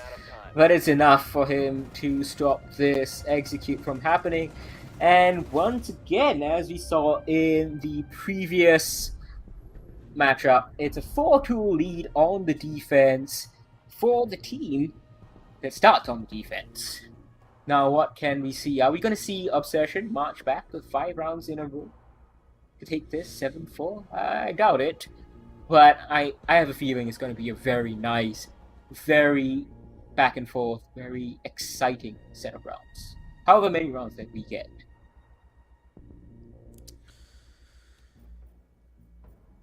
Yeah, it's definitely shaping up to be quite a game here today. Might be the best match we've had all day, to be honest. But I'm going to hold my tongue before I commit myself to that, as Elevate are still leading 4-2. And they are starting to just essentially wake up, capitalizing on their early aggressions and the fact that they are catching Obsession off guard with experience alone. They're not using any fancy strats. They're using some pretty standard stuff so far. And sure, still all material that, you know, other teams moving on into the Berlin Major will want to focus on. And if you're watching this, don't commit to it so too much, guys, because honestly, I don't expect Elevate to use these moving on into any other games, right? Like, let's face it. Let's face it. These are pretty basic strats. We see these everywhere all the time. These are ranked games. But here's the catch. Infian, we've said it many times. Ranked is their scrims, and this is literally how they play. This is how they play. Ranked is truly the bread and butter for all these Thai teams. There we go. See you later, Mark. First round for attack. Elevate already lose their Habana, and that's a big L considering it's their only hard breach. And now they can't get through the cigar wall. Minibar wall is completely impenetrable now. Well, Session doing exactly what Elevate were doing to them. Goldini, Diazami setting up with Kiba barricades up here. Basically exactly the same Kiba barricades, just give or take a few inches here and there. Mark has been taken off the board, and Obsession are looking pretty. The minibar is not going to get penetrated unless they're bringing some explosive, and they have a Flores. It's going to take a while. I think it's really going to come down to Sophia to be able to take those ones down. The Kiba barriers in particular. But is there a reason they have to anymore? Because they can't open that minibar wall. They have to find another entry in and then come up with another plan of attack on how they're going to be actually open up that site and actually make that work. Oh, look at that Kiba barrier go to work, man. Plugs that up, and now they can't shoot through that that little line, that little space in between the reinforcement and the wall. Oh, nasty. Deadpool finds his 3rd kill of the game with a shotgun through the wall. Roldini following up onto Mr. Punch. Obsession are controlling this game with their own form of aggression and their own take on playing defense here on Cafe. 2 members left on that attack. Sapper and DZH find 1 more kill into Producer Boom. There goes your Rooney. A couple of pings go down. They know exactly where this guy is, but they can't actually capitalize on that. Neither of them have frag grenades. Can't gamble with those positions and shoot through the floor either. Rodini takes down Sapper, piling it on. Absolutely piling it on, and it's really worked out well for Obsession over here. Really good at using those Kiva barricades, and Deadpool gets one more for himself, launches himself out of the window in celebration. And why not? That was an excellently played round, and playing exactly as they need to beat LV. Beat them at their own game, match fire with fire.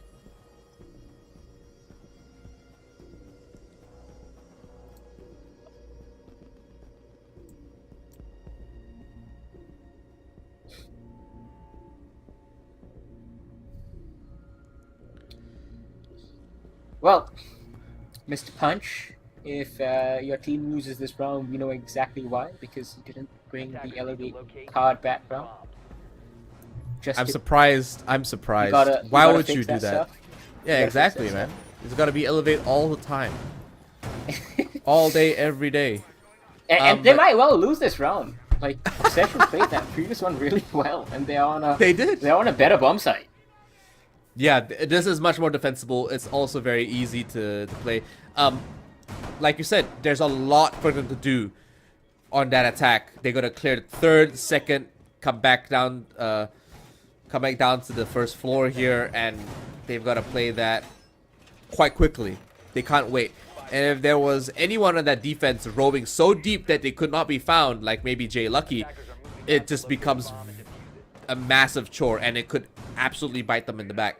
So Silence is gonna be able to is gonna have to play around either the freezer or by the bakery side and try to buy as much time and deny as much entry as possible. But he'll have Silence there. He'll have Silence will have Roldini there, and he'll also have Deadpool on site. I assume Producer Boom is gonna be there as well. When you play around this bomb site, you don't have to go very far. The most you play around is maybe like the entrance, coat check, perhaps upstairs one roaming, you know? But it's all generally on that floor, on that site, and you're just holding it and trying to play vertical.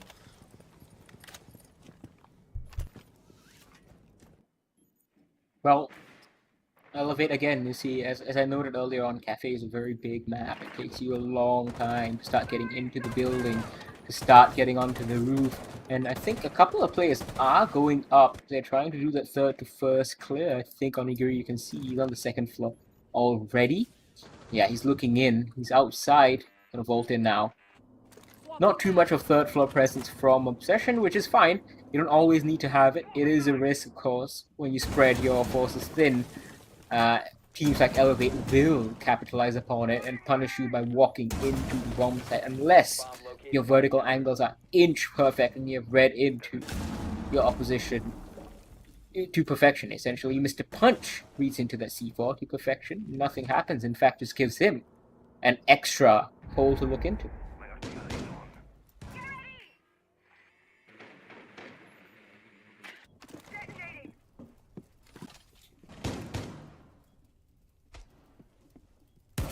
Mark waiting for the right opportunity to get these hatches open.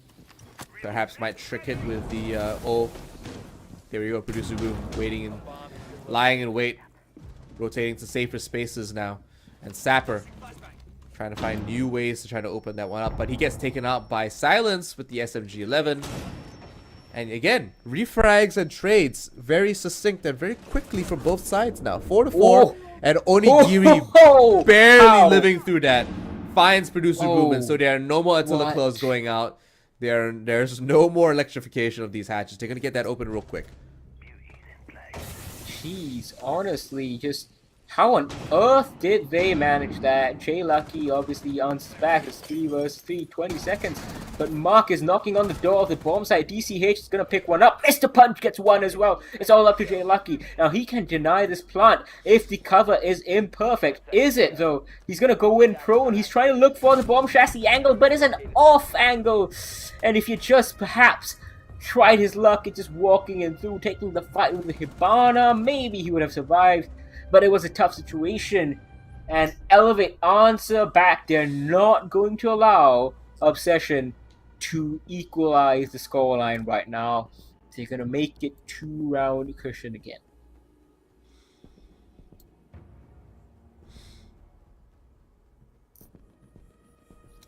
Elevate barely make it through that one, but they still lead 2 rounds up. Obsession having good rounds. So as a scene and as a region, Enfield, I'm pretty sure you'd agree with me in saying that, you know, I'm pretty proud to see that teams in our tier 2 are able to compete with top tier teams like Elevate and are able to, you know, bring in rounds and even keep even in some respects. So I can only expect these individual players to continue to compete at a high level. But honestly,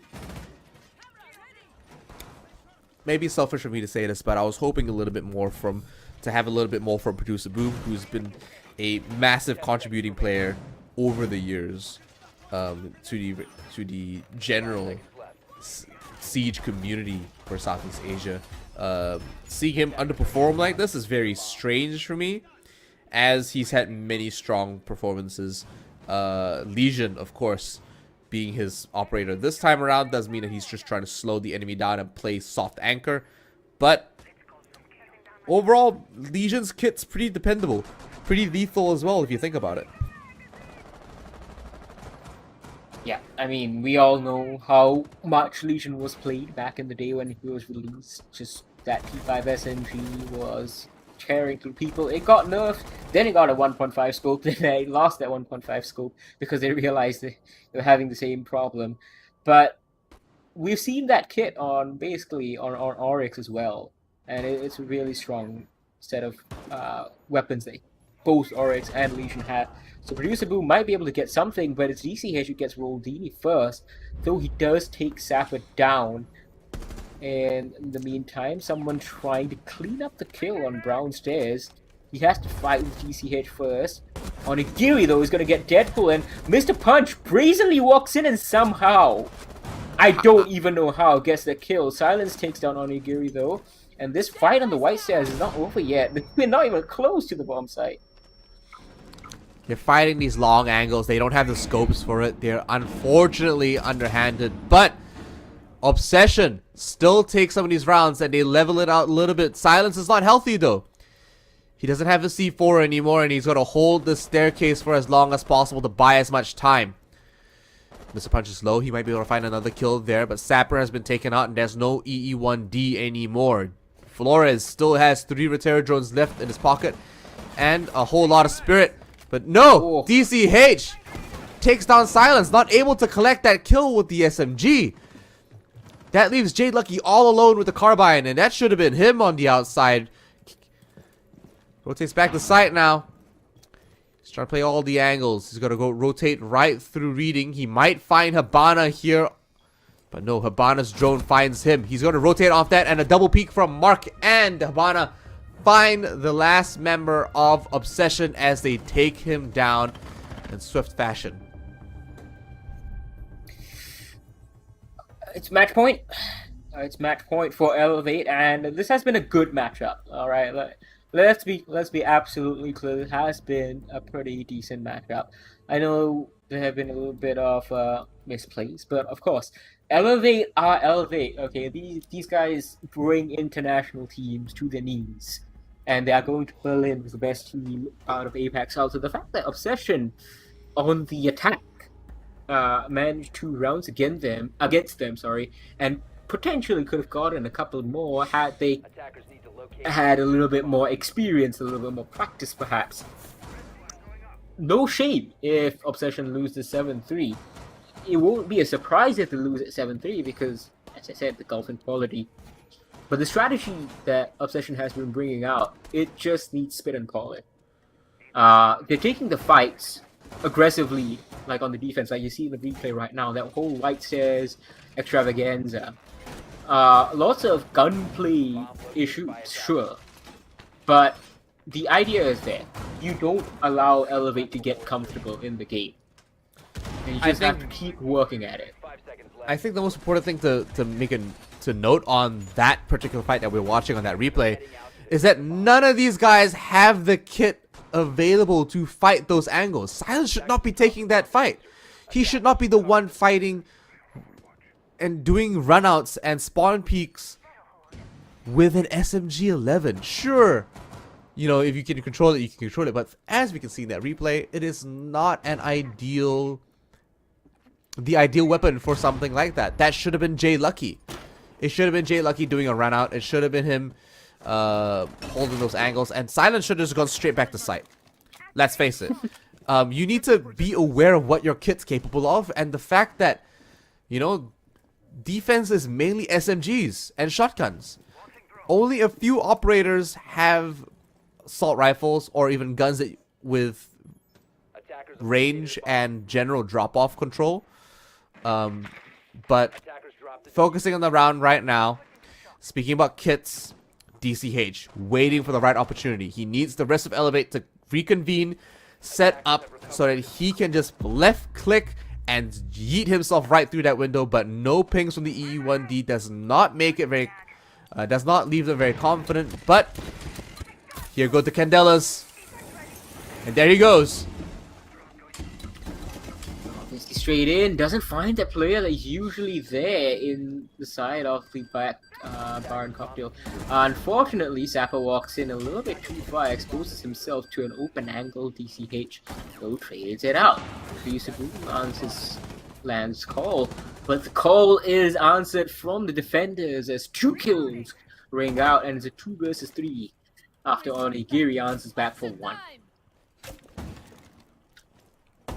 Lifeline goes out, uses all of his utility. Unfortunately, doesn't find anybody this time. Mr. Punch has to go get that diffuser, but he's fighting the man defending the freezer, and Obsession win around.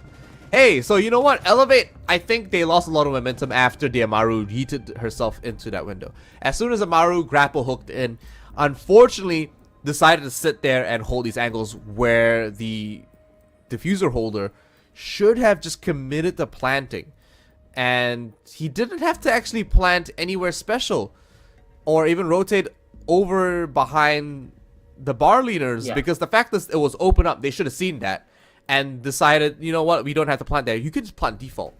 There's nothing wrong. He could have tucked in behind the the reinforced wall. They had control over that entire site. Yeah, exactly. DCH would have held it until the world fell apart.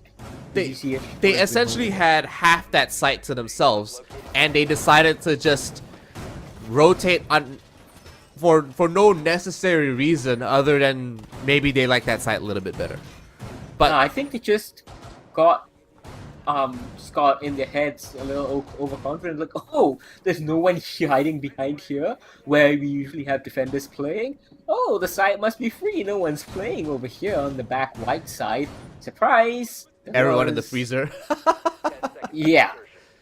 Like, I think they just got a little overconfident in that moment, not seeing a player there. They're like, okay, yeah, well, there's if no one's playing here for us to kill, that means no one's playing here, period. Which is, it's understandable to get ahead of themselves a little bit, excited to maybe just wrap up the game. But we go on into round number 11.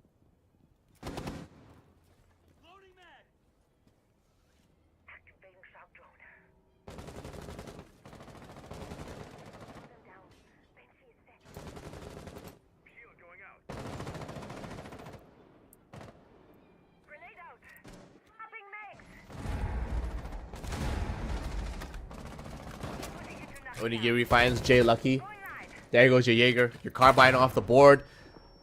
It's going to make it very hard for the defending team to take on anyone outside. But Producer Boom and the rest of the team are sitting Toasty on site, waiting for the right opportunity to find any of these entry frags.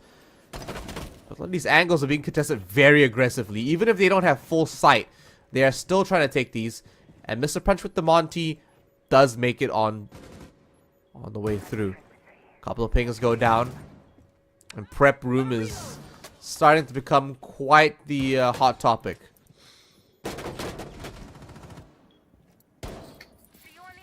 Plant pushing in with the Montani, and Montani is usually brought out by Elevate when they want the game to end. They want the game to end, they want it to end now. And I think that's exactly what we might see here. They've gotten the early pick. They're not pushing second floor too hard, although we see someone rotating up. Zappa, you can see he is sneaking up. I don't know whether he is going to find, I believe, Producer Room? No, it's Silence, who's actually running away over to the white side. And he's backed out of there. He's given up second floor control. Sure, but I think he has burned enough of time and given Elevate's attack enough of pause that we could see this devolve into the final few seconds. But again, Onigiri gets one more kill onto Producer Room, and that's freebie! Oh, he nearly messes it up. Zappa gets one more onto Rolzini upstairs, and that's it. Exactly what I said was happening. The Montani just soaking up the pressure, soaking up the attention, and he's getting the plant down as well. Silence gave up the second floor control. He can't do anything to influence this. Flawless round to end this off. A valiant effort from Obsession. They were 4 rounds better than their stage, in the first half of the stage situation, where they were blown out 7-0. Close rounds here, 7-4, nothing to be afraid of. No, absolutely. Like we've been mentioning, these guys are up against the most dominating roster in the entire region, and they deserve every round they won and every time they took a kill. So, if anything, Elevate played some excellent Siege, and you know what? Obsession.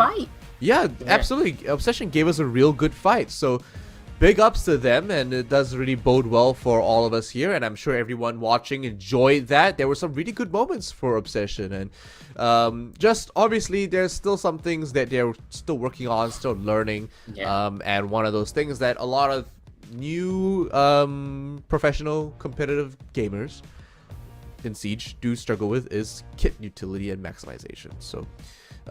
That these are common things that they can easily get through once they start watching some of these VODs a little bit more and starting to do a little bit of homework and getting a little bit more practice in. But in saying that, it's been quite a time. 3 games so far today. We have 1 more match after this. Infian, we're going to look at that very soon.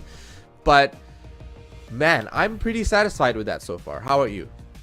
No, that was a very good palate cleanser. I was really needing that after 2 Borrigan matches where they fell well short of expectations, the expectations that we wanted from all the teams involved, particularly the losers of that team, of those matches, of course. But yeah, you can see the timeline over here. Elevate using the clock to their advantage in 2 rounds. The echo play was really clever to start things off as well on round number 2. But after that, they fell into a nice little rhythm. You can see it was fairly back and forth. Elevate will get 2, Obsession get 1, Elevate will get 2, Obsession get 1. It's a shame that 2 is more than 1 for Obsession, and they just ran out of room to maneuver. With a little bit of luck, practice, spit and polish on their strategies, which were good strategies, very similar to what Elevate will bring out. I have no doubt that next season, what we're going to see from Obsession is going to be a marked step above what we've seen from them so far, and what we've seen so far is not bad at all. Yeah, you know what else isn't bad? Free points, free credits. So make sure you guys are following the channel. You guys know the drill by now. Make sure you are claiming your opportunities to win prizes, both digital and physical. I can't wait for mine to arrive. Infian, I'm not sure if I told you, but I have some Koyo store pins from the original Siege collection, and I need to actually expand that to the new operators. They've got one for every operator. I gotta get one for every operator, you know, and I can't wait to add this to my collection. That will be a pretty sick one to add it to collection. I mean, I'm not really a pin collector person, but I have to admit that the Operation League has a very lovely little logo. You can see the whole, like, the bird situation that's going on in the Phoenix, background. I believe, yeah. Phoenix, yeah, like I just love it, and the colors just work out so well. So hopefully, you know, you get picked for the pin. It will be sent to you alongside the credits. Yeah, and it will be a fine addition to Land's collection. But I think that's it for us for this game. We have 1 final game left, and don't worry, we're not going without sending off the regular stage with a bang, hopefully. This was a good game. Let's see if we can get something better. Our final game coming up, a straight champion. Right. Go back. Though I try to resist, I can't fight this. And no one makes me feel like you do. And no one sets my body on fire. And no one gives me shivers like you. Oh, no one does it better. How I try to sleep, but you're deep in my mind. Got a hold of me. When I'm awake, I'm all blind.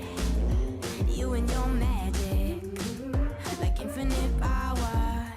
God knows I try to resist, but you're pulling me closer. Oh, I gotta stay away, but you won't let me. No one makes me feel like you do. And no one sets my body on fire. And no one gives me shivers like you. Oh, no one does it better.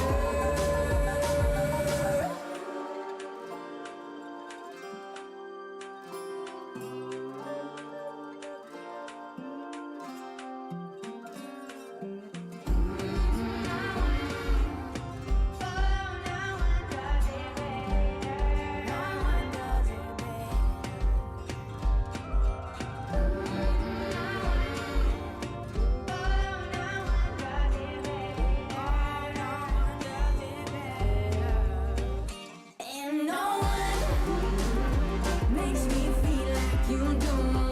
And no one sets my body on fire.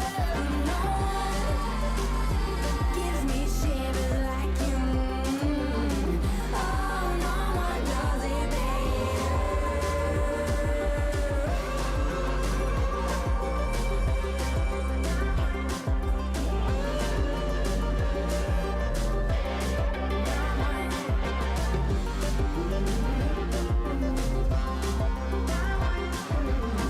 Oh, no one does it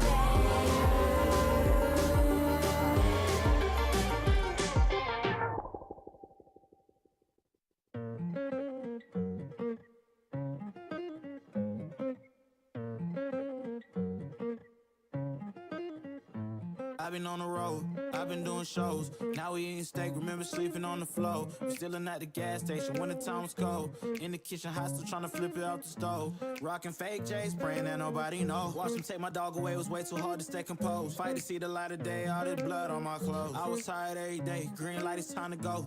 I don't wanna live life fast or die too young. Die too young. 100 miles per hour, might crash, cause the good die young.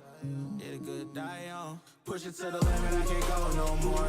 Red light, no way, I'm coming back home. Long dirt road, all on my own. I'ma be the greatest, write my name in the stone. Write my name in the stone. Yeah, I'm coming back home. Yeah, I'm coming back home. Write my name in the stone. Cause I'm coming back home.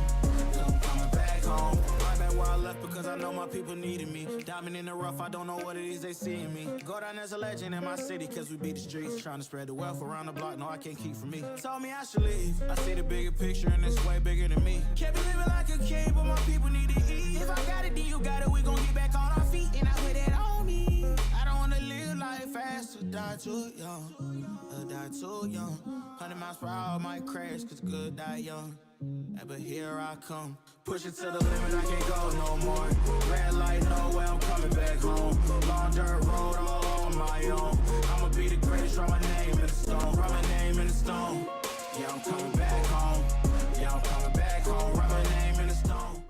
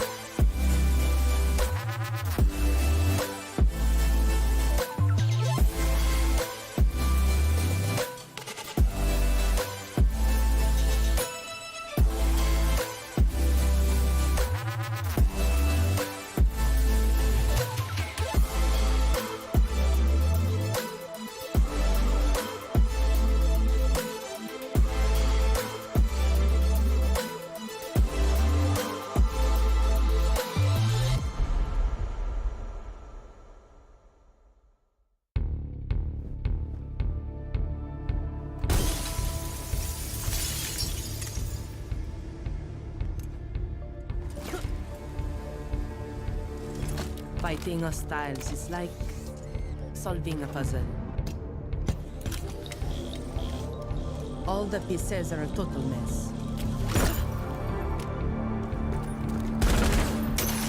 Then you solve it as if you always knew the answer.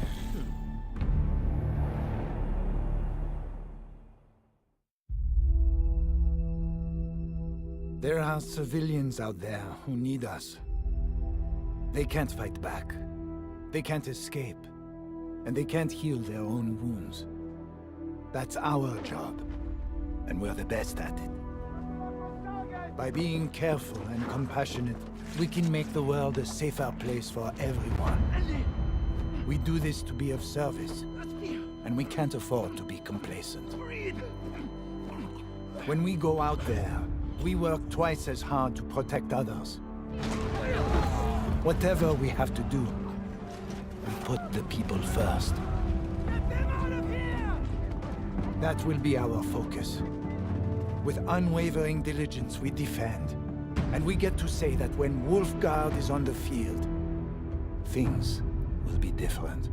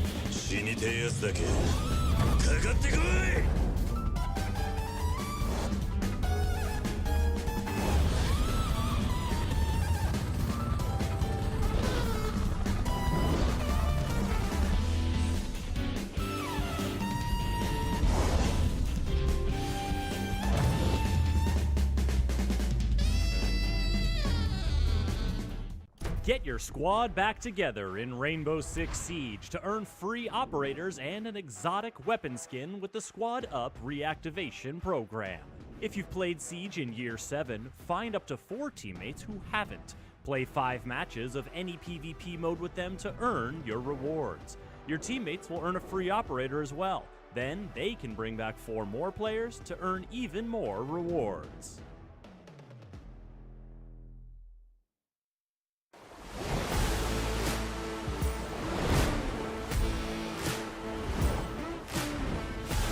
Good damage being dealt here by the Clash. I mean, look at it go. The switch over to the Super Oh, Sonic from no! outside. No! It's Supper! No way! Somehow, the vertical being opened up. That's actually the bomb side. It's Pecan through the floor to find the kill on the Phenomenal Souffle is downed, however, but inside of the pantry, Pecan goes huge. No! With a shotgun for 3. Direwolf. Is out of his reach just now. Jackie, we're going to turn this corner, going to win that trade, and pick up 2 for himself on a double kill. Schwan, he's waiting here in the corner. If they don't expect this, and he can get found, and that he does. Going big. Toxic Bathe still in the hands here of Ray C, but he doesn't win out the fight against Jackie Wu. A 4K quad kill. The rest of the attackers are in an advantage. Tolji and Ape, of course, on that board mean that it is anyone's game at all times. I mean, I like it on rifles, but on the SMG-11, who knows? Oh! Ape! I'm telling you, man, it's good. I'm telling you, it's good. Well, he's certainly proving me wrong! But Ape, he gets a triple kill in the hand. Monkey business abound. Toxic Babe to pop off. And I have sunken in my words. It's all down to Pecan. 1v3, downs 1. Can he find 2? Oh, there's no way he's gonna win this fight. He's sprinting. There's a shotgun wave. Oh. He retrieves the diffuser. How does Pecan actually get away with this? 30 seconds. He's gonna go in for the plant.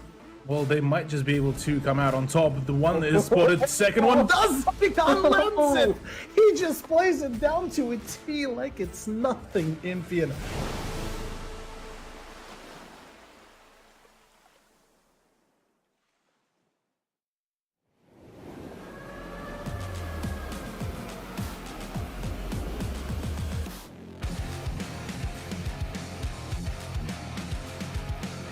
Even if I'm starting to lose face, keep my head out, still going on my way. Call my own shots until I'm breaking. Get a move on until I make it. But I can't go back and having regrets. Hitting all the stacks, and that is why we're here. We're one gonna last. Tell me, what are you waiting? Take it over, and this is my year.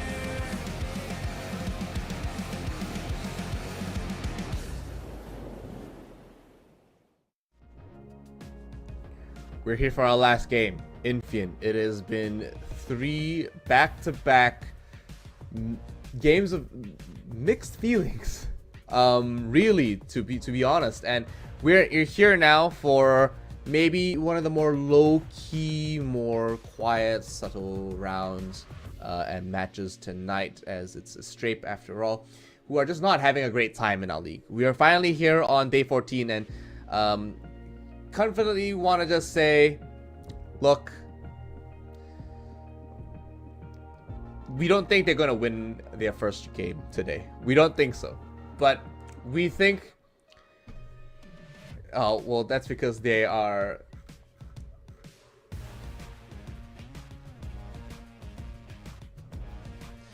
well, that's because, Imphian, they are pulling a Shanghai Dragons, and they are right now 0-13.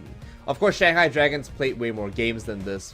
Shanghai Dragons, to earn their name, were 0-30, I believe. And just not having a great time. Even Pengu even commented it, because like he had no clue what was happening in that game. But that's pretty much what it is right now. Strape are essentially in that same position. They are not having a great time, and we are gonna have to yeah, we just have to finally make something happen.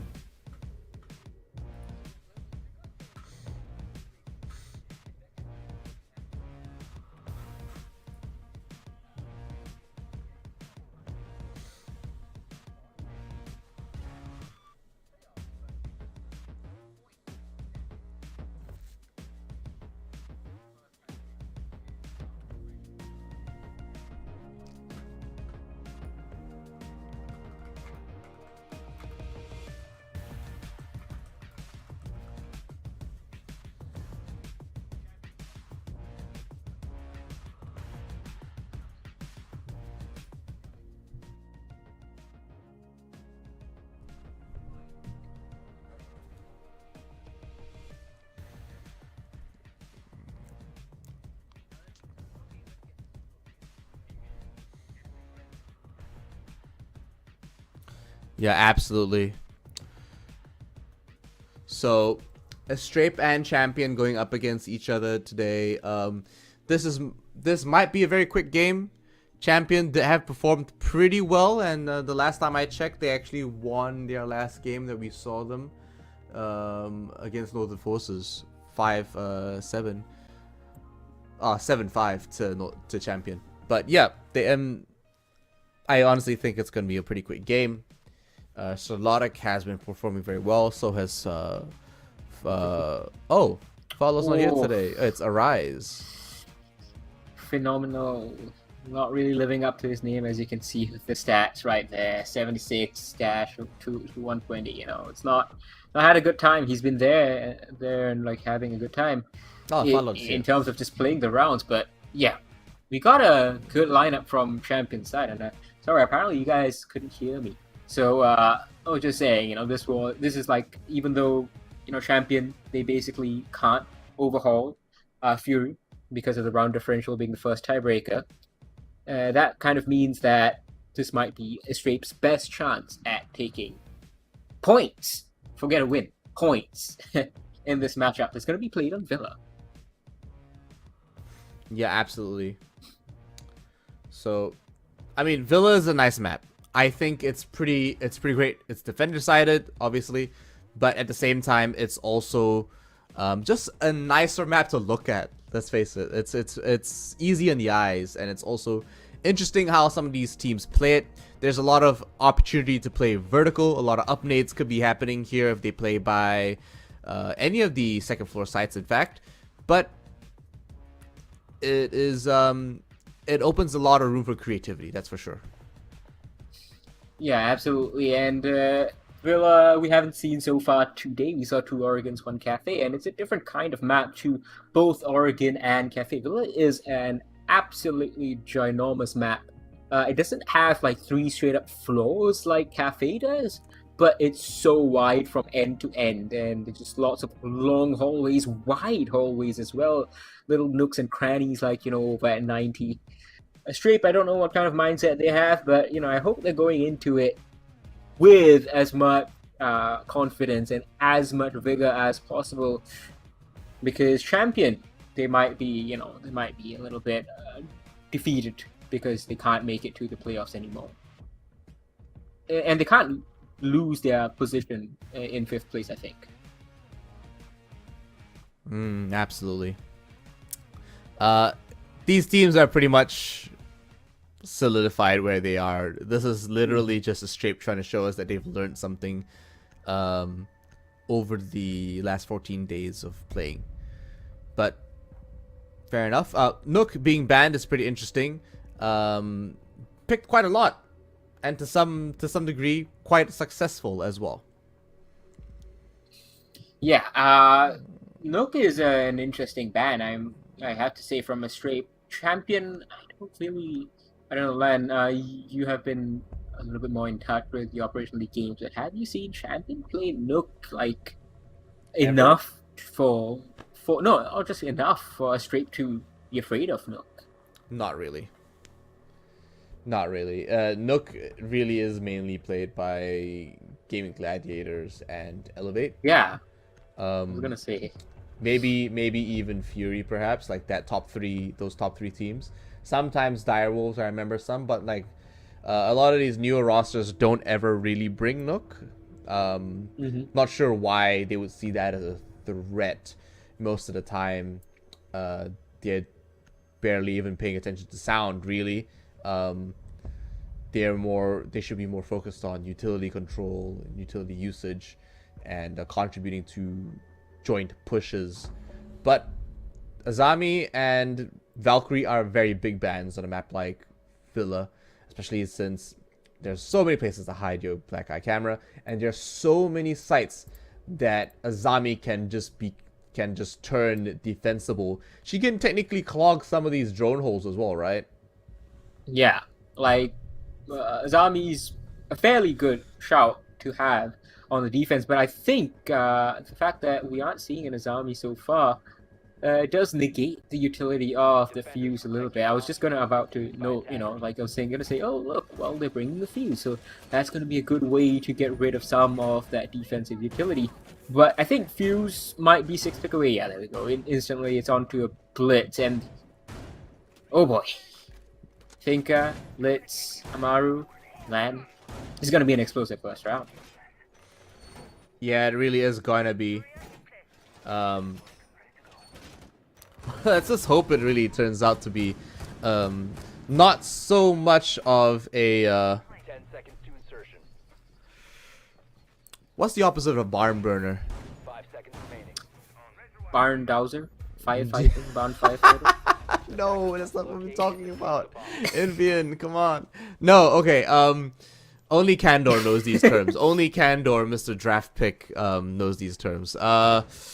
But no, I mean, that's just a ruffle stop. I guess a ruffle stop. Let's just hope it's not as a ruffle stop, because honestly, the last match was surprisingly good. This time around, I hope it is also in turn surprisingly good. Yeah, I'm hoping for this to be a good match, but let's be real. I want it to be a good match, but I don't really have much hope that it'll be a good match, just because Champion are just in contention for a playoff spot after all. And Farlord is looking to have some fun with the Amaru, so is the rest of the team. The Finger Boost comes in, but Pig G, he is going to take down Farlord the moment he swings in through the 90 window, and he's very aware of the push-up from the Blitz.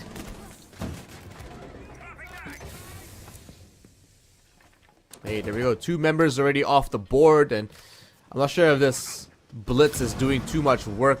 C4 dodged, nicks him just a little, deciding that he's going to ADS down the line with a pistol, the P12. Expecting it to do a lot of work. Juggling 2 angles here, Solodic is playing against opponents from either side, and oh, the timing! Yeah, he just finds the rise, and there we go. They finally get on site, and Strape are trying to roll back in. They have 1 member. The Blitz. Yep, it's just the 1 Blitz left, and you know what? The C4 will find it. Bolivian. Yeah, I saw it go out, and I was like, when is it detonated? Where did it land? Oh.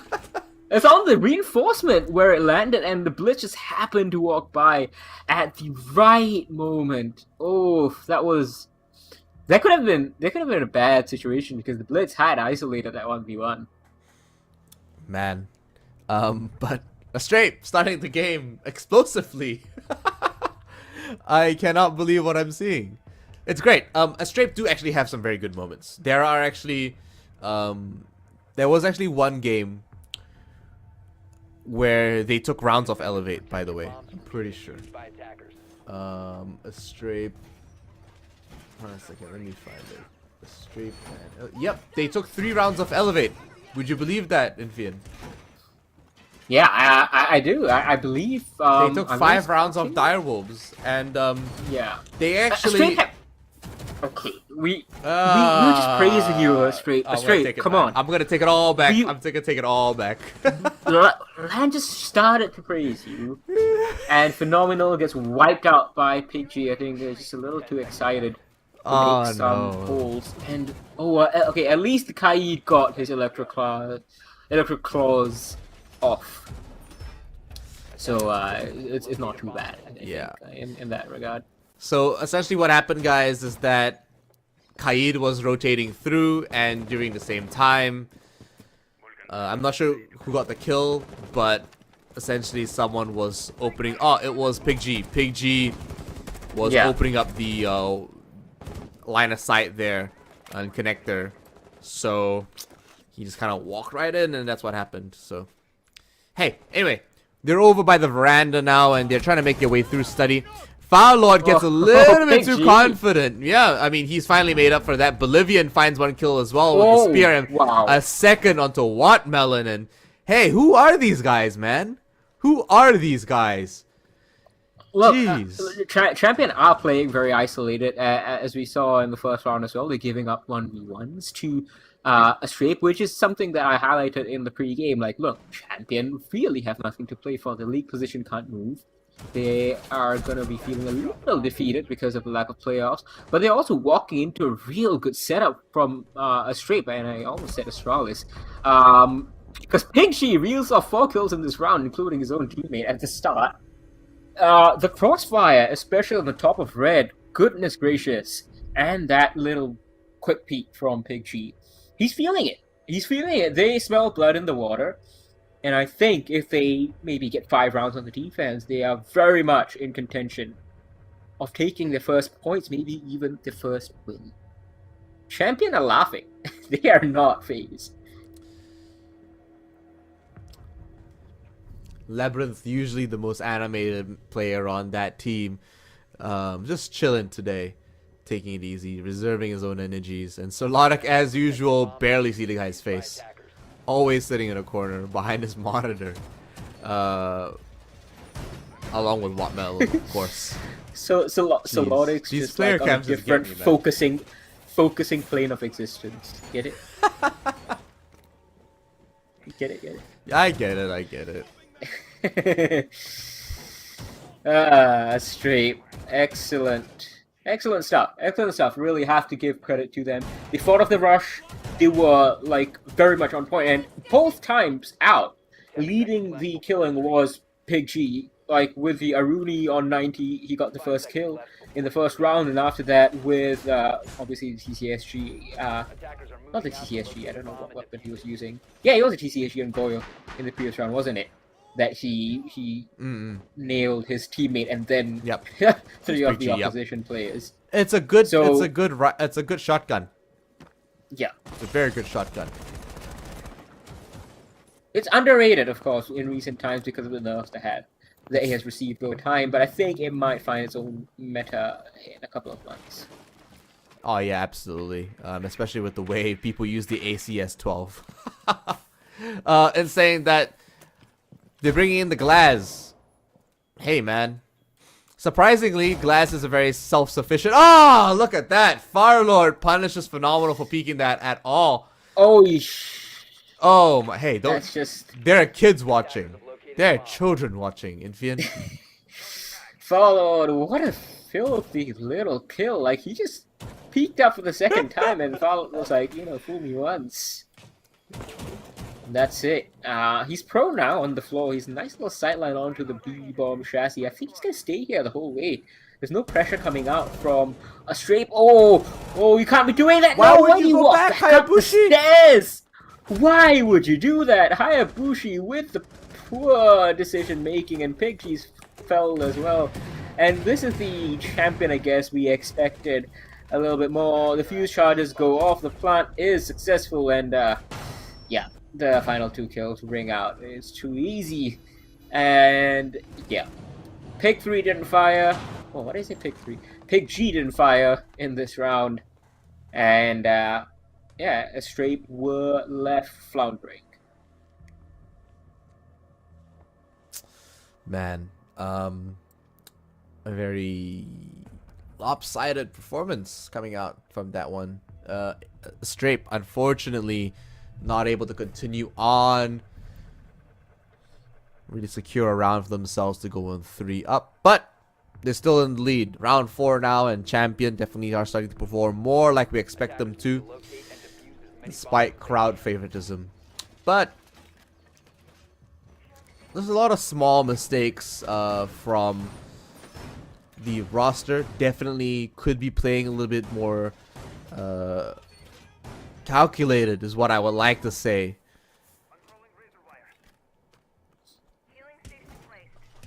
It's a good response from Champion. It's a good attempt, I guess, at holding from Astrape. I just think it's the same issue that we saw in like the first matchup. Was it? No, it was the second matchup, where we saw Northern Forces just not able to execute things properly. It's just needed some spin and polish. No, not in the first. In the previous matchup. What am I saying? In that cafe match, where they had the ideas and just some of the decision making was a little bit off. Champion obviously are not going to allow you to make those mistakes twice, as very well evidenced by the Firelord blast kill. Yeah, but they're already in the wardrobe and moving it into master bedroom. Phenomenal is trying to react to this, but it's a little bit late. He gets caught there immediately. Wattmelon and the LMG. Absolutely lethal. Pig G now trying to refrag for that one. Finds that kill as he drops down. And then he rotates. What? Is this an action movie? What is happening? What game are we playing?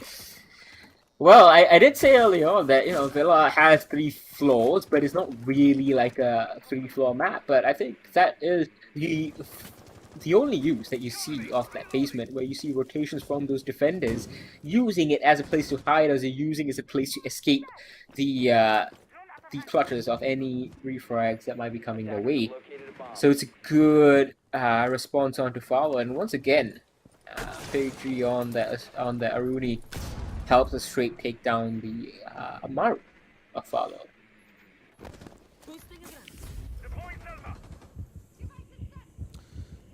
Wattmelon now checking up the Adrena boost. Might have an opportunity. Ooh. Oh, Pig G again. That is a great position. I was just thinking in my head, I don't know why I didn't say it, but that position was unorthodox enough that it would throw people off, but Oblivion just walks into Pawarit's crosshairs, and Pig G's not holding 90 this time around. but Arise does help out with Labyrinth. These guys need to just kind of hold their horses a little bit. Every time they get a kill, they kind of try to rush out and sprint out. Arise lucky that he wasn't punished in that situation. He's got himself into a good position. Kawar's in sight, Diffuse is not with him. Hayabushi is gonna give some damage to Salotic, who is trying to look into the bomb site as well. Both these players know exactly what is up. They know that they have to get through Zaruni Gate and someone's going to be waiting for them. The flashbang's going to go out. 100% the Jaeger's blind. Oh, and takes his own teammate down. And another team kill, this time in the favor of a Strafe, and the Jaeger finishes things off. A nice little quick peek, and you can see Hayabushi is laughing. Still phenomenal, I can't help but smile as well. They were gifted that. That could have been a competitive end to the round, but a Strafe, they have gone 3-1 on Villa. And correct me if I'm wrong, Villa has actually turned out to be a lot more attacker-sided than expected in ATAC South this stage. So 3 is pretty good. Yeah, in general, Villa is very attacker-sided, but in this particular league, Villa is defender-sided massively. It is 64% win rate. But yeah, I am also surprised. But you know what? You know what I will say? Strafe are having it. They need to take more wins. They need to take as many rounds as possible on this defense. And Champion are fumbling so badly. I don't know how they accidentally take those kills from each other, but they still have 2 opportunities to level this playing field out before they can secure a win for themselves. You know what? 5 seconds to go. I might just eat my shoe if a Strafe win this. Attackers' objective is to locate the bomb and defuse it. I would request the chat to start googling Amazon for edible shoes. Whatever your nearest bakery is. I think it might happen. Look, it might. I was wrong, by the way. I was wrong, by the way, that this is a straight out attack-sided map. It's attack-sided, a little bit more attack-sided than other regions in NA. In NA, it's 54%, but that's a nice double push as Watermelon and Farlord both get kills. Farlord is low, but he's hunting for one more. Look at this. Ooh, Rise is out of there and just gets away. Unable to send a refrag down. But PixG is still alive. He's got a 6 kill so far and only died once. Okay, no, honestly, Casa Curse is real. As soon as I say I might eat my shoe, a Strafe. Yeah, you're praising a Strafe last round, and they blast their own teammate with the shotgun in prep phase. You start saying, "Oh, a Strafe, if they win, I'll eat a shoe." You know what? Champion are gonna win this. Champion are gonna wipe the floor with a Strafe, and it's gonna be so easy. Come on, in this round, maybe. I mean, this round is really looking like it. It's not looking great, especially if you've got a Fink on the board that can just like progressively heal your team. Well, Phenomenal's off the board too, and so is Arise all to PixG 1v5. There's no way he gets this. It's a flawless round. Watermelon gets 3 kills, I believe, for himself, and that's a very nice push in from Champion. Obviously, using Finka to her full abilities with the LMG Mouse 1, but that initial push in into Study, I love that. Just 2 people walking in and predicting the angles just right. Even if they lose one, they're going to get the refrag and Farlord on the other side using the LMG himself to chase away the Jaeger, prevent a refrag after he gets the first kill downstairs as well. Excellent stuff. Just exactly what you need to be doing. It's simple stuff, and they have the confidence to back themselves. They think they are the better players, and they went for it, and they were successful. Attackers need to locate and defuse as many bombs as they can.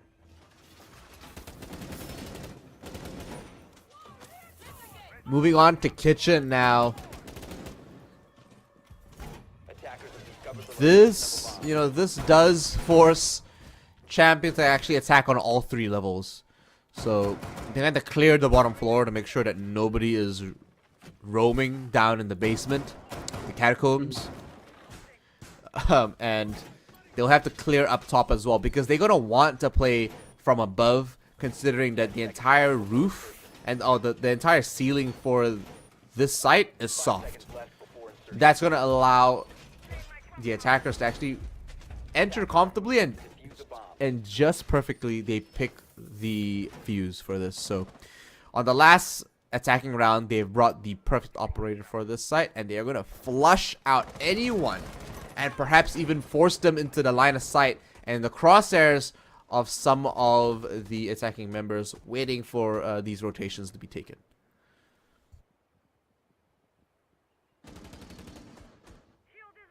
Two versus what am I saying? 3-2 is the scoreline. We might see a 3-3 if BC Champion roll out the same kind of round as we saw previously. But at this point, they already had two very strong picks. Farlord is hunting for one, but Bolivian might be the one to get into an engagement first with the... That is Wattmelon. No, it is Farlord himself. Yeah, so he takes a little bit of damage from Wattmelon, that MX4 answering the call. And Bolivian very rightly so gets out of there. I was just about to say that he's not supported by anyone from his team. So a little bit of a waste of utility. They gave him shield and a couple of reinforcements, but at the end of the day, he couldn't get a pick, and he only wasted really 30 seconds on his own.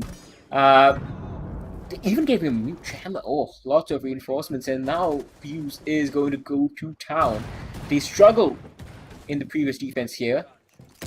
Can they hang on a little bit better? Well, Labyrinth finds a nice kill. Phenomenal gets taken out, so unfortunately... Oh, nice! Labyrinth. Hayabushi finds a refrag onto Labyrinth, puts an end to his double kill before he goes on a complete streak. And Wattmelon taking a little bit of friendly fire from his team and a rise as well.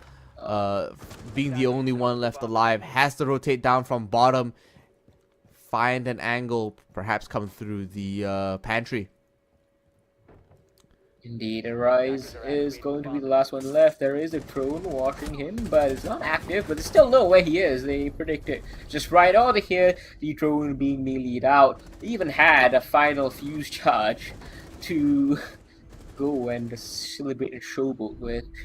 A good round from Champion, and it just seems like a straight outfit of the Aviator Games defense.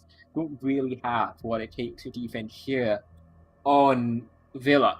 What can they show us on the attack? 3-3. In the NAL, that will be a good record, but over in APAC, I think it's 60% for both APAC North and APAC South. Yeah, like you mentioned before, I just want to touch base on that defense upstairs. There was a lot of utility investment, but not a lot of manpower upstairs. Honestly, it's like one of those sites. It's like Border. You know, you play tellers, but you play upstairs. You know, you turn that site into a kill zone, and you allocate your team to the adjacent rooms and the adjacent fields, so that the attacking team essentially just can't get close to it. But that wasn't the case.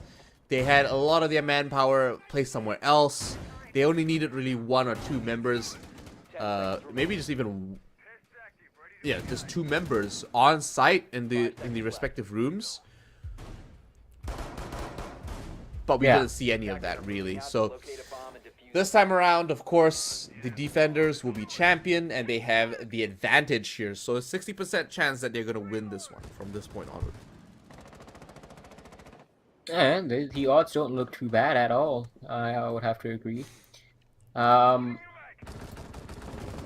Let's see what shapes up. I'm just kind of disappointed because the Strape always starts strong. They always start good, and yeah, then they do. And then they just throw it away. They get figured out. I mean, they get figured out. Like, they're not playing anything exclusively special, and Farlord is probably gonna get this kill if we have the ace hang on for too long, and yep, he doesn't move off in time. Phenomenal is on a donut so far, still looking for his first kill, and he'll look always drone for first, another guys. Kill. Yeah, always drone first. Well, you gotta expect someone. Well, that's a good frag though. Nice. Arise. Let's go, Arise. Is back. Let's go. That's a good one. Solaric with a couple of duels of his own, and now Bolivian as he tries to push through. Not sure where those gunshots came from, but behind the desk, no. Wattmelon behind the boxes. finds some of the cases, finds a couple of kills, and leaves Pig G and Hayabushi all alone. And no, it's just Pig G, it's just the Melon. Will he go for the 4K? No, he loses the duel. Pig G DMR wins with versus the better DMR. DMR. And this time, it's 1v3 on attack for Pig G. 7-3 though. 7-3, despite some of those kills being his own teammates. Well, 8-3 if you count that teammate one, but yeah, look, he and Arise are really, and Bolivian are dragging this team to competitiveness so far. But you know, no matter what Pig G does, I think in this round, they're going to be hard pressed to get this. Watermelon absolutely had a massive round over there behind the desk. 3 kills shouldn't have gone his way. Not like that, not without any contention. Maybe something from the vertical pressure should have come in, which we didn't see. We saw Hayabushi have, you know, frag grenades. We saw frag grenades from Arise as well, and then him 1 kill, but nothing. Oh my! What a pre-play C4 from Celotic. I don't even know how they predicted that. Like, I think that was like not intended for like this purpose, but it worked out. It was intended to like get a couple of people pushing in, I am sure. That was actually pretty cool. I think he just kind of pre-prepped it. Like, that's a high traffic spot. It's the intersection between going towards 90 and Bar or going towards Aviator, and it was one of the two, right? So place it straight back, smack dab in the middle. He's bound to go right over it. Hover over that camera and have one of your teammates just tell you exactly when to press the trigger. So, well played by the defending team. Champion pull up over straight for the first time. And now, maybe this is the beginning of the end of the end. Yeah, we might be seeing our final 3 rounds here in the regular stage of this Operation League season. But Champion obviously are fighting well. They're playing really well. They are swinging in with teamwork. They're swinging in with confidence, with information whenever they take fights at any part of the map. They did it on attack. They started off well on the defense as well. Crossfires are being held, and the pre-play C4s that we saw close out the previous round, I think we're going to see more and more of those.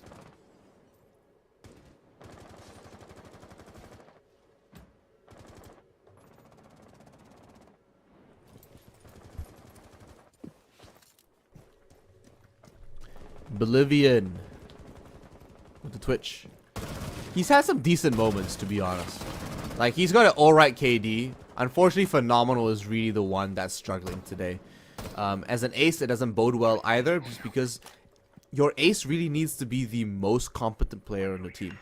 Not just because he's got a good AKM, but also because he's your hard breach. He needs to be able to call the shots. He needs to be able to support your team and then help make decisions. And obviously take care of himself. Pig G this time, of course, with the DMR. Loves that DMR. Every single round he's been bringing it on the attack or the defense, trying to give Onigiri for a run for his money. But he can't do it alone. And what was a 6-1 KD for him? Oh! Didn't really work out. Bolivia nearly loses his head. Doesn't actually do any damage, and Kawarit, of course, he works in concert with his teammate, finishes off that Twitch, that F2 unable to do anything. We have Celotic down. Not sure how that worked out.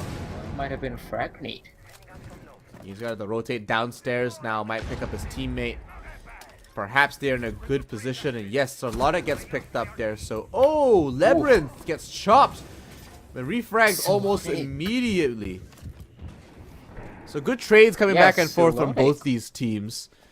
And now that they got a little bit of a beat, the return drones are coming out. RCXDs perhaps finding their target.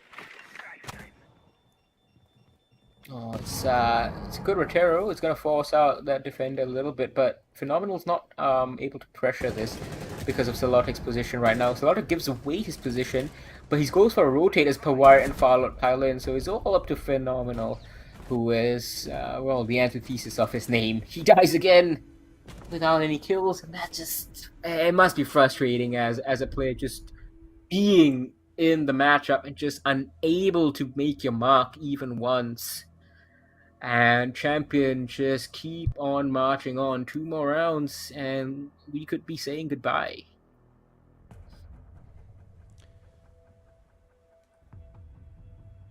Unfortunately, this is your last broadcast, isn't it? Yeah, it might be my last broadcast. I'm not too sure. I haven't looked at it, but you know, it's an okay day. It's a good attempt from these guys from Strape. I always root for the underdogs. Unfortunately, I know that. Not feeling. really. I know that feeling. Yeah, unfortunately, it's not quite worked out so far. Well, you're second half. You're also at 76.5% win rates on prediction rates. So Look, you're not necessarily always predicting the underdog, but definitely predicting the right calls. I predict right, but I hope that I'm wrong.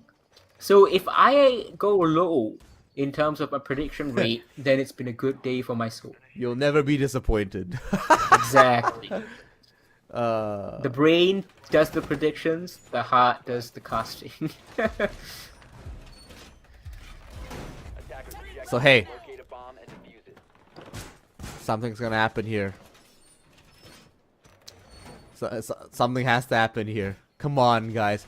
We need to see the same level of an investment as we saw before. Labyrinth, Champion, these guys are playing the site quite peculiarly. I'm hoping that we see something, some interesting investment come through.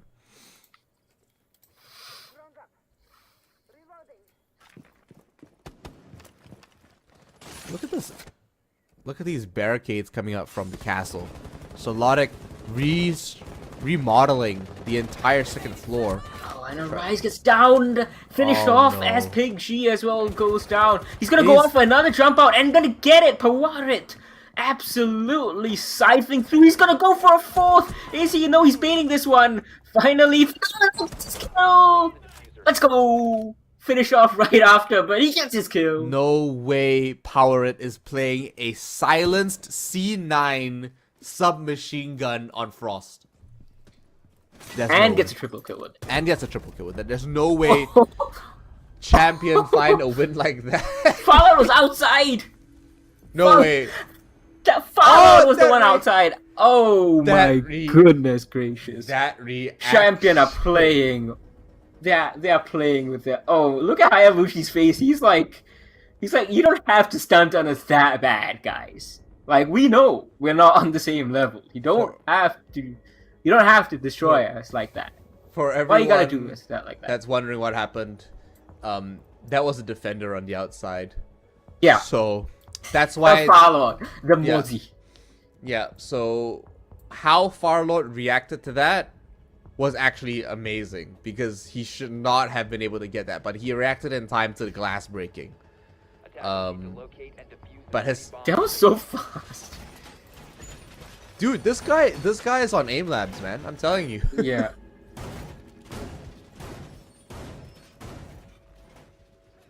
Match point.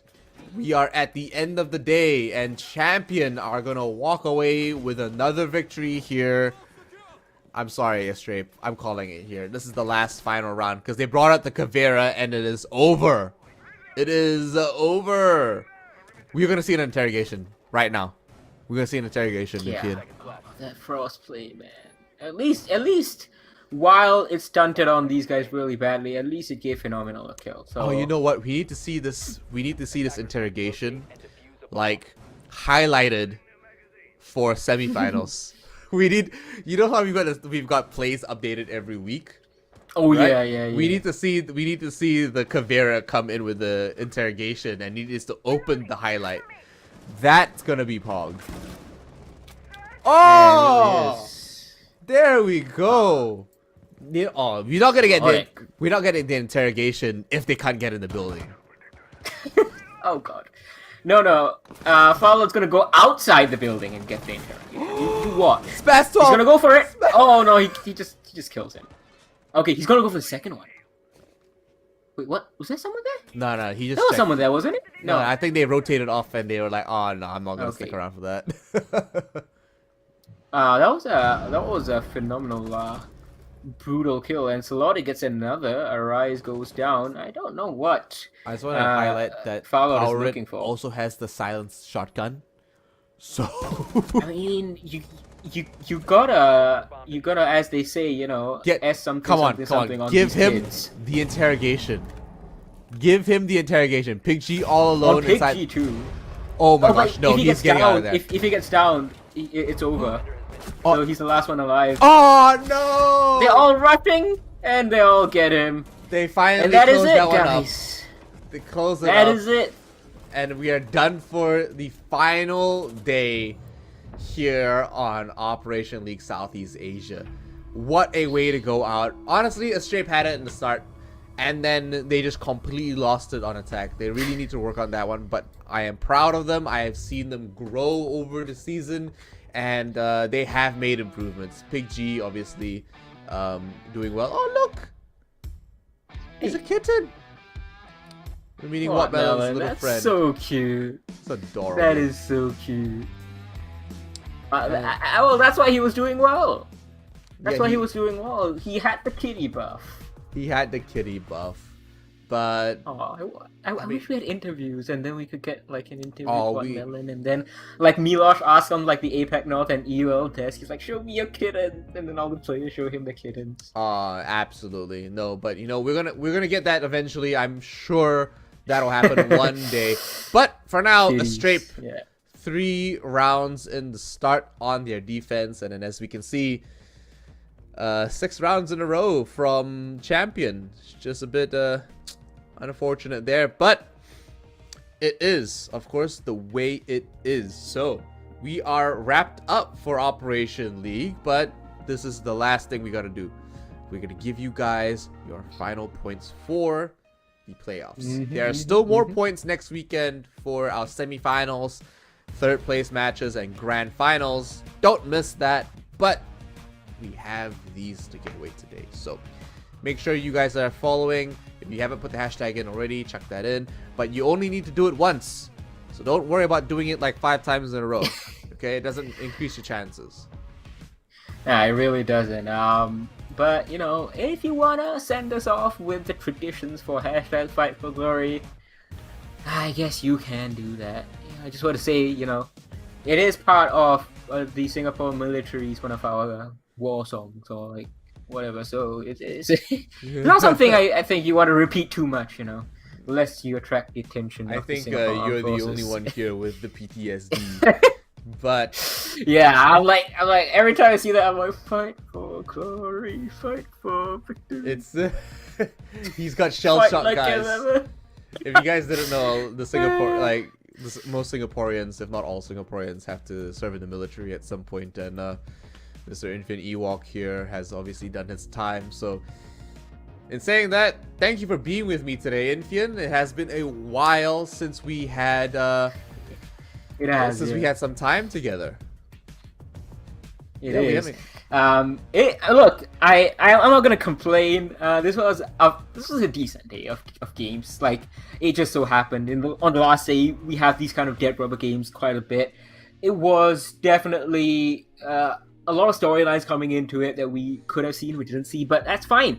I fully expect so many of these teams to build upon this season, and I can't wait to see what they can do come the end of the year, because I am absolutely certain that these 4 non-Apex South teams are going to be giving a very good fight to whoever is going to be in the relegation. And Operation League Southeast Asia, of course, is going to be, I think, sending a couple of teams over into the relegations, at least if relegations continue. So that's the final league table. Absolutely. So with Champion winning, they are tied up with Fury, but they do not make it into that top bracket because Fury have a higher round differential. So as you can see on the right hand side, right next to their 24, Fury are sitting at 15 and Champion on 9. Everybody else is on a negative score line for that bottom half. So unfortunately, our new names to the scene do not make it past this stage. Rightfully so. All the OGs still with their experience solidify themselves in that top bracket, and we'll be seeing them next weekend.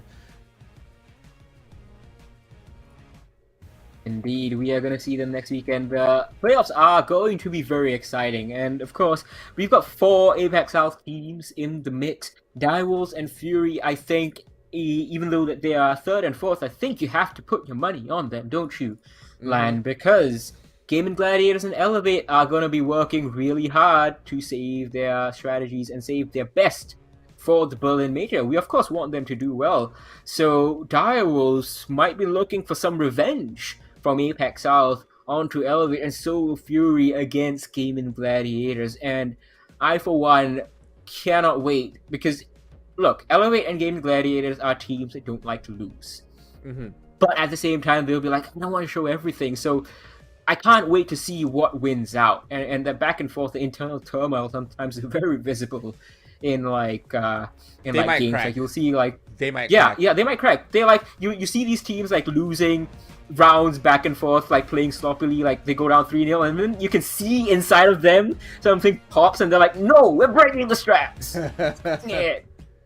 Yeah. But in saying that, thank you everybody for being here. It has been a crazy 14 days. In the next coming week, on the 30th of July, we will have Blue Panda and Proto casting the semifinals that you just saw, and then I believe it is Blue Panda and Black and Blue for the semifinals on the 30th, and then Proto Lots and of blue in myself. that game. Absolutely, they're just blue. The new boy band. But Proto and myself will be there for the finals on the Sunday. Don't miss out. We'll see you guys next week. More prizes and more giveaways, of course. But we will find our Operation League champion. It might not be champion, unfortunately. But in saying that, we'll see you guys next week. Thank you for being here. Shout out to our sponsors one more time. Kingston Fury, a gaming brand supported by Kingston, and Red Bull. And of course, Infian. Hope to see you soon. Thank you guys for being here. Goodbye. Good night.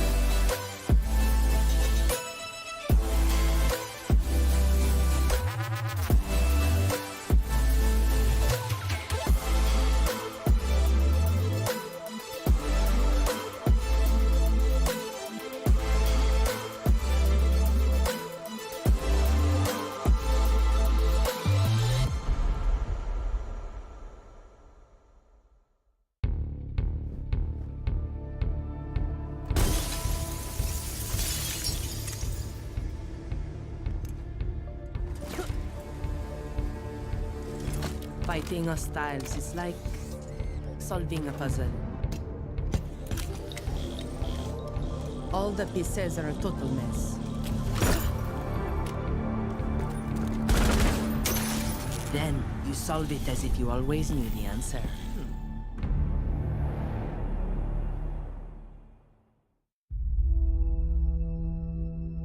There are civilians out there who need us. They can't fight back. They can't escape. And they can't heal their own wounds. That's our job. And we're the best at it.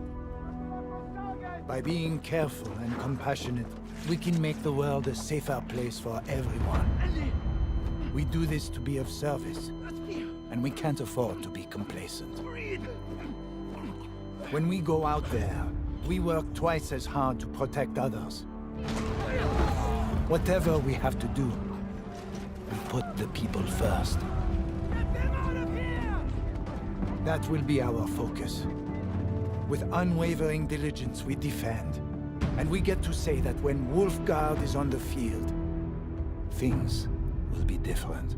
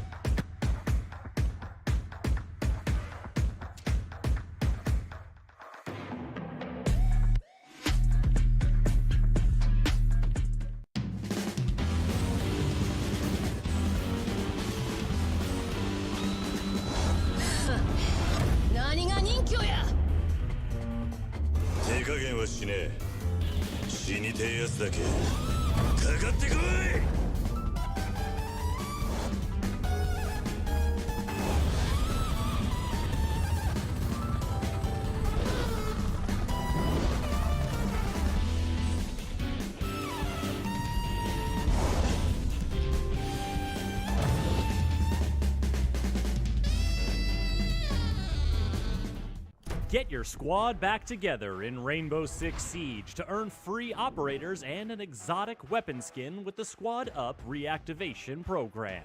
If you've played Siege in Year 7, find up to 4 teammates who haven't. Play 5 matches of any PvP mode with them to earn your rewards. Your teammates will earn a free operator as well. Then they can bring back 4 more players to earn even more rewards.